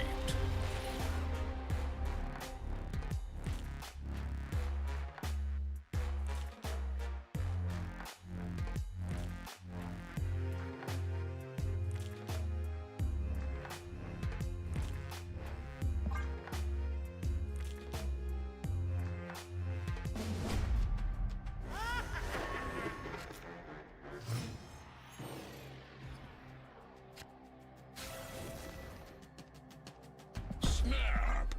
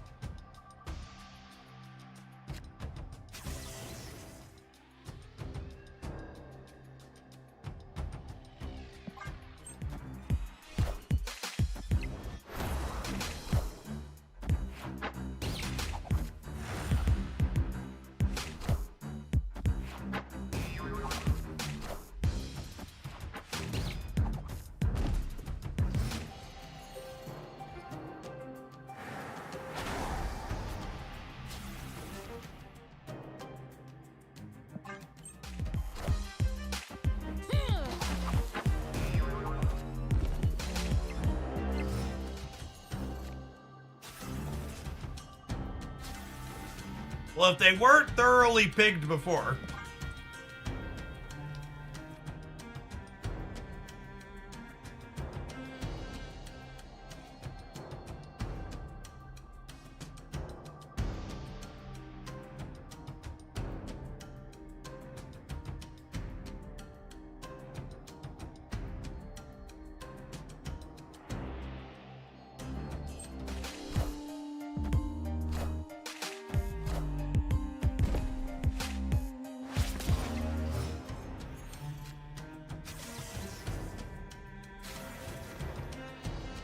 Opponent snapped.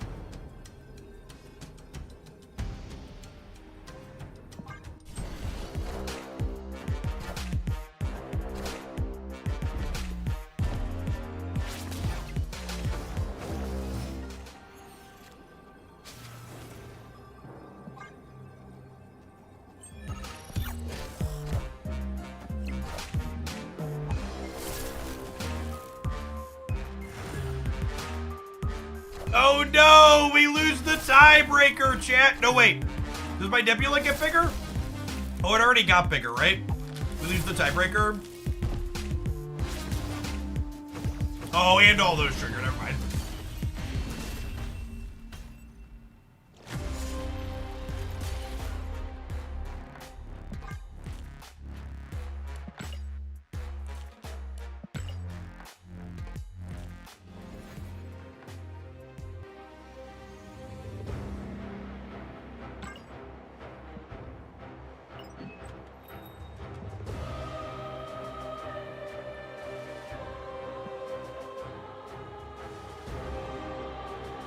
Second Dinner Economist, if you're watching, I'm curious what your value is on running bundles like this simultaneously that are very similar.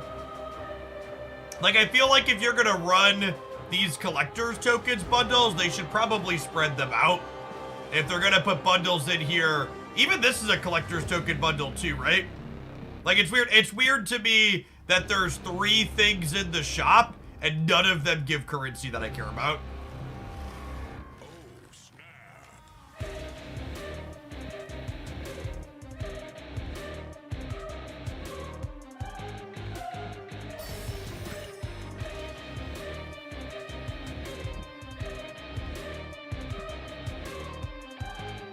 Like, I think it's fine and good that some of them give more tokens and less stuff that I care about, but like, these are 3 things that are all primary stuff. It's a variant I wish I had. I actually am not waiting on any variants at the moment. I haven't been checking the variant shop. The Spider Woman's pretty good though.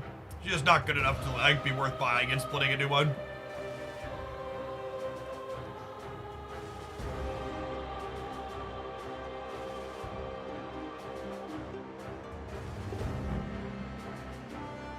Yeah, White Queen is also good. She's just not a very popular card.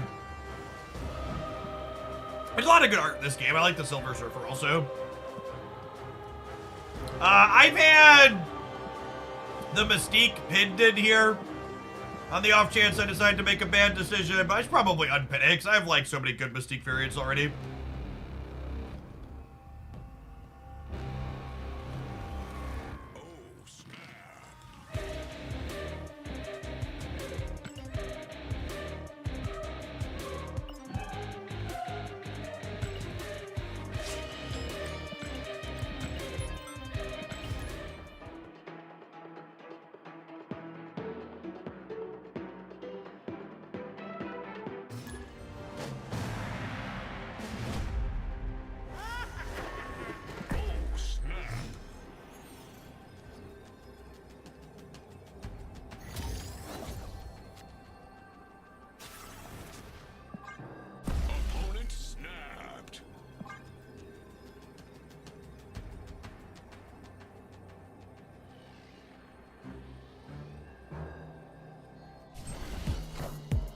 Unpin it by buying it.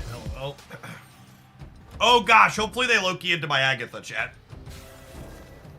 That would be an ideal outcome.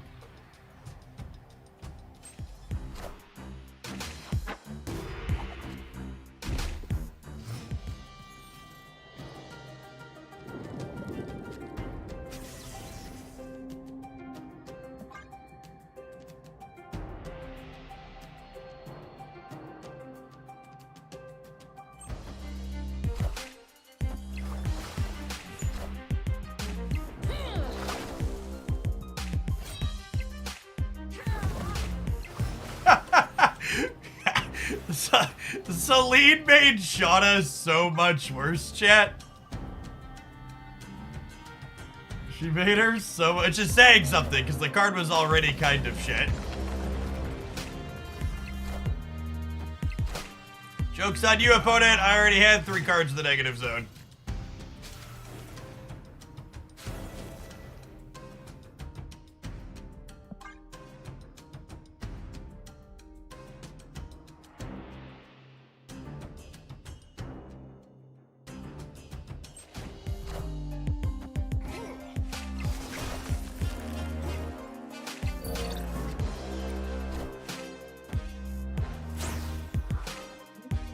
Wow! What a brutal monster. Believe we've died, chat.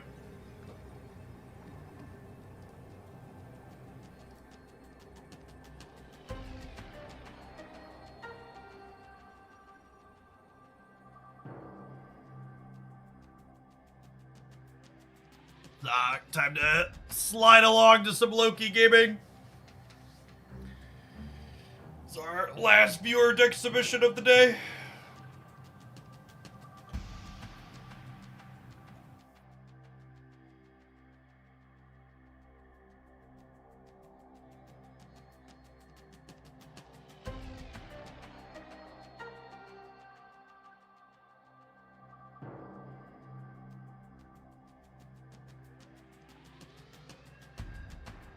Can they not put 9 points in the middle?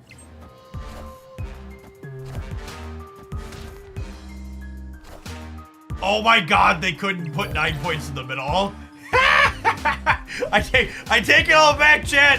Celine's perfect and she won us the game. Victory. Agatha's correct. Alright, I guess the old gal has earned herself another match. It wouldn't be right for me to switch to Loki after she wins, okay? She earned herself a silver ticket and she gets to run this one all the way down.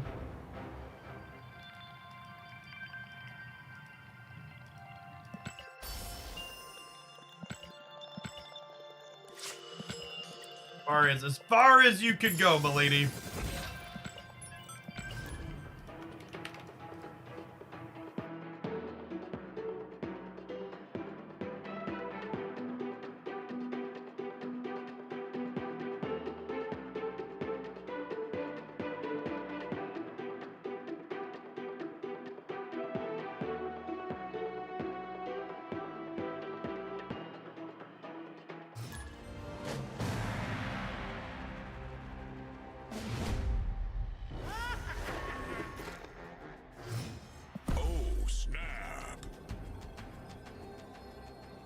Ooh! No, Agatha, play into Tarnax. Come on.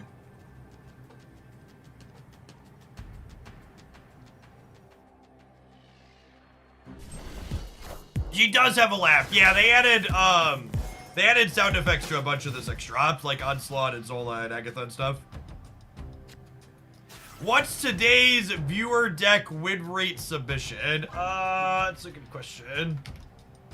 I'd wager we're below average. My guess is like 20% or so.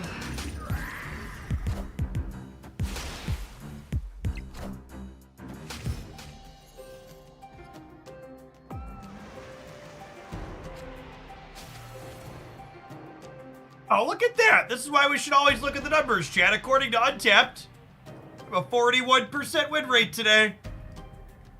The old 10 and 14, the more you know.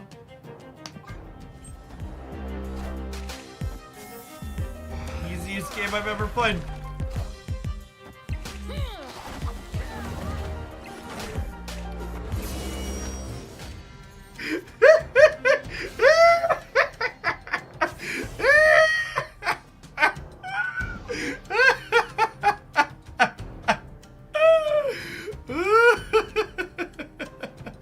Oh, best.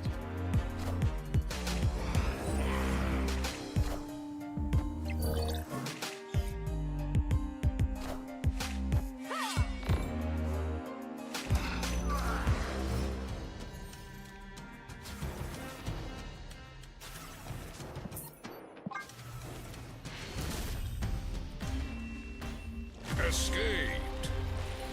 At least it happened after the Salim. That's true. Glass half full. It undid the Salim.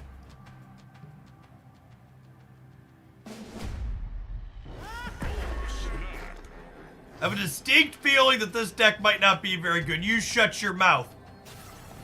When I want your opinion, I'll ask for it. Take it back!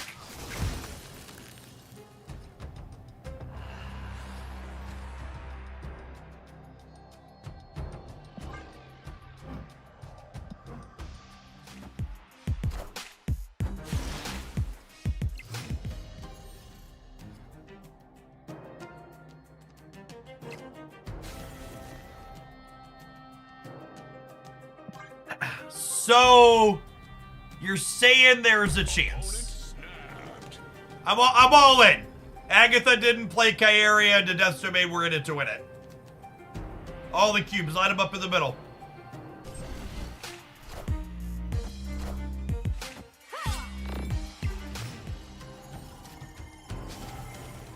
No!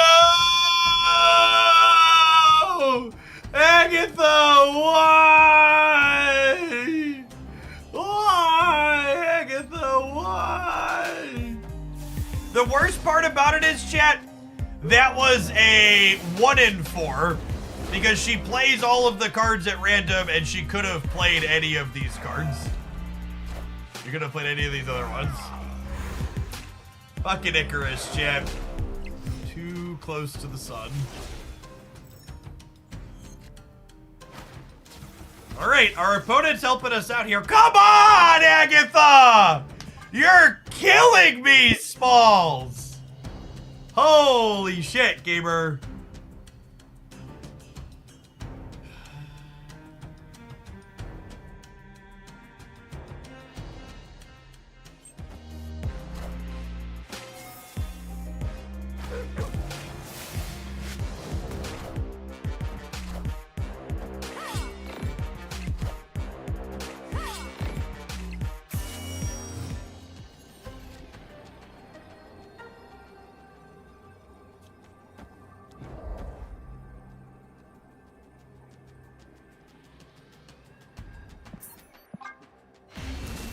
I'll give her one more go.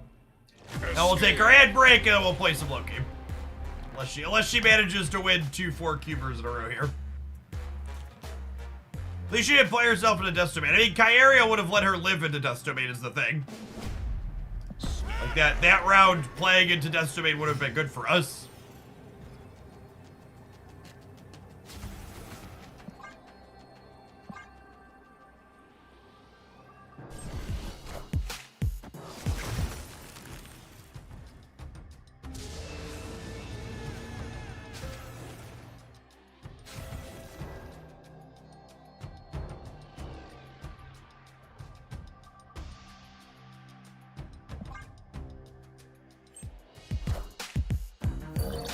And then a Dan hit martyr is a Dan hit martyr.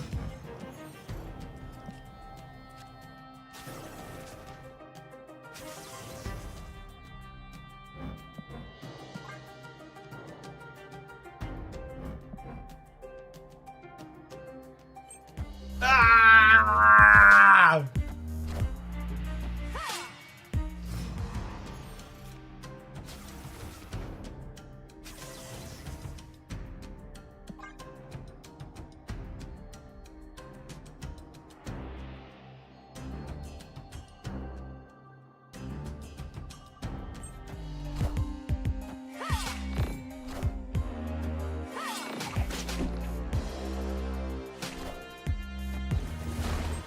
Okay, perfect. So Silk can't land left.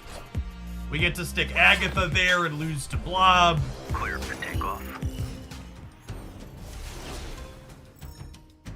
No. This is good, gamers.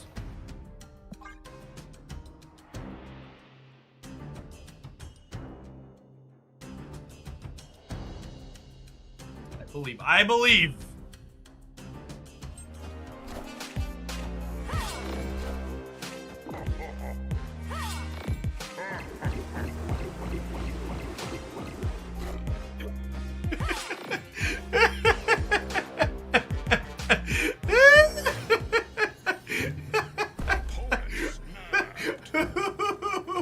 Who approved that? I'd also, like, it absorbed a 2-power thing and 1-power things. Like, it's not, like, it's...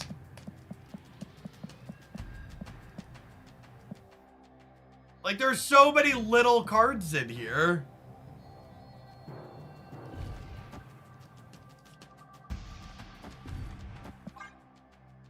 I don't care. Please put me out of my misery.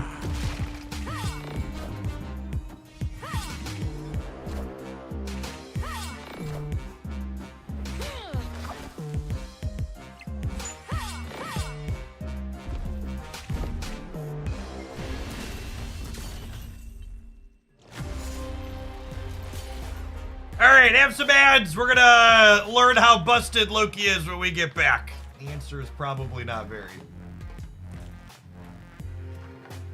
YouTube gamers, 6 likes off of 200. I think we can get there before we're done today. Tap the button if you'd be so kind.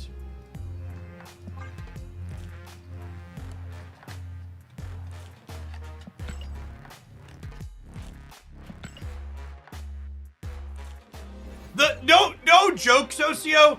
That blob design isn't even a card they should test via playtesting. It's literally a card where they should put every possible design for how they want it to gain power into a Python script or something and just run 4,000 simulations of how fucking big it is with each different text box they could get it on average in a bunch of different kinds of decks.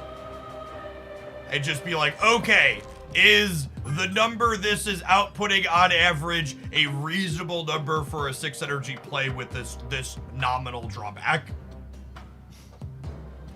It's not even a card that they need to play games with. It's a card that you should just like plug it into a script and be like, okay, what's the output here look like?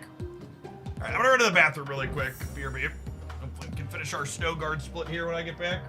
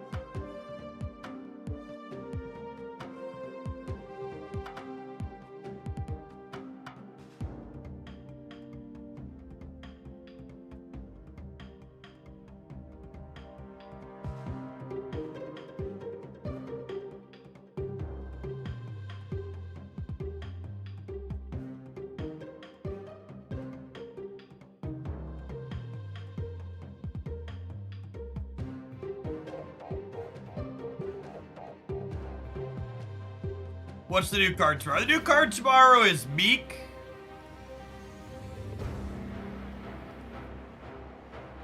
Which, unfortunately, I would wager is just, like, not going to be a real card. Ebony Maw, or War Machine would let you play Ebony Maw, Crossbones, and Giganto everywhere. Yeah! Yeah, it'll also let you play multiple cards through your own copy of Sandman. Which is good and bad, I suppose.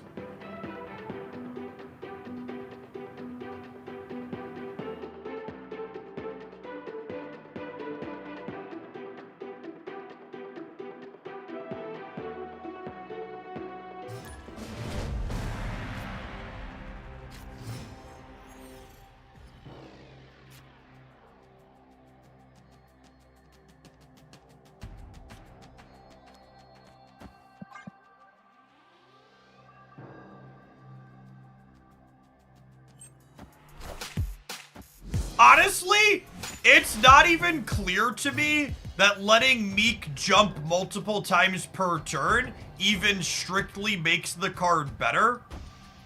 Because with the recently buffed Kingpin, if you let Meek jump for every discount, that means there's a more chance for counterplay. It's like better with your own Craven as a deck building thing.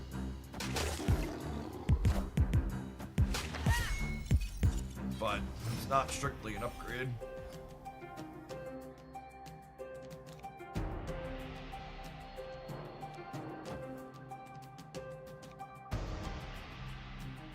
Do this, I lose a draw, but I think it's worth it.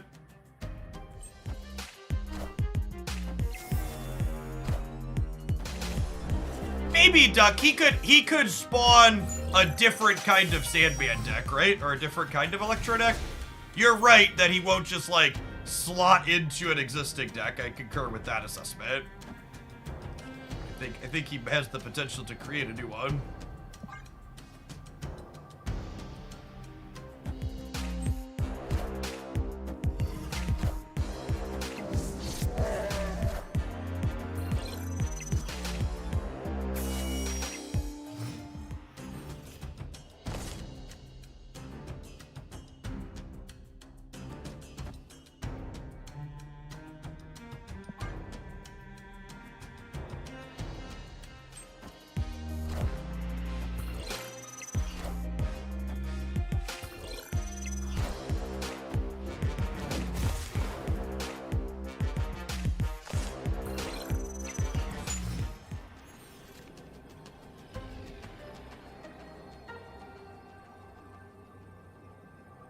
My blob is 8, 13, 15, 19.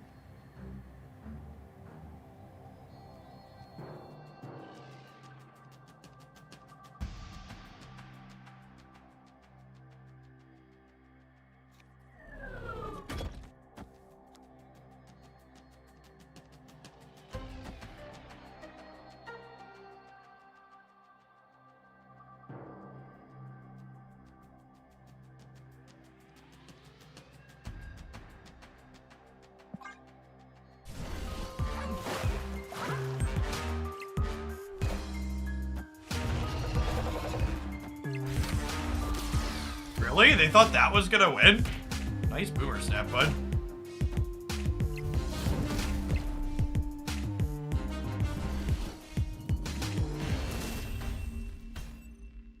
Victory.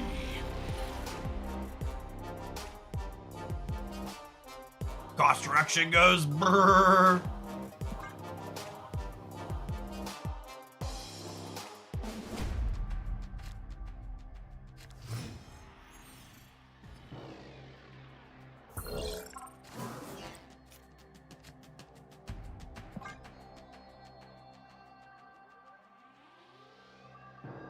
To be fair, I have always heard that Loki's supposed to be favored into Thanos.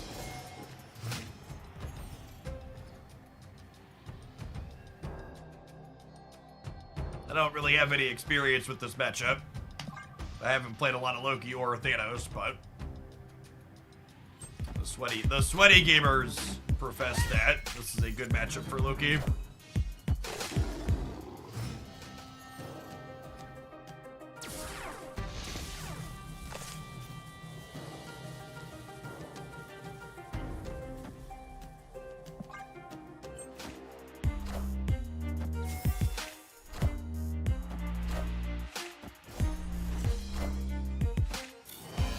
Gabe recently said that Blob Thanos is better than Loki. I mean, that's definitely true. This is the best deck in the format, and it's not particularly close. Snap. Anybody telling you otherwise than looking at the right stats who doesn't understand what they're looking at?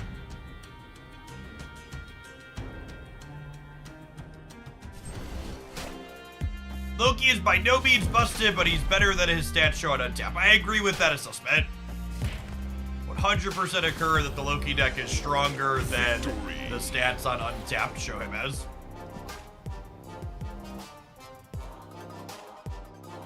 Also, like, this particular deck, I think it's... If this particular deck we're playing is good, I also think it would be kind of silly to make this deck out to be, oh, this deck's good because it's a Loki deck, right? Like... This deck is playing Shadow King, Shang-Chi, Enchantress, Marvel, and the Sarah Zabu package, right? Like, this is just kind of the classic cost reduction and then all the good interaction. And, like, Loki does do something meaningful here. Loki gives us something to do in the games where our tech cards don't line up well.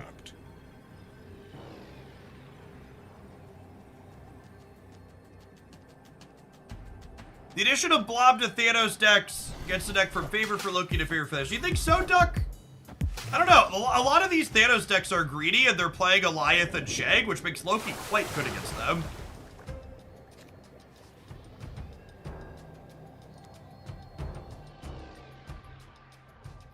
Tempo this out. I think I'm just like Coulson into Loki the following turn. I think if I'm Lokiing for 6, I'm just gonna want space on the board.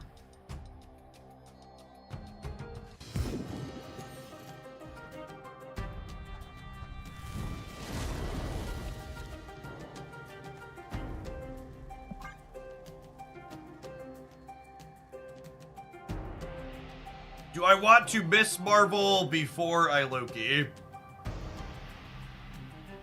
Maybe? Maybe?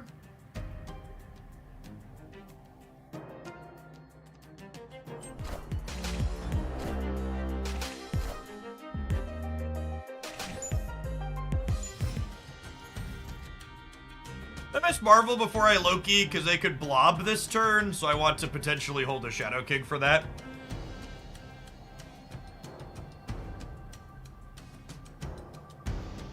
And if we run a little bit hot, we could pick up Snow Guard and then Loki for the full 7 next turn. There's also a possibility here by waiting. 1 in 6 to have that happen.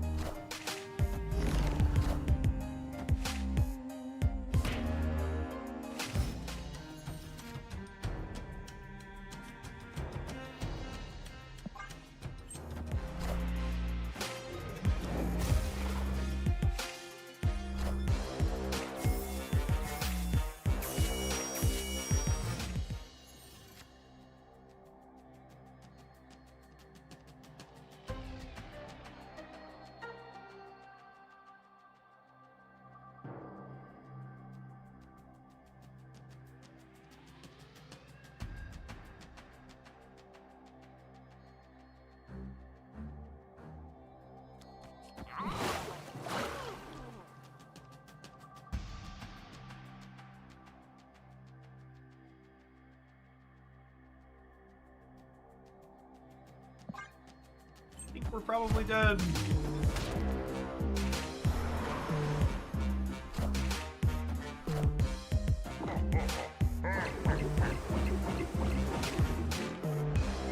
Draw our copy of Shang and have them not have Eliath. So no, they have Eliath. Escaped.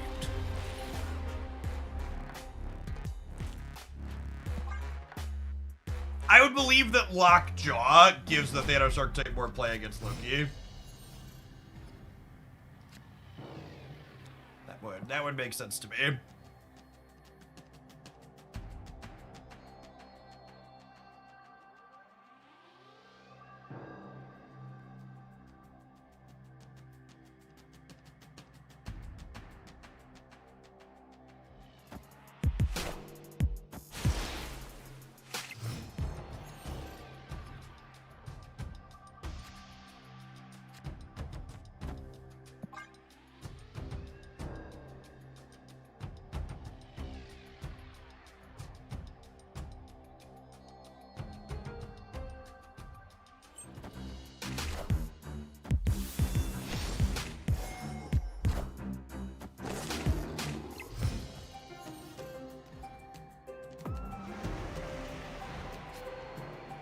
Oh, you know what?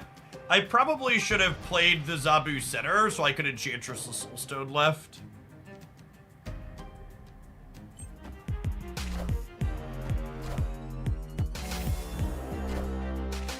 What is a blob nerf since lowering his power doesn't do anything? Thankfully for all of us, the people who work on creating Marvel Snap cards are more inventive than not understanding how they could possibly adjust that card, so... Cool. I think we'll end up being alright.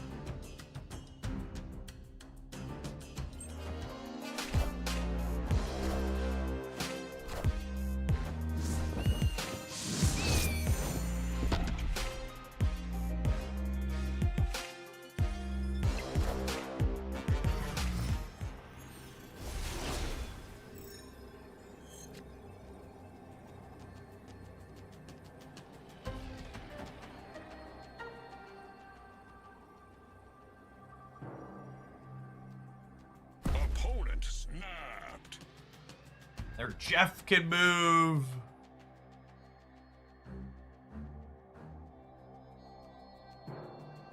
Agatha's ever win the game? Maybe? Yeah, stay. They boomer stepped on a weak one last time, too. Ah, rip.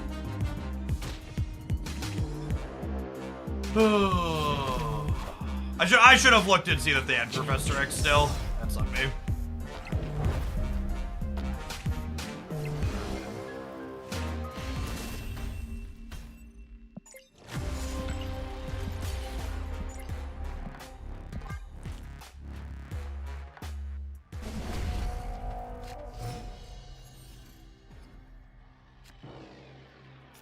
For the record, chat, like I covered in my best decks video last week, despite the lockjaw variations of this deck being more popular, this build with Professor X and Goliath has the best stats on untap still. Fucked up. Fucked up cards are fucked up.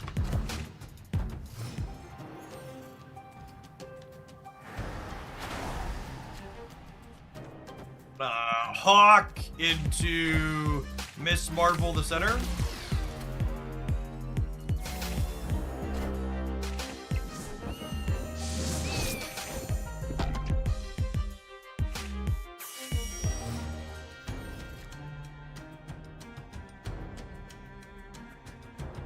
think I want to fill the left even for the energy.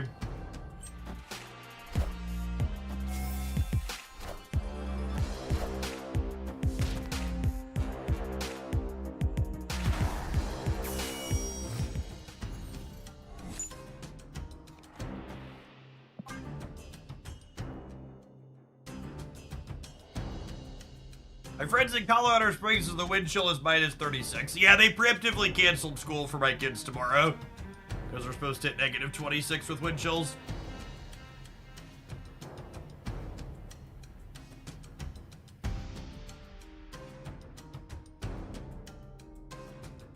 Big house in the middle might do us some favors here. We'll have to see.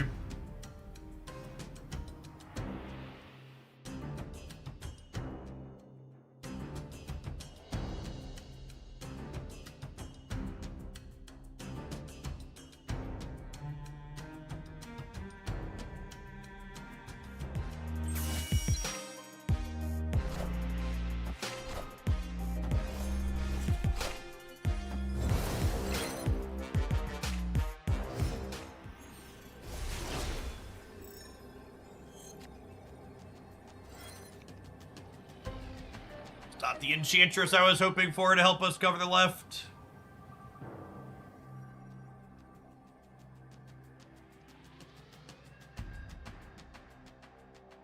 We're just dead, right?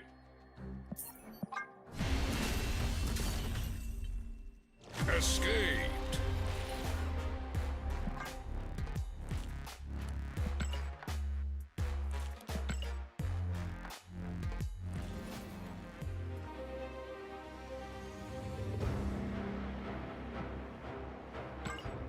What about their setup made it look like an Alliance setup?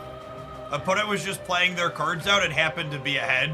They didn't, the opponent didn't make any explicit plays that signaled they were doing something strange in an attempt to play for priority. I think that's something players do a lot of the time incorrectly, is they just like know a card is in their opponent's deck, so they let their mindset get biased of, oh, this is playing for that, when the play really just doesn't indicate anything. Oh, snap. You hear that a lot?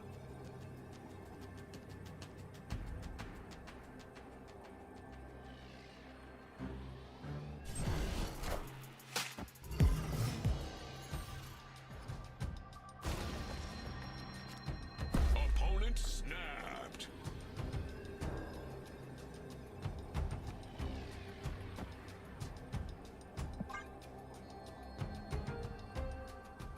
Hey, Hawkeye, thank you for the 5 months. I appreciate that. Welcome back.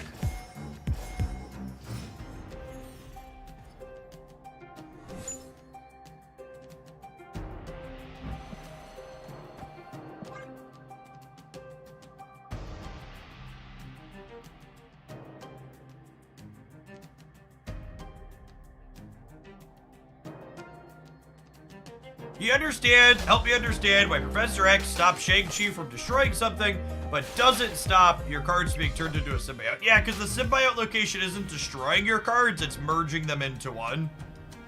It's making them more complete.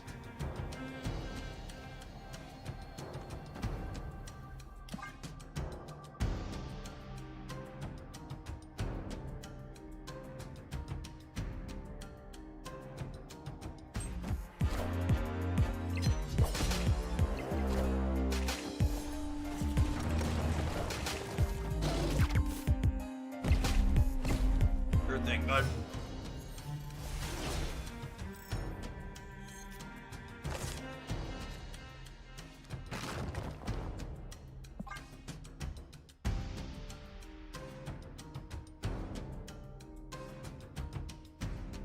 Couldn't Professor X's lockdown feature stop Clintar? No.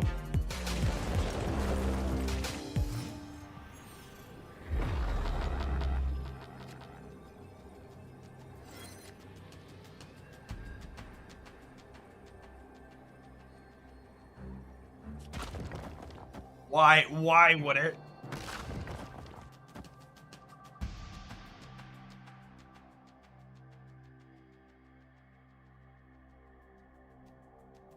Professor X doesn't stop shit. Okay, it does not. No. Professor X stops things from being destroyed and being moved, chat. Legion Gamer.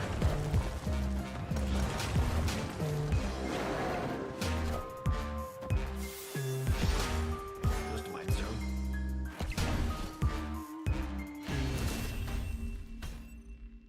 Victory. Leeches fairly coming on inside of these Thanos decks these days.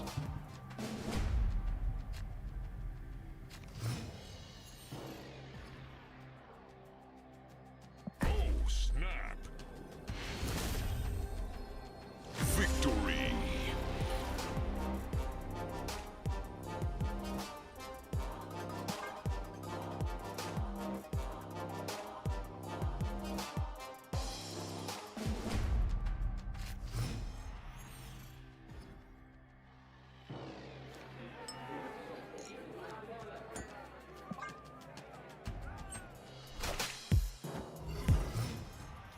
I'm so confused.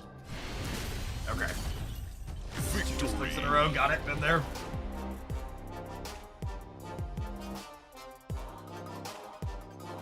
I gotta say, chat,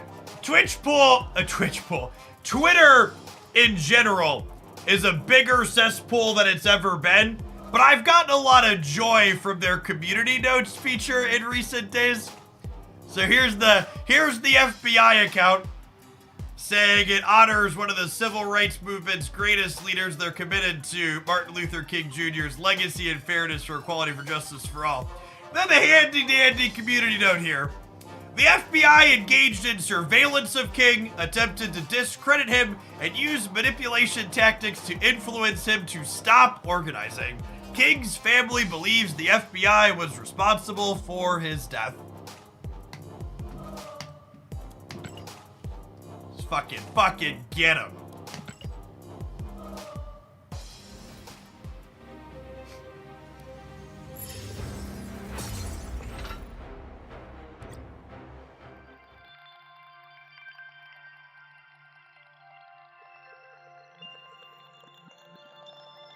To take a small political moment on top of that, one of the things that pushed me to be periodically politically active in my social media and here on Twitch was one of King's letters that he wrote in Birmingham jail, where he talks about how one of the greatest things obstructing progress is not even the obnoxious and obvious bigots that you see.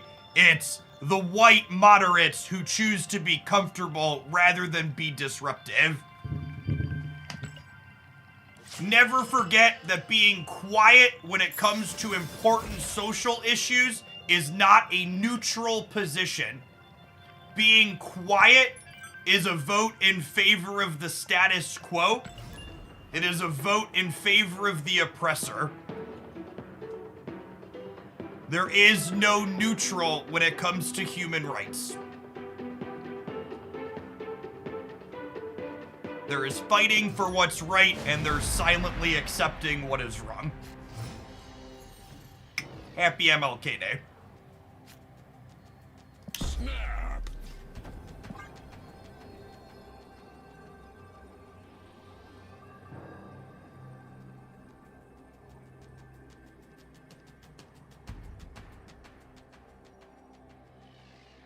The worst title is Flat Earth 616er.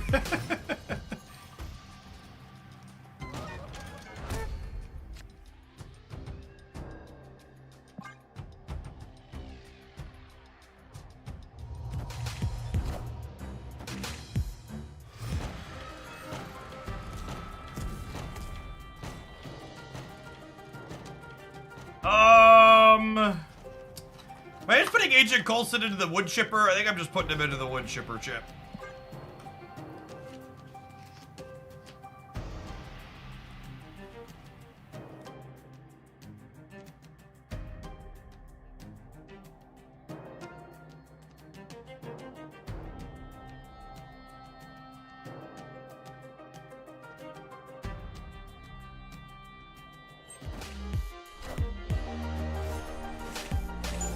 The Space Throne as a location is actually a pretty sizable nerf for Miss Marvel, huh?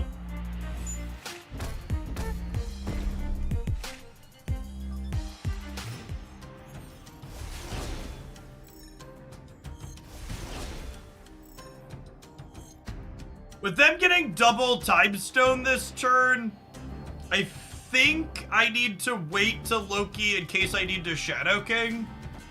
I'm gonna double run in. They're a Dino deck. This is probably rather relatively large.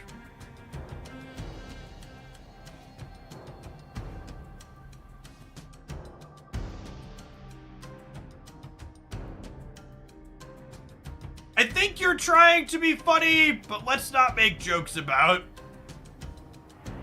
important topics that King talked about and others in my chat. Thanks. Ideally nowhere, but definitely not in my chat. Mahamodi, thank you for the 2/3 of a year. I appreciate that support. Welcome back.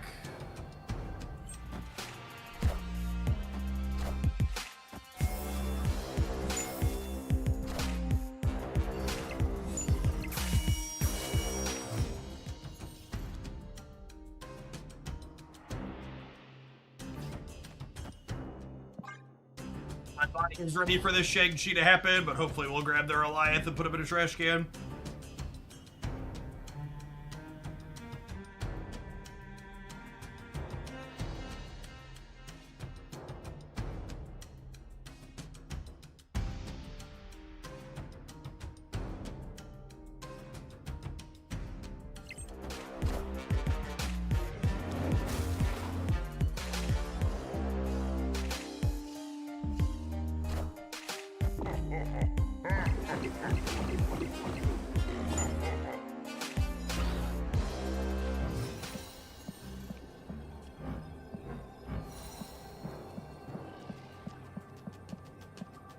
Okay, so they have their Shang-Chi in their hand.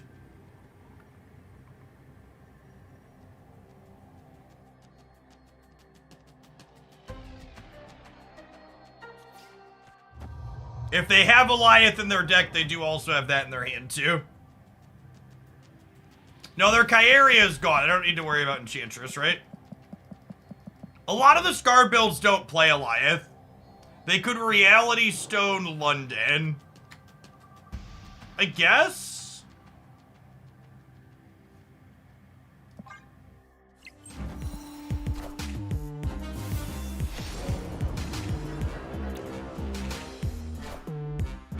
Fucking got him.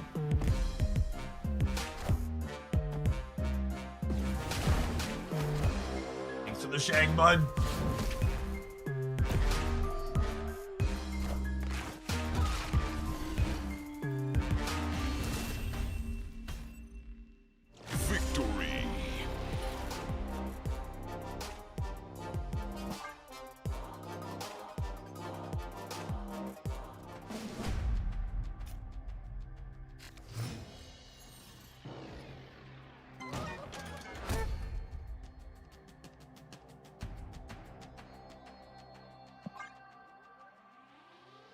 You Reddit post about how OP Loki is, basically.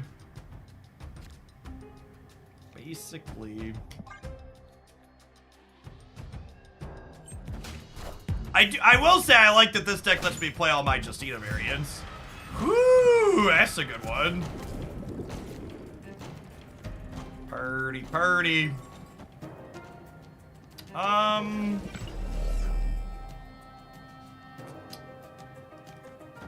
If I play Snowguard, I miss a draw next turn, which I don't want to do. Oh, snap.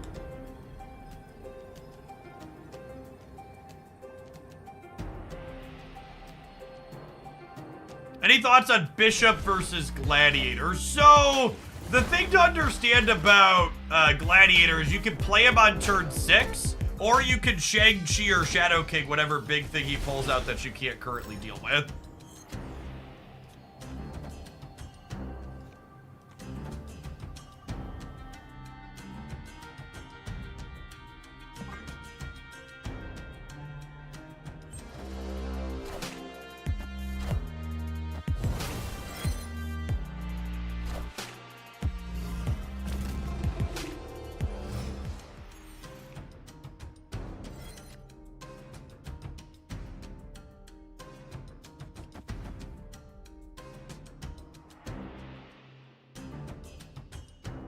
I would like my cost reduction to go burr, please.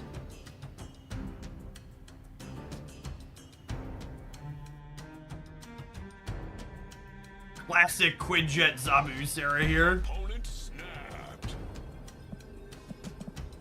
Yeah, we're staying. This one's for all the marbles.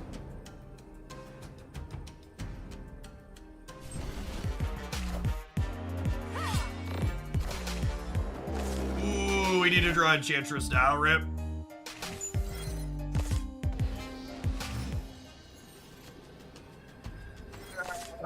Rip.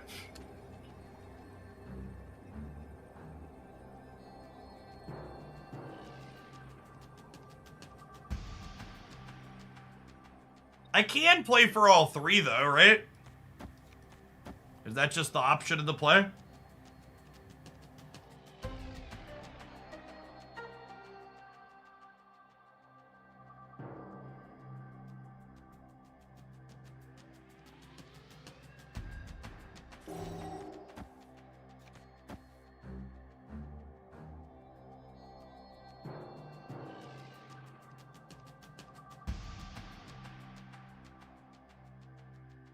Oh, Gladiator! But I'd rather play Shang-Chi than Gladiator, just for stats. Honka.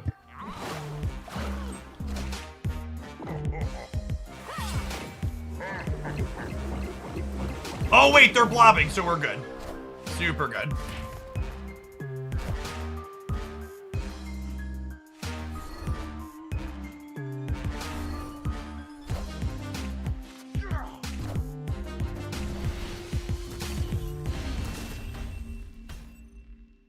Victory.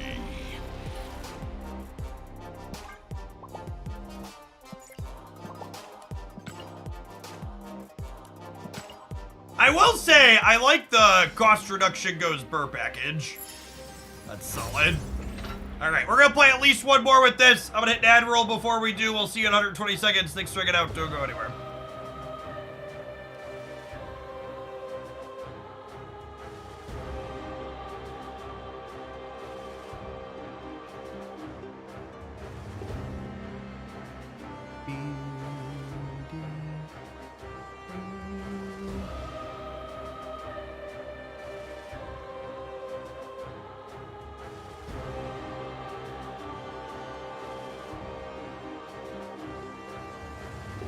Being bad at something is the first step towards getting better at it, Radioactive Cloud.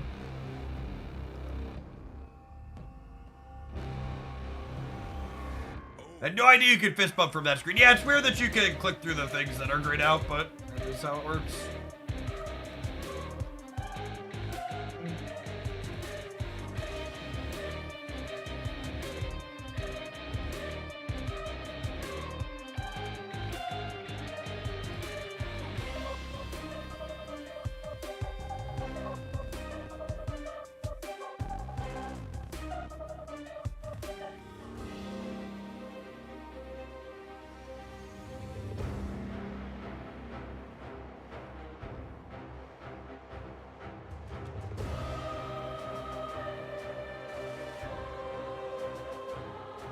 Yes, you can proactively mute them from there, or reactively mute them if they start spamming after you, after you've clicked through. It's definitely a thing I've done on more than one occasion.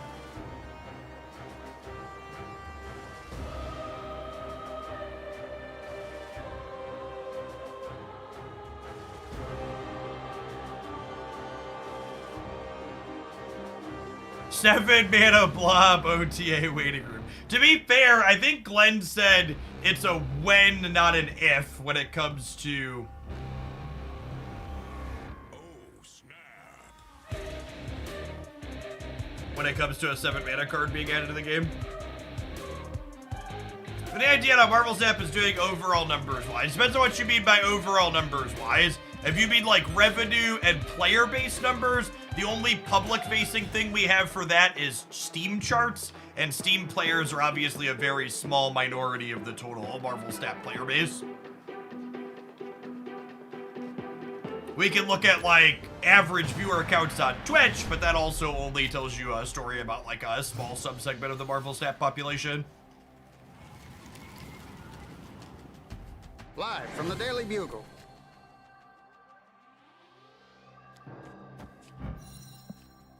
Snap.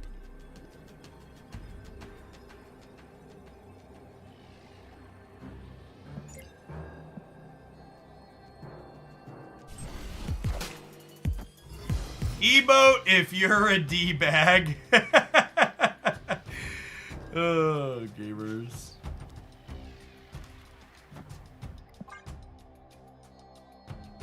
Hey, thanks for the 14 months, Saint Lovejoy. Appreciate you up with that Prime again.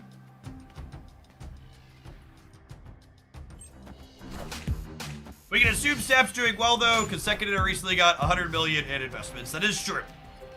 Snap picked up some more dollar dues and outside investments.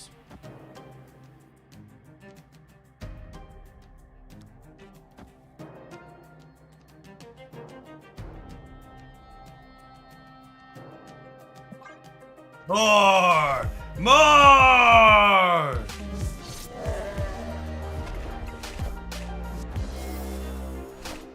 Yes, Second Dinner had a round B funding, I believe it was, and picked up 100 million from it.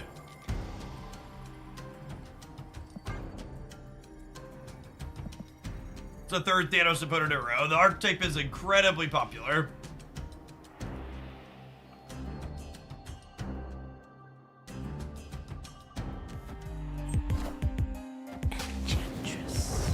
There's no guarantee it was for the development of Snap. They do have a new game too. That's 100% sure. It's not all for Snap. Second Dinner is going to be a full game studio at some point.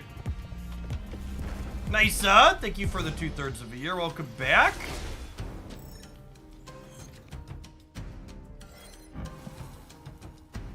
Go home, Enchantress. You're drunk.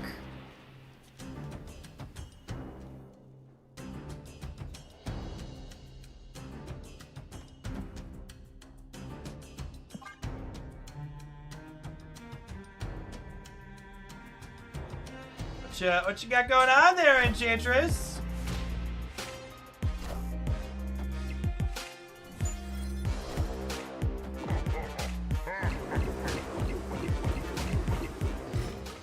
Okay, and then I have priority going into this turn, so I don't have to worry about getting Goliath in the middle. So I get to do this. And then Gladiator's a free roll. Because they don't have the deck.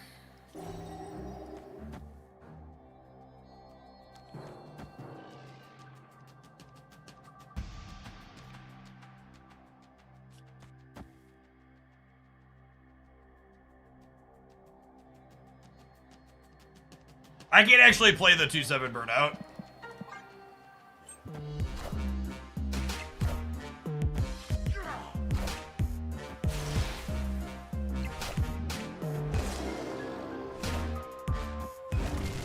I actually really like this Loki list, Jet. It's not even a Loki list. I think it's probably more realistic to just call this like Sarah, right? Like this is a Sarah deck. It's a Sarah deck that like has Loki to like reset its tech cards when your tech cards aren't good. Yeah, it's like Good Stuff Sarah that's just like playing Snowguard and Coulson, which honestly, Snowguard and Coulson are kind of good stuff cards in a way.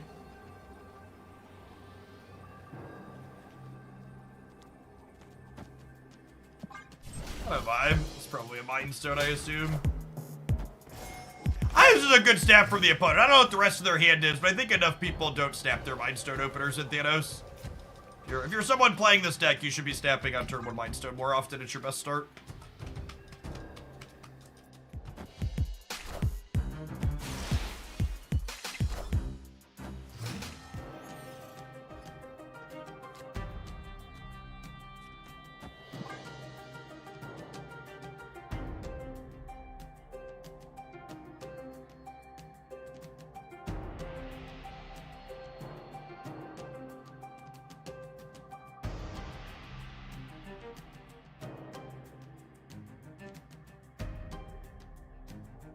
I know Hoyoverse is working on a new game. It's another real-time game, right? It's like more ARPG.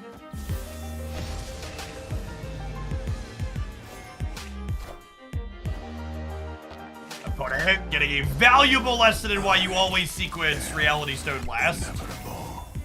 Unless you're getting rid of something like Death's Domain.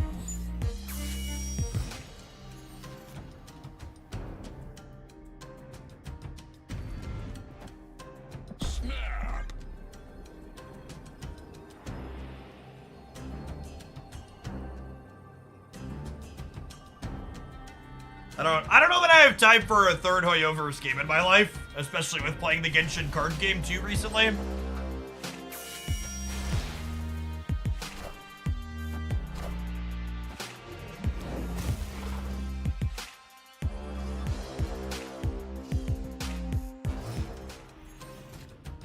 How key is Gladiator here? Not very. You could substitute him for a different 3-drop of your choice.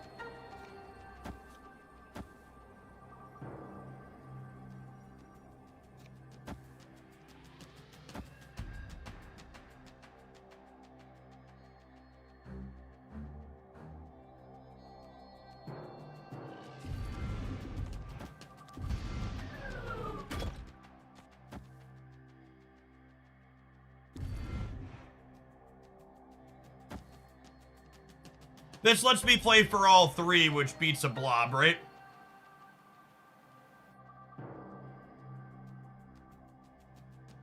This is plus 19, or this is plus 13, plus 7. This is 20, 23, 26 here in the middle.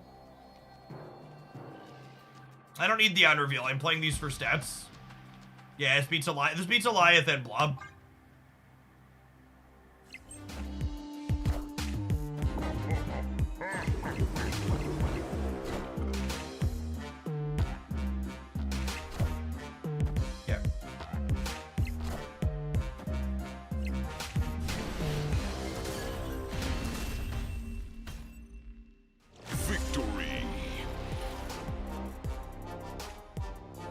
Cost reduction goes burr.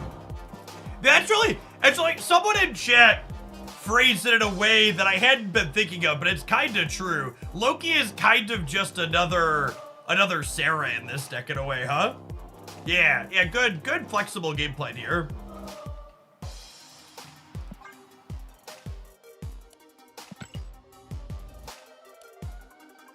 Snowguard boosties.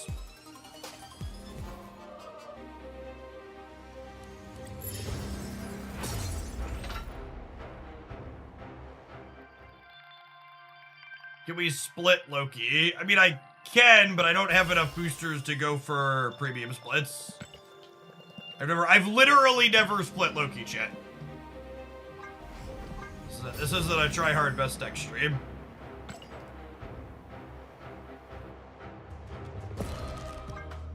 think I have 3 at orange border last I checked.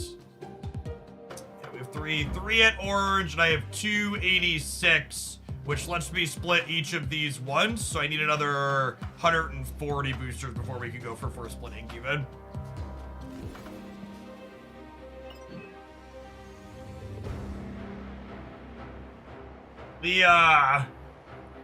Man, Thanos popularity up to 20% on the tracker. Post infinite. So look at Conquest. He's lower in Conquest 17. 24% in gold. Lowest in Proving Grounds where people are casual. What's a normal percentage? For a card that defines an archetype like Thanos, it should probably be like sub 15%. Like barely double digits is ideal. B tier card, that needs a little bit of work.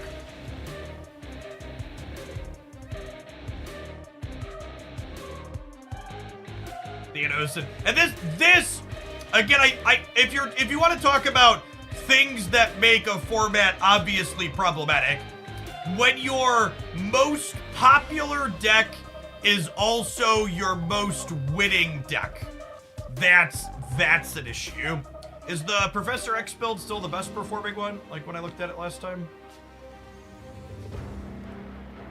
Oh, this is explicitly only Thanos Lockjaw. What if I just look for just Thanos and not Thanos Lockjaw's archetype?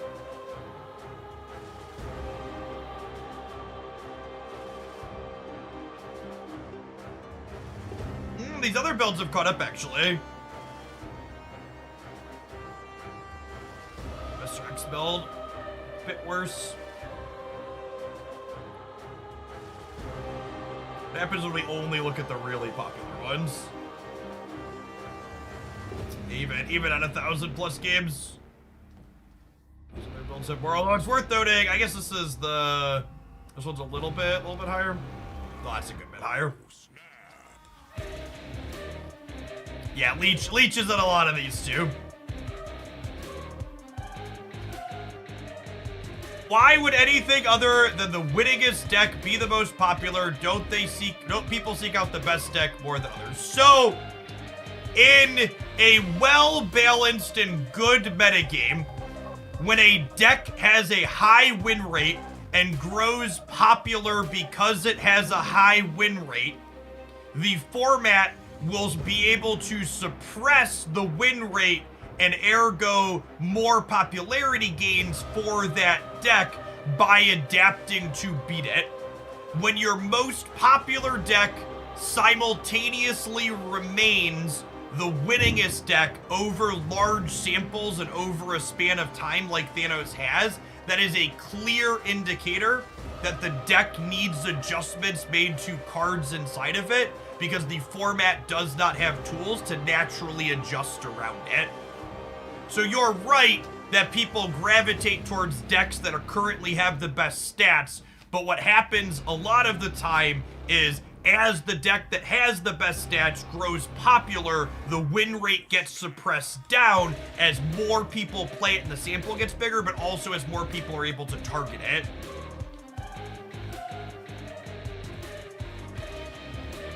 I think this entire format is warped around blob enough at this point that I don't think I know what the format looks like with a reasonable sized blob. What does Loki look like? Loki is, oh, he made it up into C tier. He was D tier for a little while.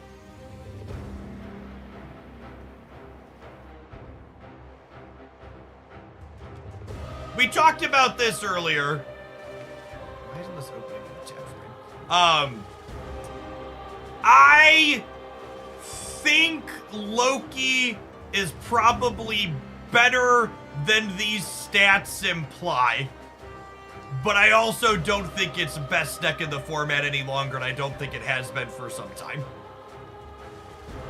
So I think, like, I don't know that I think Loki is, like, actively bad. I think maybe these builds aren't good. Like, the one which we just got done playing with Sarah felt really good. Although it also doesn't have very good stats. Yeah, I don't know. I'm always weary of my deck's not bad, it's hard to pilot, because when push comes to shove, if your deck is bad but you play it well, you'll have better stats with it. And I think, I mean, Loki as a deck archetype is the same thing as Loki as the card. The Thanos was only different. Because they have Thanos separate out into 2 archetypes right now. That's not true for Loki. The thing is, if your deck is powerful and good, even people playing it kind of middling are going to have some amount of success with it. Like a deck having a high skill cap a good deck having a high skill cap doesn't mean that the average person playing it is going to do terrible. It just means that a good person playing it's going to do better, if that makes sense. Like if a deck is genuinely good, the strength of the deck is going to carry you in some situations. Oh, snap.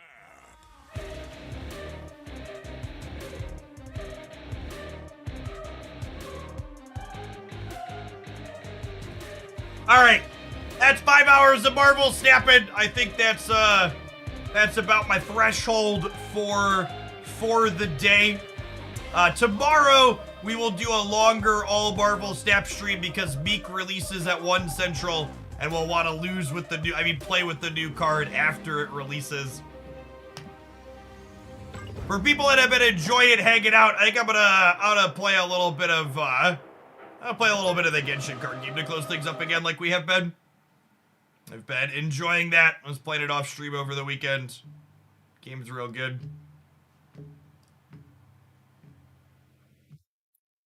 Jam some of our anime friends here for a little bit.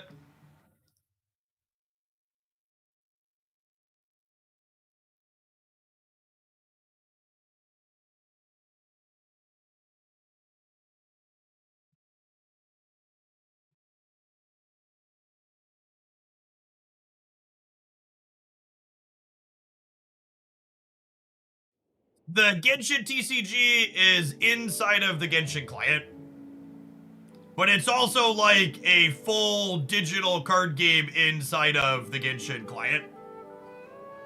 Unironically, the Genshin TCG inside the Genshin RPG client has a turn history and a full replay, and I believe a spectator client. I think I heard them talking about it the last tournament I was watching. It's actually just more feature complete than like Marvel Snap and Magic Arena and most other digital card games I've touched.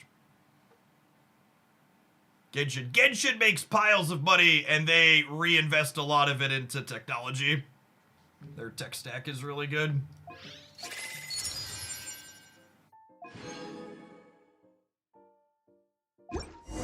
How long do I have to play Genshin to unlock the TCG for playing the first time? It's probably about 20 to 25 hours. It's not a small amount. Coins for the week have reset. Let's walk through a card game with an AI so we can talk about the rules and things that I like, and then we'll play some people. So one of the tough things about this game, chat, is that they don't let you spend money to buy cards. You have to actually play the game to acquire currency and get cards. Are you sure you don't want me to play with a handicap? All right, bud. That is my control deck, which is good. Good God, the horror. Imagine having to actually play your game, right? Okay, so the mulligan sequence is identical to Hearthstone. You have 5 cards in your hand, and you can partial mulligan here. This deck basically always keeps Wagner in the opener and mulligans food and others. We're looking for some of our other companion cards to get set up with usually, or artifacts. Each player has 3 Genshin characters that they choose during deck building. You have one that you set as your active character, and the game's won by reducing the health total of all of your opponent's characters to 0. The mechanics and resources of the game utilize dice. So you have 8-sided dice that you roll 8 of, And you can see my cards here have costs in the corner of them. What's a mulligan? That's a good question. Snap doesn't have a mulligan. A mulligan lets you replace some of the cards in your opening hand with other different cards. So my characters are fire and what's called Animo, a shade of green, which I didn't roll a lot of, but this hand also, these cards don't need particular colors of dice, so I think I'm going to keep these ones that are matching, because I need 2 of the same for this and 3 of the same for this. You get 1 reroll, so we'll reroll these. Would love another Geo or that. Perfect. The Loki deck felt all right. So there are artifacts and weapons as equipment cards for the characters. Each character could have 1 artifact and one weapon on it. I take this and put it on Dia here. This makes it so when she gets hit once per round, I get to draw a card. And it makes it so she heals 1 at the end of the turn. I'm going to put this artifact on Lynette because it helps her survive extra hits. I'm going to play Wagner out. This deck that I'm playing is a control deck, so a lot of your early game turns are just getting set up. And then normally you're attacking with your characters using your extra specific dice here. But I'm actually just going to end up passing here because I used all my dice on setup this round. Does it play okay on mobile? Yeah, the card game plays great on mobile. The RPG part plays reasonably too, but I do most of the RPG stuff on my PlayStation, and I do the card game on mobile and PC for the most part. Because you can technically play the card game with the gamepad, but it's not terribly smooth.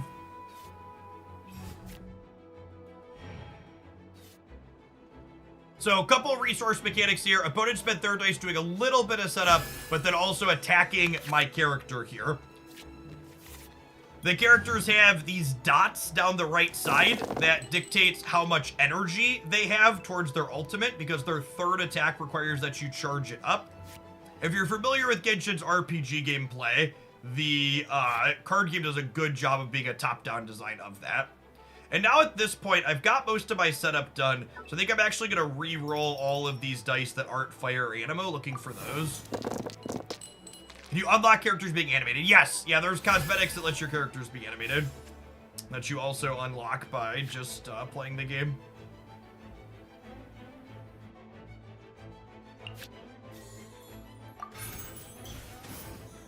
You literally can't spend money on the Genshin card game. It's not an option, and it takes about 20 hours of playing the RPG to unlock specifically the card game. Buckle up. But they have a big official tournament series for their card game, and then smaller community run events as well. I've been playing in some of those over the weekend's been fun. So this character's frozen. Similar to Genshin's RPG gameplay, there are elemental types that do different things when you combo them with each other. That's kind of how you think about picking your characters for your deck that you're playing, is how they mix and match on that.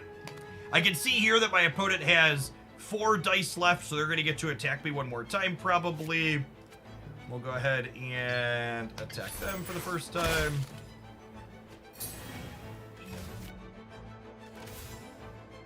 No, yeah, I feel like when I say game inside a game, it makes it sound like the card game's going to be janky, but it's actually just like a fully polished, feature-complete digital card game that just happens to be inside the RPG client.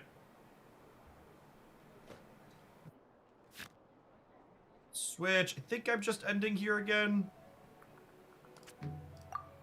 So, the way the turn cycle works, you go back and forth with each other, taking game actions to a degree, with the thing that triggers passing when you switch characters or attack, and then moves to your opponent. But you can play any number of cards that you have dice to play when it's your turn. For justice. I expected a minigame. No, yeah, it's a full featured thing. They're having a tournament, an invitational tournament over in Asia right now that has like a full esports quality production style thing. It's very, very well done. Looks great.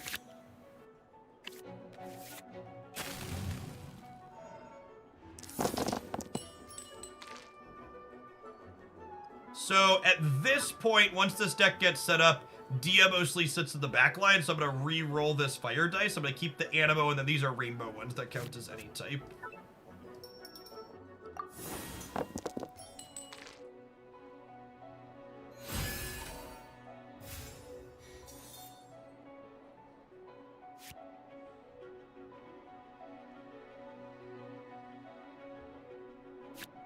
Alright, so I can open on attacking. So you can see when I go to use a skill, it tells me what's going to happen. So let's explain what this is. So this character does what's called Animo damage. And when Animo combines with another element, it swirls it across the rest of my opponent's characters. So you can see here it applies Pyro and 1 damage here. And it applies Pyro and 1 damage here. And then this character in their backline already has a Hydro element on it. And when Hydro and Pyro combine, they trigger a Vaporize reaction. So that's why this one is taking 3, because Vaporize deals 2 extra points of damage. So there's a lot of depth, it feels like, in the picking your character lineups in addition to the cards that go in your deck, so they mix and match with stuff like that. Do I want to play anything else before I attack? I don't think so. This gives me dice for food. Are there cosmetics? So currently the only cosmetics are animated versions of the characters. There's game boards that you could earn, and there's card backs that you could earn. Surprise!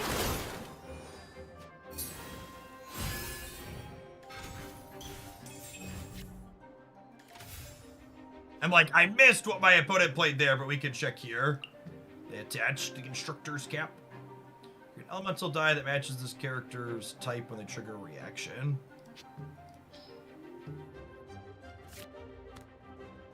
I'll use my character's ultimate here, which is going to create a little summon over here off to the side, in addition to dealing some damage and swirling that Pyro back across the board. Boba, get them! Also have a summon.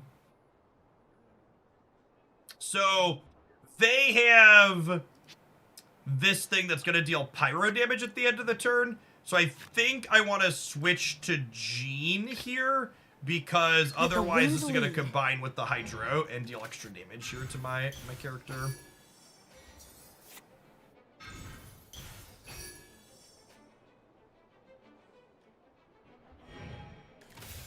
Okay, so my opponents ended their round, so they'll get to act first next round, but that's fine. I'm going to play out Lieben here, who's a really good consistency card. He grabs extra unused dice at the end of the turn, and then once he has 3, he draws you 2 extra cards that gives you 2 Omni dice that are any element.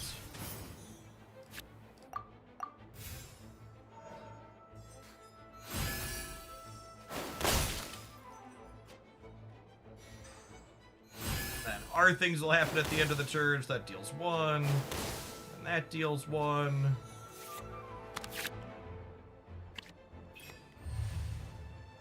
Once the game has unlocked the cards, though, you have to play to unlock them. So, like, this mode that I'm playing here against, this is an AI right now, not a human. Just so I have extra time to talk about things. When I beat this character, it'll get me 1,000 coins. So every time I want to build a new deck, I have to, like, actually go and farm the AIs for a little bit, which is good and bad. I usually put on a TV show while I do it.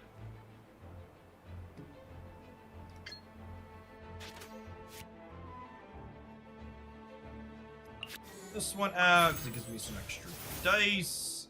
I don't have a weapon on her yet, but this will let me equip a weapon next turn for free, so I think I wait. So this is 3... What TV shows you watch? I've actually just been watching Genshin tournament coverage recently for the card game. Usually when I'm into a card game, I consume a lot of content for it. How hard is it to get actual characters in the main game for Genshin? I believe you get one or so 5-star a patch with free-to-play rewards, but I don't actually know. I don't free-to-play any of the games that I play yet. I spend dollary dues. The scourge of evil. I am not a Genshin whale by any means, but I spend some money. Huh? Someone asked earlier, how does this game monetize if it's a free RPG game? It has a gotcha box for pulling more characters. And you can collect characters and play without spending money, but you'll get more characters faster if you spend.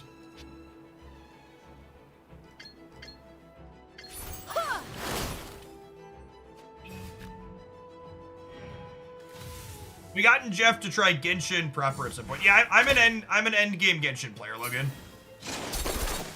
I have 25-ish characters that are 80, 90, which is the highest level. And I regularly clear the Spiral Abyss at the highest difficulty. Time for afternoon tea.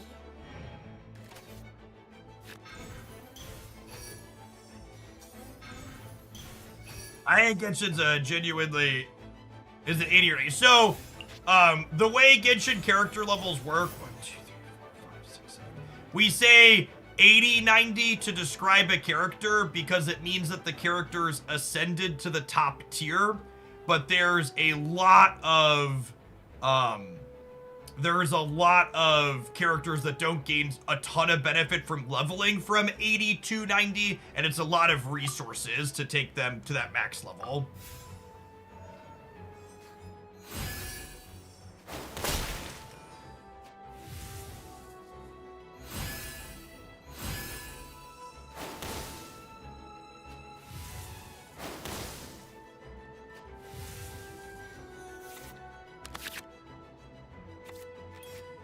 Yes, Lily Pichu voices the character Seiyu, which is actually one of the Dorkos I have built.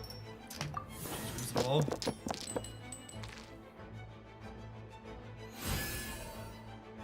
Does D-Luke benefit from going to 90, or should I keep him where he at? The only reason to take D-Luke to 90 is if you're playing him as the Pyro Enabler in a Bergen team. Generally speaking, pushing characters to 90 is only important if you're triggering elemental reactions or if they scale off of HP. Surprise! Water! Not good. And man, this game's almost done. We're gonna finish talking about it. Then we can play against a human to hopefully get a game that'll be closer than this. But I just wanted to talk through the basics without a timer running down. I'm not sure what Jeff just said. I can show off what I said here in a second before we jump into more of the card game. I know it's English. That's how other people feel when you talk about Marvel Snapchat. Normal human beings.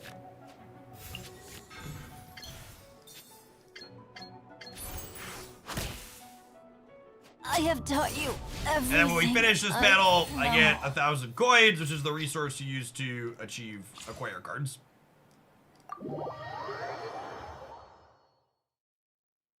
Over-reliance on book knowledge.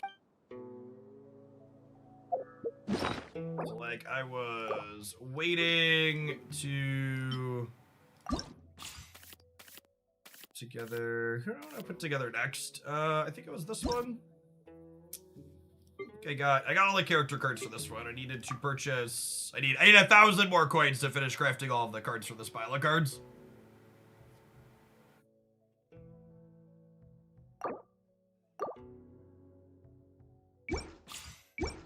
The 80-90 character thing. So, to give you an example, you see this character is 90-90. Who's someone I haven't pushed all the way up? Seiyu scales off of life.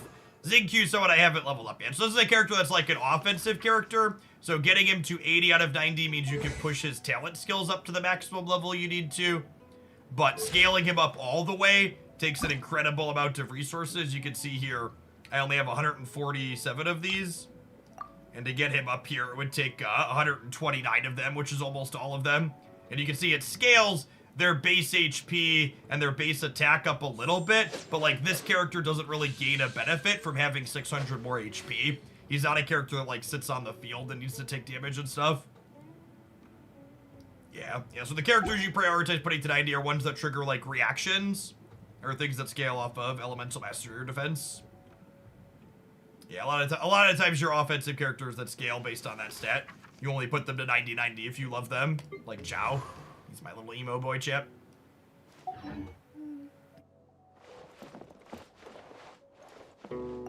resource to go from 80 to 90 is almost the same as go to 1 to 80. Yeah, it's real close.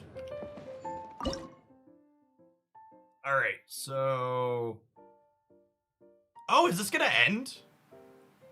Weird. I wonder what they replaced this with. What happens in 12 hours? The banner's resetting in 12 hours? So that just happened, right? These are up for a little bit.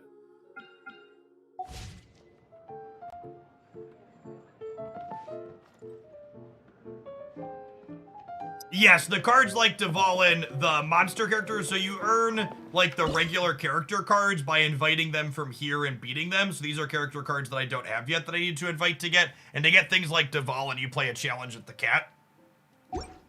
That's a lot of primo gems. I mean, I just log in and do my I just don't pull on every banner. I mean, like, this is like one character's pull's worth of gems, right? That's 1,600 gems for 10 pulls. So I just have self-control and don't pull for every character. I don't even think I bought all the double ups yet this cycle. I think I have the 100 double ups still there. Yeah, I can still buy that one. Yeah, it isn't even 100 wishes. It's not that much. Just log in and do your dailies and don't spew on every character banner.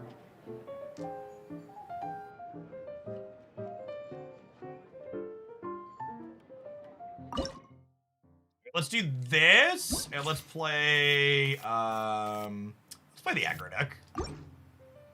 Kill people quickly.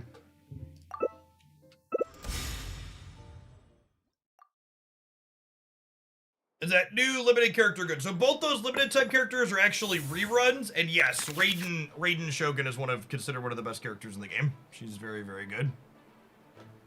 So this deck never wants Gambler's Earrings in the open. I want to keep this card that gives me extra energy. I want to keep Paimon, who filters my dice, because we're an aggressive deck, so I want the right type of dice early. This deck always opens on Shenhei. The basic idea is we want to smack with Shenhei twice, and then smack with Shenhei twice, and then switch to our Animos to swirl them around. What does the diamond symbol mean below the dice on the cards?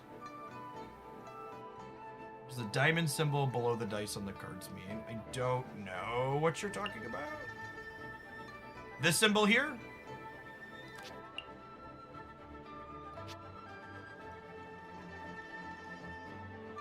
Oh, yes, that. So that is a special type of card that I didn't talk about. You could only have one of them in your deck, and there's 6 of them, and they're guaranteed to be in your opening hand. Obey! Is the TLDR and what those are and how they work. My guiding stars! Okay, and then, so one of the things I didn't talk about is elemental tuning is something that you're able to do. So I kind of want to press this button again to deal 2 as opposed to dealing 1 and resetting that. Do I need to do that? I can take a card and burn it from my hand to deal an extra 1, basically, which that's probably not worthwhile. We'll just do this.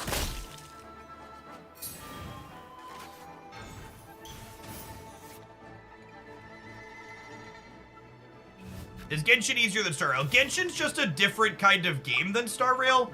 So Genshin's non-card game gameplay is a real-time third-person action RPG. So it plays out very different. Zhongli is a defensive character, I think. Summon Stone Sealy. It's a Stone Shield, a Jade Shield. Actually, I haven't played against this character before. I think my opponent's playing a control deck.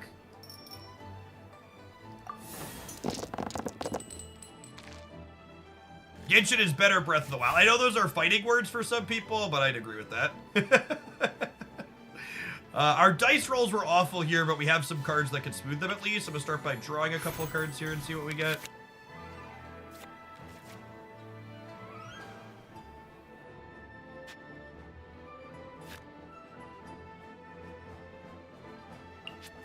Do this to filter and get to everybody died, and then we'll go ahead and Cryo use Incarnate! our ultimate here.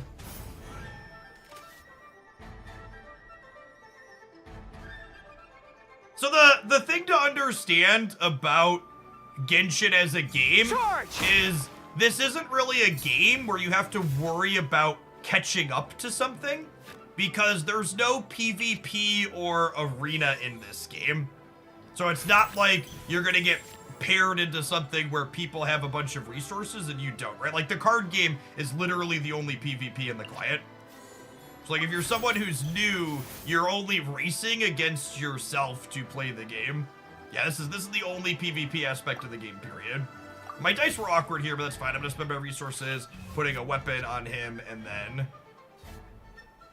The night is cold.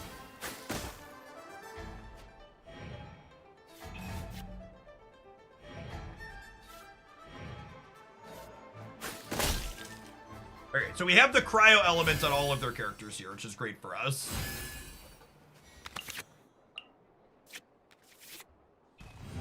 Alright, I would like some animo dice, please. Oh, our rolls have been bad. I'm gonna keep the cryo, because if we don't get animo, I might re-attack with Shenhei here.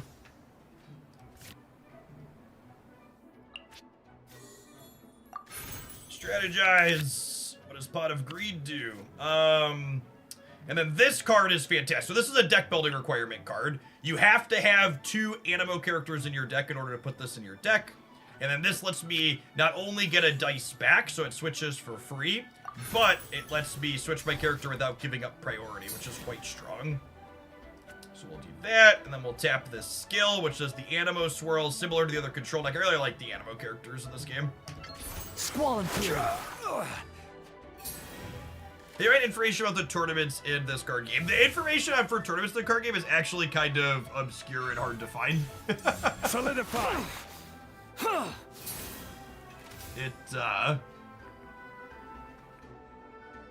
You kind of just have to, like, go looking for it.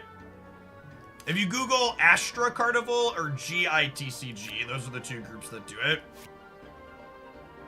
That's the way to do it easily. There honestly isn't a ton of information about the card game out there. There's a couple of pretty active Discord servers that I've been chatting in that run the community tournaments. I think that's probably the best way to do it.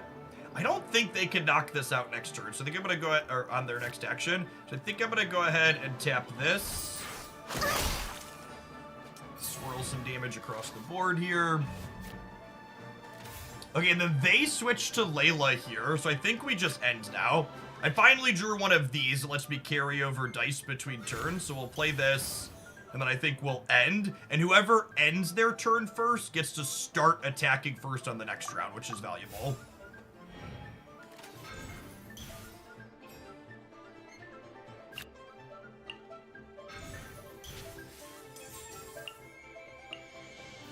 Cold. Mine to command. We dead? Not quite. This does 1 and 1. I think we end at 1 here, right?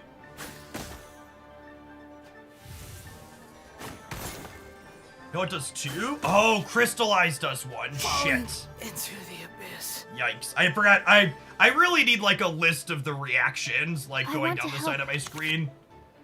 I get got. A lot of the games that I lose are stuff like that, where I'm just, like, not thinking about, or not aware of how the interaction is going to work out for me.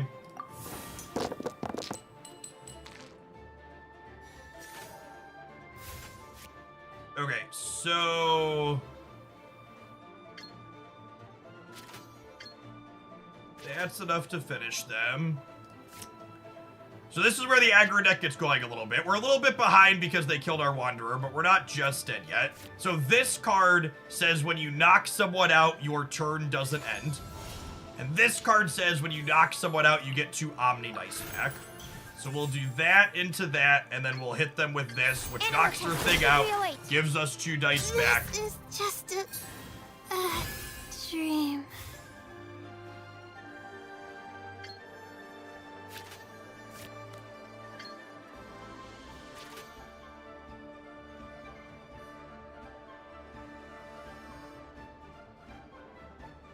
So the skills tell you what they're going to do when you use them. However, what's the word I'm searching for? The things at end of turn, it's easy to miss on.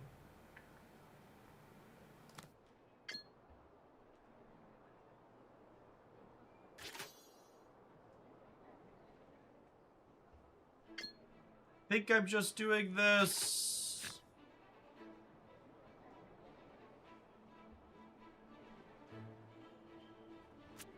I might want to put this shield on her. I think is what I want to do.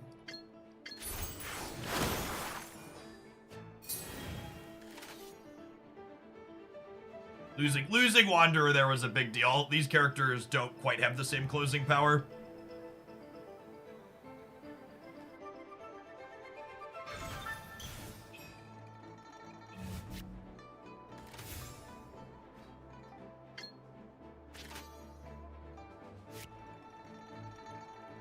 And I think at this point, I just have to hope to survive. I'm gonna play Lieben out here. Oh, I guess this grabs the dice first, though. I think this grabs it so Lieben doesn't trigger. My Twitch streams move to VODs after I sign off. On the YouTube side, youtube.com, Jeff Hoagland, you'll be able to find VODs after the fact there, but the Twitch side has been having some DCMA issues because of a bug on Twitch's part. So they also played the card that prevents 3 damage here. So I kind of passed my turn, so that way, does this kill me? This is 2. This is 2. That's 1, and then this crystallized kills me. My research. Okay. Yeah, I think we're just dead at this point.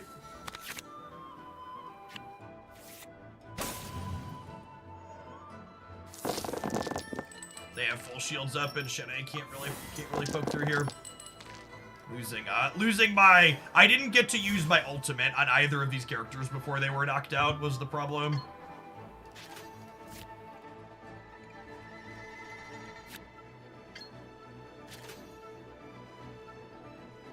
Can I...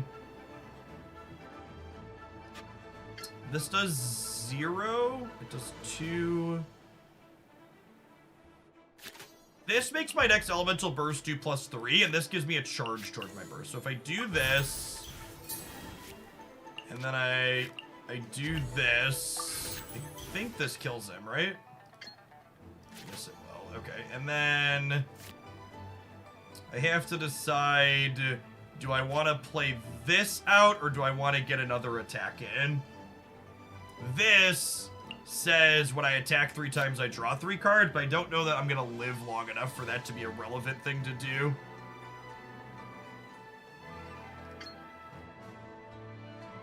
By ordinance divine. There is a reanimate effect. There's a 2 energy piece of food that regenerates someone with 1 life.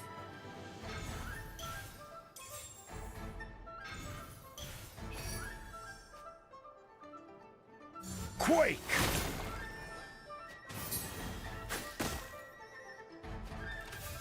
We're buried in here at this point. That's a close game despite me making a couple of mistakes. This aggro deck isn't considered particularly good. I've been enjoying playing it, but it's kind of terrible. The other opponent wasn't really playing a meta deck either, though, so it's probably fine. This, similar to how, like, ladder, I talk about how ladder on, like, Marvel Snap is less competitive than, like, tournaments would be. The ladder has this, matchmaking system, tends to be people playing more casually. And then the other, community tournaments that I've been poking at. What exactly is teamwork? What does Sarah do?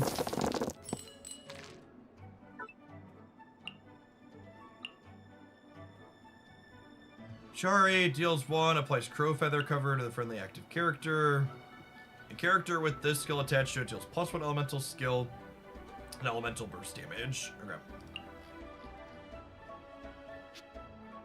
Think this will ever be a standalone game? I hope so, but I genuinely don't. I feel like if this game was made by a company that had less money than Hoyoverse, I would be like, there's no way they're investing this much into it.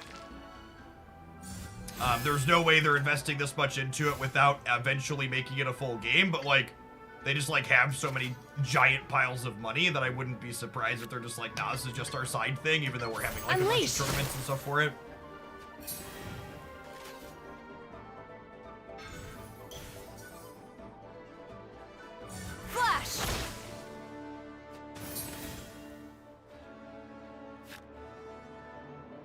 my cards that let me set up carrying dice over between rounds. It's a little unfortunate.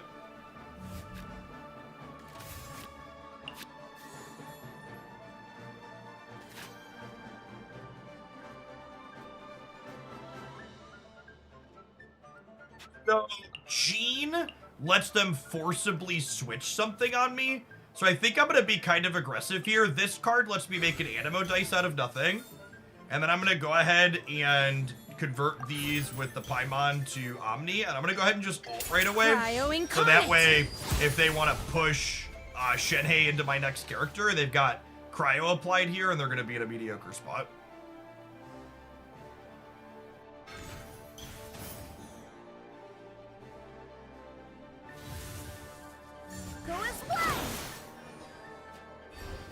Yep, so they forcibly switch my character as expected. And then we'll end, so I'll get to start next round.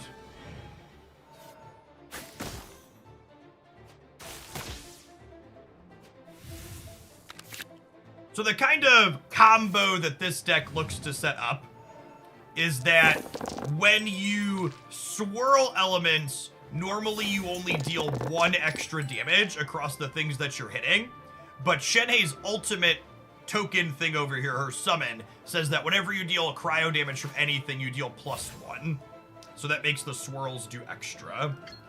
So that does 2 to everything. What's left?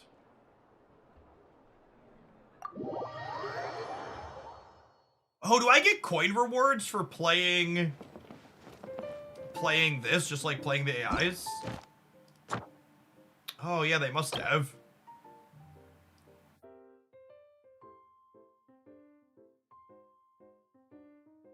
Okay, so there's these characters rotate per week, or you can play PvP to get these 6,000 coins in here per week, but you can also just, like, there's a bunch of one-off ones that you could farm to get coins and open world things that you could do.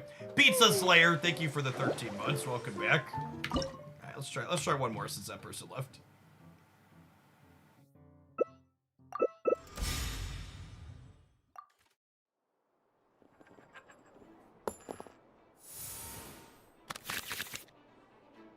I don't want any food in my opener in this hand.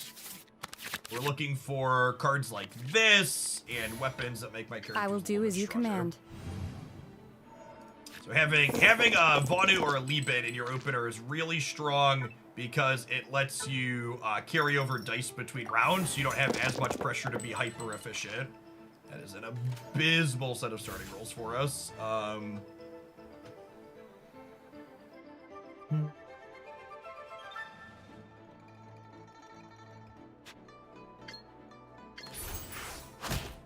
So we'll open on a normal.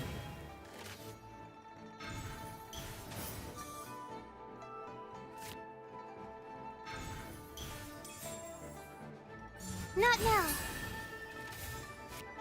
So I'm gonna Elemental Tune, turn that into a Cryo so I can attack, I think. Gets her charged up to her ultimate for next turn at least still, even with bad dice.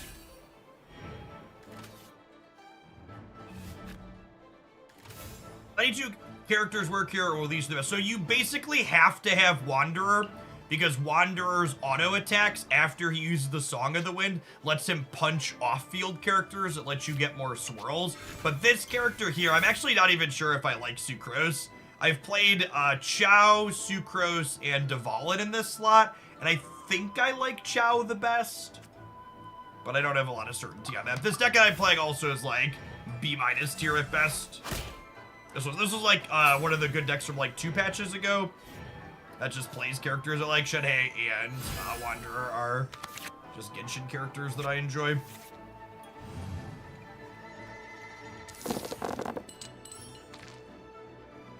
I reroll all of my non-animo, non-rainbow. Perfect. By ordinance divine.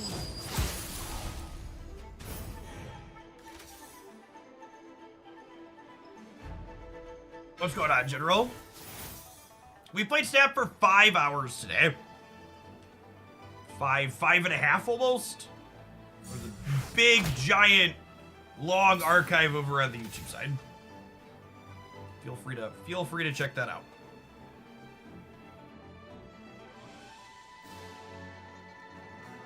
Now, the thing about this is, if I switch off of Shenhei, my opponent could switch off of this, and I don't have an element to swirl, but I think that's fine.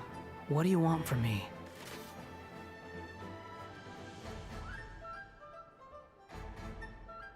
Is the Genshin TCG something you're planning on doing long term? I think I envision myself probably playing this somewhat consistently, but I don't know that it'll necessarily be a staple of on-stream content since the viewer count's so much lower for it.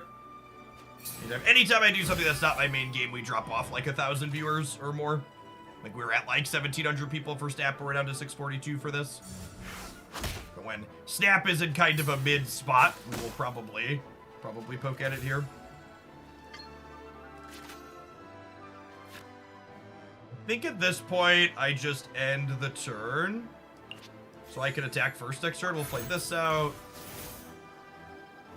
It's also quite inaccessible, right? I mean, this game requiring you to play a bunch of other stuff. Like, it's not just strictly Genshin TCG that I drop off 1,000 people for, right? Like, I am a primarily one-game streamer, which means anytime I'm not playing Marvel Snap, I lose anywhere from 40 to 70% of my audience when we switch games.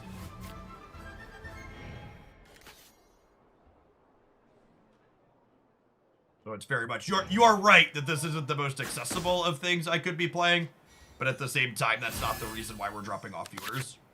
That's just not how this industry works.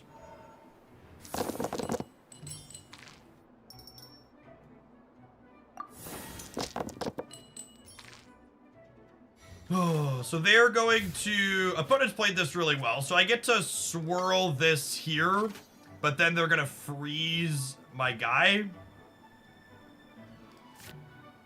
then I probably have to switch back to Shenhei and go from there. Behold! You did miss us cooking. We have a HelloFresh sponsor right now. Is Magic better? No, I was actually pretty surprised.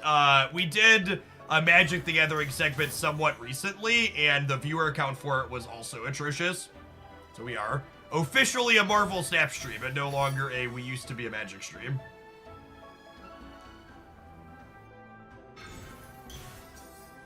Rain cutter. He gets frozen, meaning he can't do anything till next turn.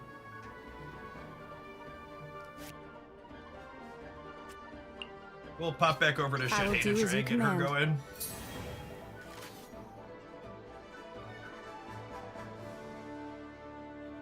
I assume they're gonna switch off of Xingqiu. Oh, and they have a fast switch. That's good for them.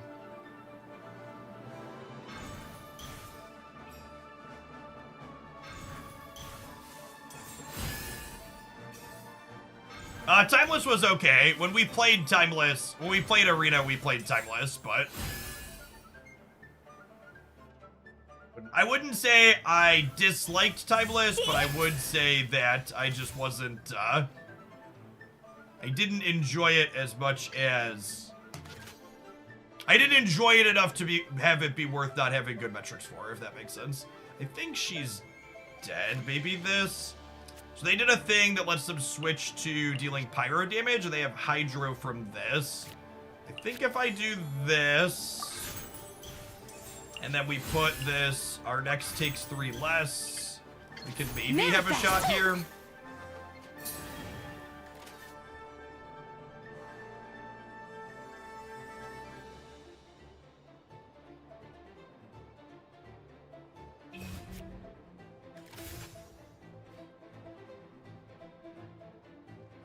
I think I just end my turn now, so I can start on attacking next turn.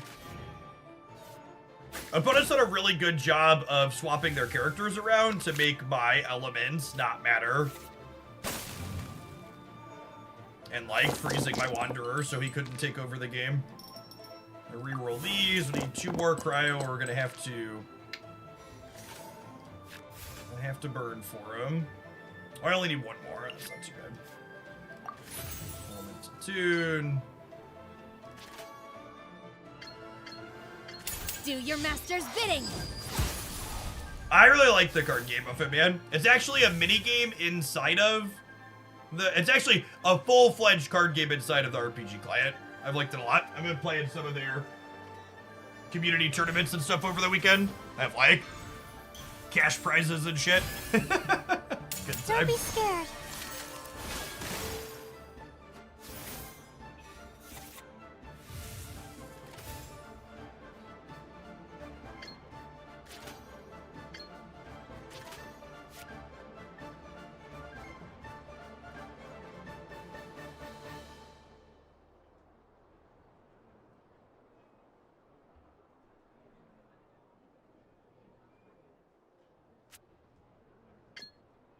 And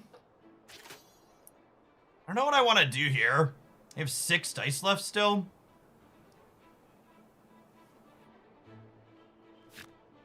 I think I just do this.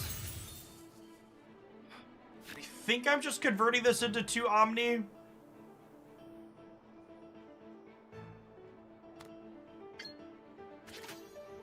I could also do this so I maintain priority. Yeah, let's do that actually. Let's just go hard. Let's go hard on the Shanae here. Let's do this. Then we'll hit them with this. This is just. And then if they switch to Hotao, I can KO them. They should not have switched to Hotao. Yeah, they messed up. I think they missed that I played.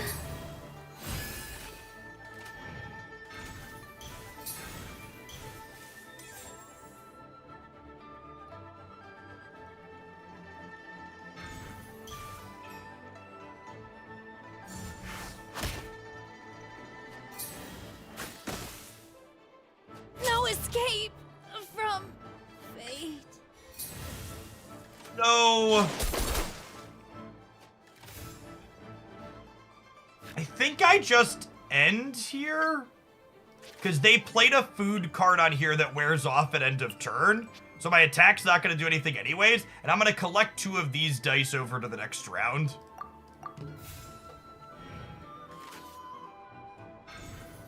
And then I'm hoping on my draw that I draw a copy of,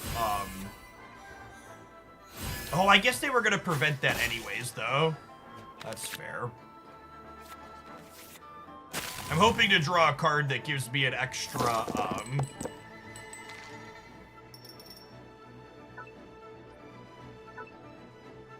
that gives me extra energy so I can switch an alt to this.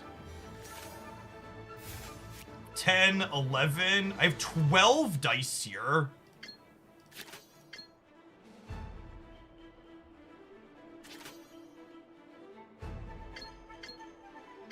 Stand clear. We've got a damage on end of turn here too.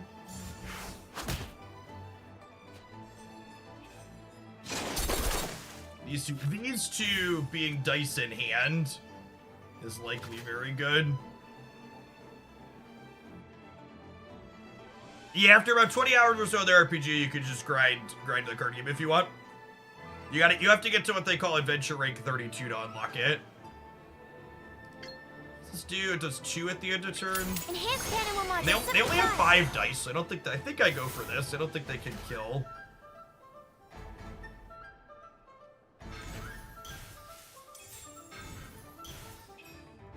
Witness the power of Google. Need to make Wrong. adjustments. Shit.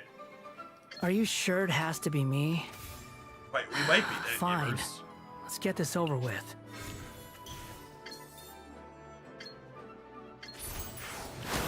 Yeah, I should have used. I didn't realize they were gonna be able to do that. We might get kind of got here with 1 turn.